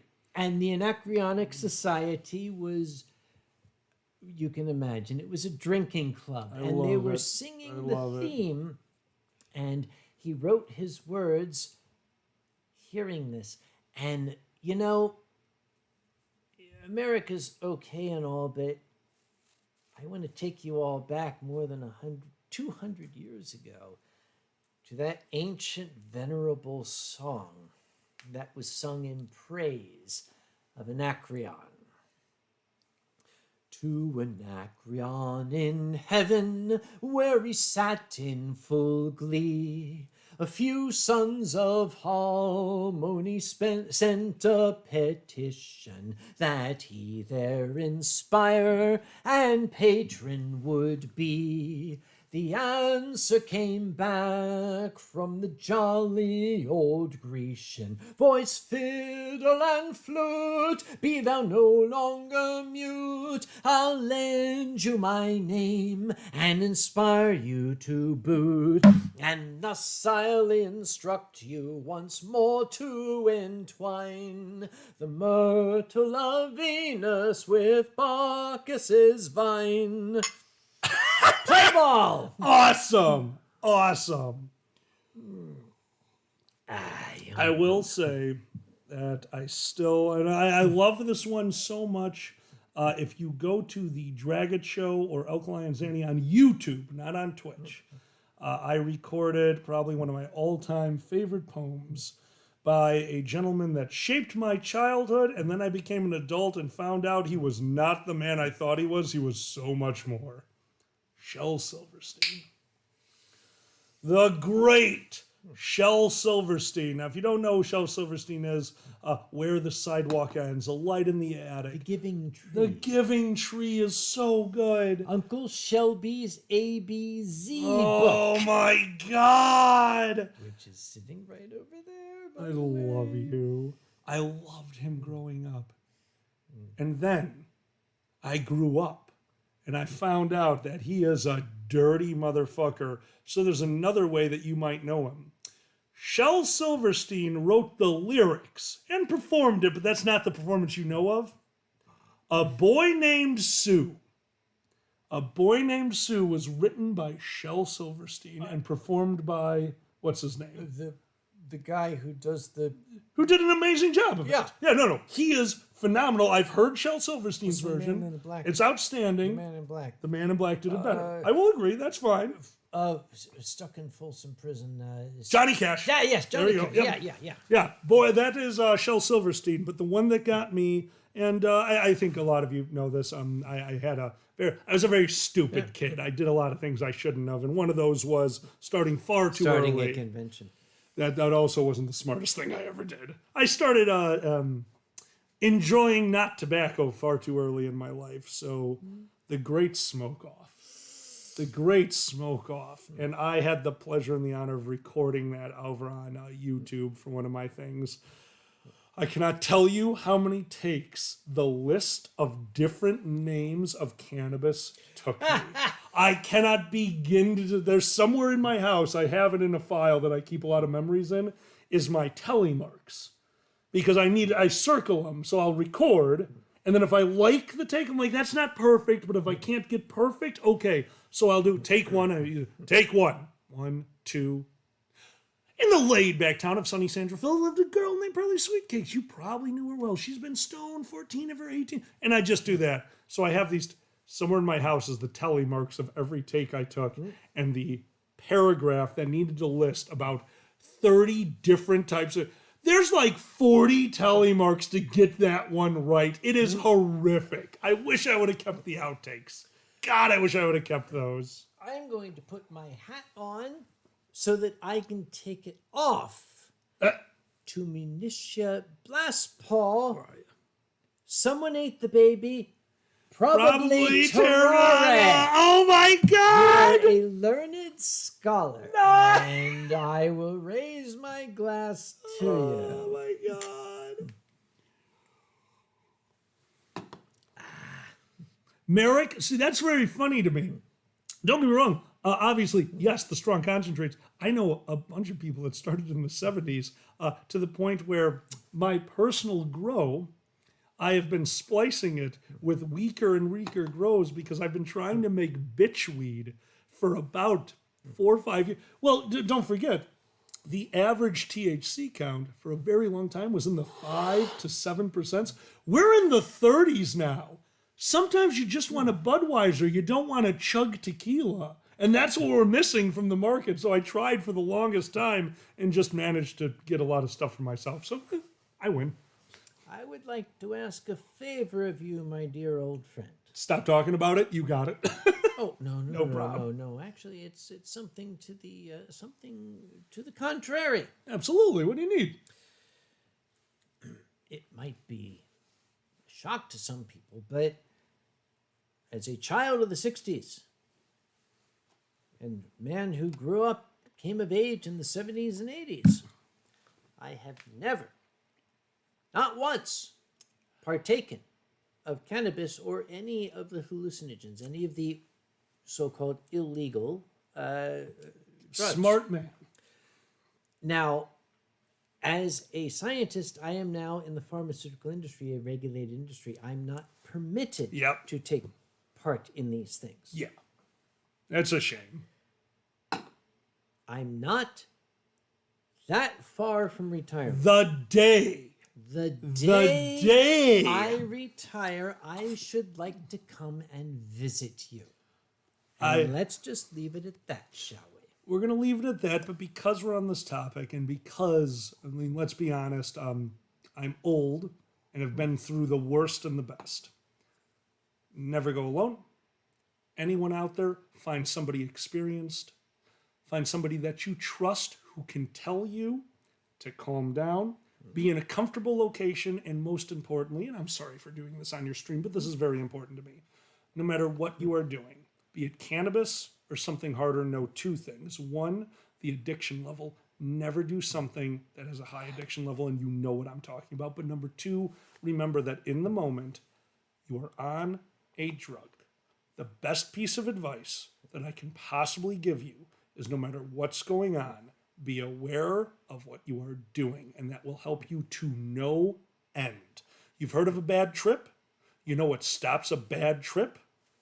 Realizing that you're on a drug. Sorry for the PSA. I'm not going to ever stop somebody from doing it because no words are going to stop that. Just be smart.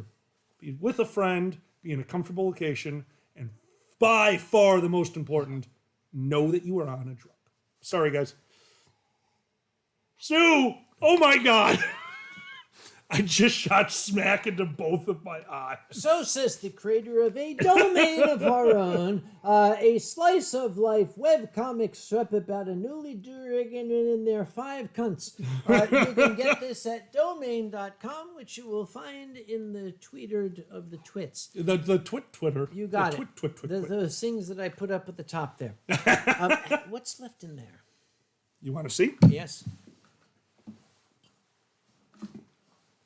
2 empty bottles. Were those full when we started? They were filled to the brim. These were the ones that were not touched at all. There's still one in the fridge. Would you like to grab that and that'll be our closer? It's near. Okay, it's. Go get it. Let's see Yeah. how much is in it. Oh, that's true. Yeah, no, I don't think it's full. I think this is one Yes. we split with Yeah. your mother. I think. We brought several of these to Mom's last night for her birthday. Yeah, we're good. It's like half a glass for each of us. Bring it on in. Nope, it's a full glass for you. I know what I'm finishing on. What do you got? Excuse me. No, I'm going to stop you. Are you smarter than me right now? Yes. Got it. Okay. Understood. No. Hang on. That's the rule. That's Hold the that- rule. Hold that bottle in front of the camera. My dear friend brought this out and said, I'm going to finish with this, and I am calling Nix. Yep. You do not mix your shit. Once you start with it in an evening, you stick with that is tequila, and it's great. It's probably wonderful, but you will have that tomorrow. No, you're We fair. will Very finish the fair. evening with what we started with. I don't want to have to drag your fat ass to the hospital, okay? Fair enough. Fair. I've only vomited in your house once. Several times. I got it in the toilet. Most of it. By the way, if anyone's wondering, yeah, that was a prime example of the rule. If your friend tells you to stop, you stop. Thank you. You're welcome. I'm looking after you. Always do. Ah, Paint the room. Oh my God. Sue and Benny were there when I painted the lawn. When I thought it was a good idea, let's spend the evening alternating between sake and red wine. Oh no, those are not a good combination. I learned that. Oh, God. Where were you with your amazing advice fucking 20 years ago, was it? Something like that? 20 years ago? You know what? I'm not going to say what I was doing 20 years ago. Let's not go there. Yeah. That was the acid time. While I still have it in me because it's been a long time since we have... Technicolor yawn. Yes. This is almost the flag of Singapore. It was recently the anniversary of the founding of the Republic of Singapore. The Republic of Singapore was founded several months after I was born. I am older than their entire country. So I am older than Singapore. But I would like to raise a glass and salute our dear friends over in the Far East, the land that was founded by Lee Kum Kee, who wrote the words to this song. If any Singaporeans are here, you can join in. If any are not here, well, screw you. I'm going to take this from you before somebody tunes in just at this moment and hears you singing that national anthem while holding a Canadian flag. That works on. Excellent. Slippery Stallion, let's not get into nitty-gritty. All right. Good call. Harumph. Harumph. If you know the words, join in, because the Singaporean national anthem by law must be sung in Malay. So I learned it in the Malay. That's very nice of you. Mari kita rakyat Singapura sama-sama menuju bahagia. Cita-cita kita yang mulia berjaya Singapura. Everyone now, marilah kita bersatu dengan semangat yang baru. Semua kita berseru, majulah Singapura, majulah Singapura. One more time. Marilah kita bersatu dengan semangat yang baru. Semua kita berseru, majulah Singapura, majulah Singapura. Play ball! Nice. Shekhel, I've listened to this song 30 plus times by now and not have gotten a single syllable. And Bison Wolf says, watch on the Rhine. I eat the Rhine. Lieb Vaterland magst ruhig sein, lieb Vaterland magst ruhig sein. Versteht und treu die Wacht am Rhein. Versteht und treu die Wacht am Rhein. But You I knew need that to word. have But. a Hungarian man in a white suit walk up at the band and say, play the Marseillaise. Play it. And then they all look at Bogey and he nods. And they all start singing, Allons enfants de la patrie, le jour de gloire est arrivé. Contre nous de la tyrannie, l'étendard sanglante élevé, l'étendard. And all the Nazis are like, yeah, fucking What the fuck? You had to have been alive in the 40s. Oh my God. Oh.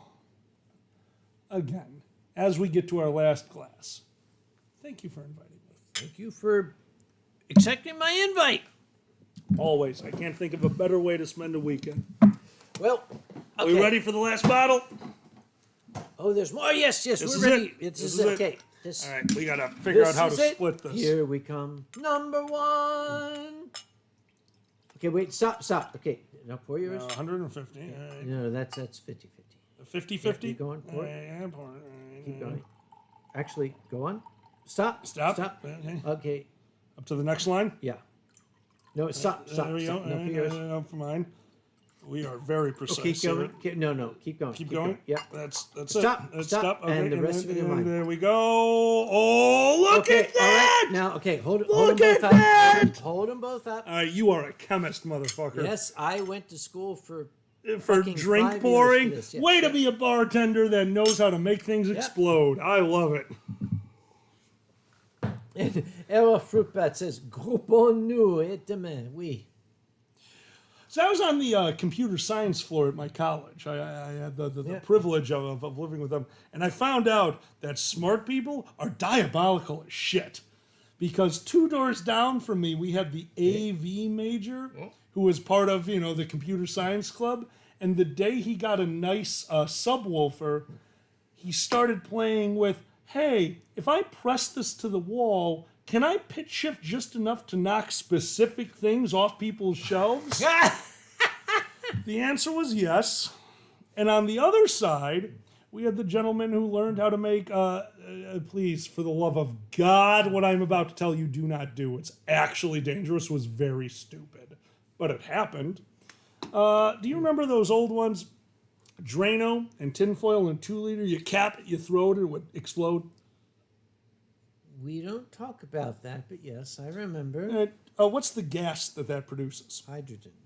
Where was hydrogen used in a very famous explosion? The airship Hindenburg. Okay, so let's say you're a bunch of stupid college students, and let's say that one of you realized that there's no reason to put the cap on said 2 liter, and you got a garbage bag. And then let's say that somebody owns some thread, and you took that thread and you just kind of soaked it in nail polish remover.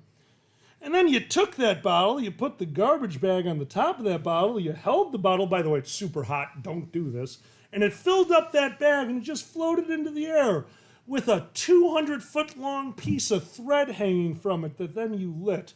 Do you know what happens? I know. Yeah. Well, you know what we didn't know? That sonic blasts can shatter glass. From a distance. From a major distance. Yes. So anyone who went to NIU at around 2002, if you know anything about a bunch of broken windows from an art building, that absolutely wasn't me, because why would I do something that stupid? And anybody who went to Ursinus College in 1983, if you know why one of the doors in the quad was blown off its hinges, I know nothing about it. Oh, all right, if you went to NIU at 2001 and noticed a bunch of green slime dripping down an elevator shaft, I knew nothing about it. Your move. I'm trying not to National laugh. Center for Toxicological Research. Okay. And the old germ warfare facility subterranean, Okay. which I have done story hours about, and I'm surprised they've not come after me, Yeah, right. because that is not supposed to be public knowledge. All right.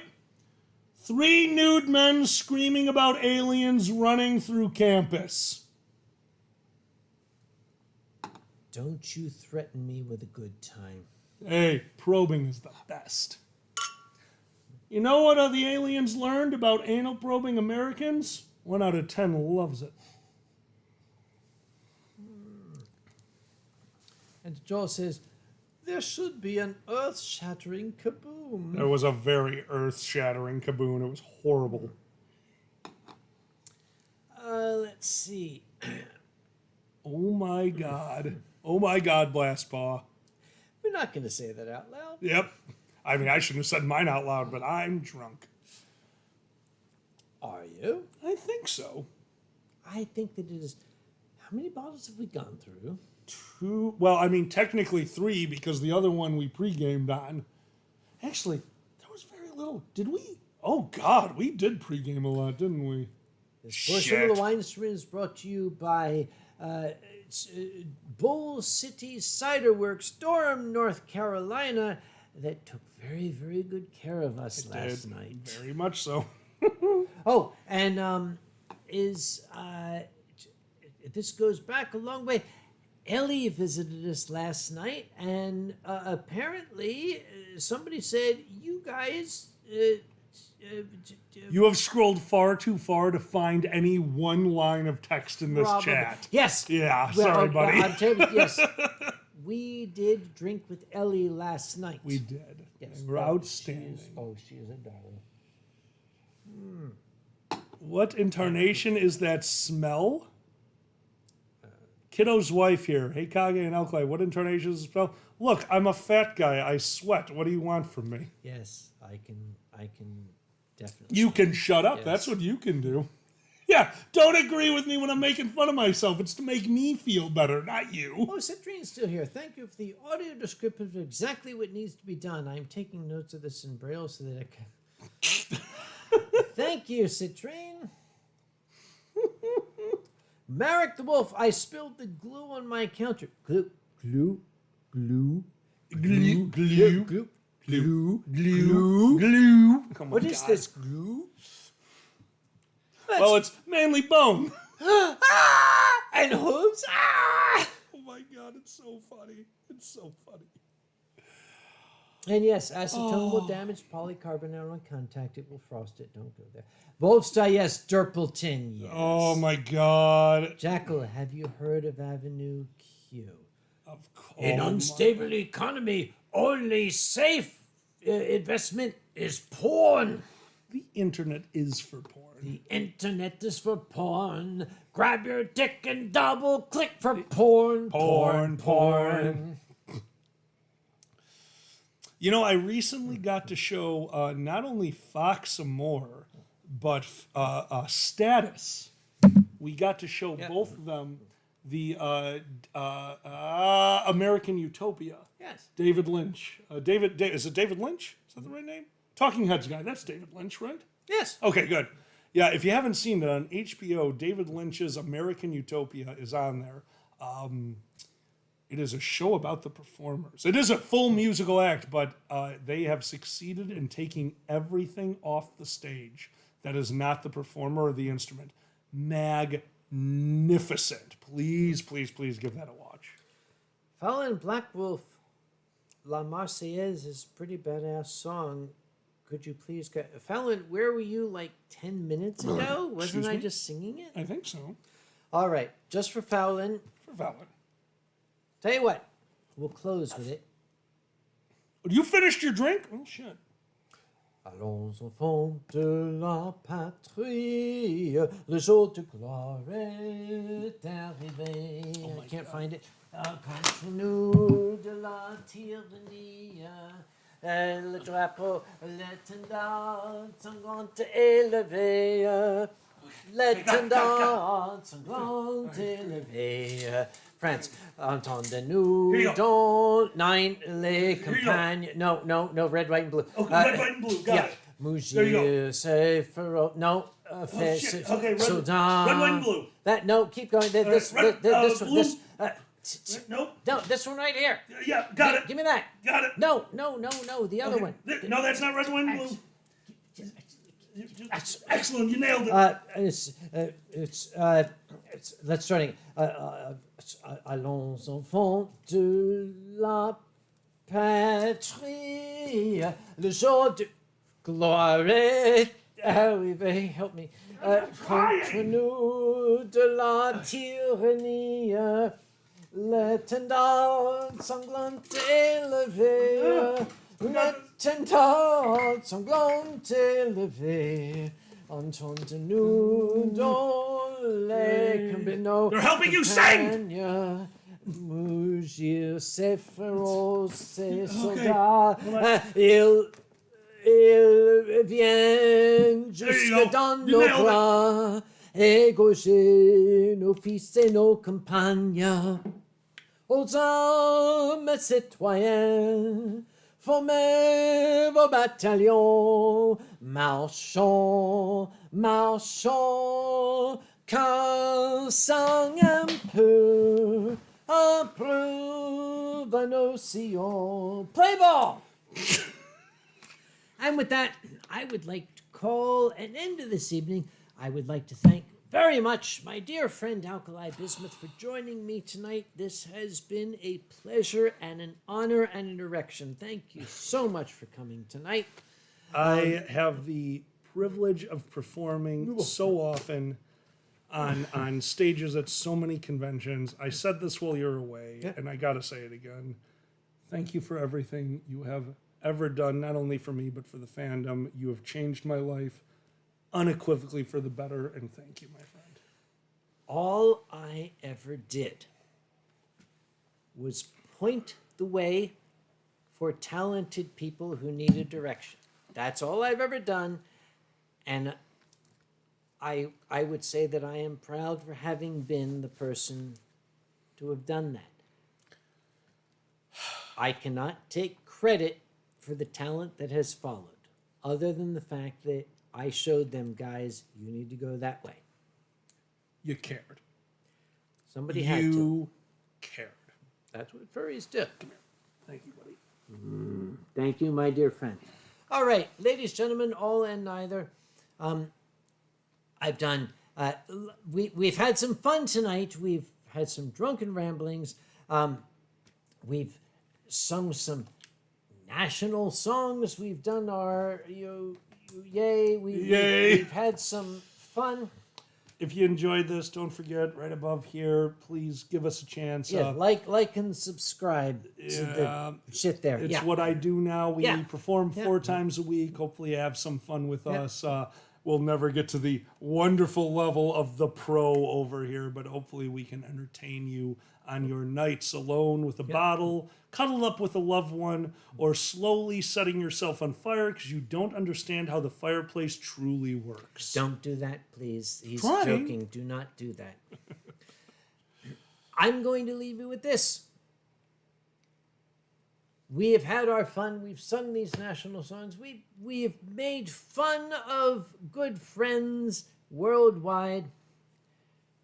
But like Mr. Brooks, like Mel Brooks, who made us laugh, but still every once in a while gave us a little reminder that shit's going down, we're going to bid you good night. Have a good sleep. Enjoy yourselves. If you got to laugh over what we did, that's great. But let's not forget that there are still some people out there who are struggling for their freedom. Ladies and gentlemen, good night and God bless. Good night, everyone.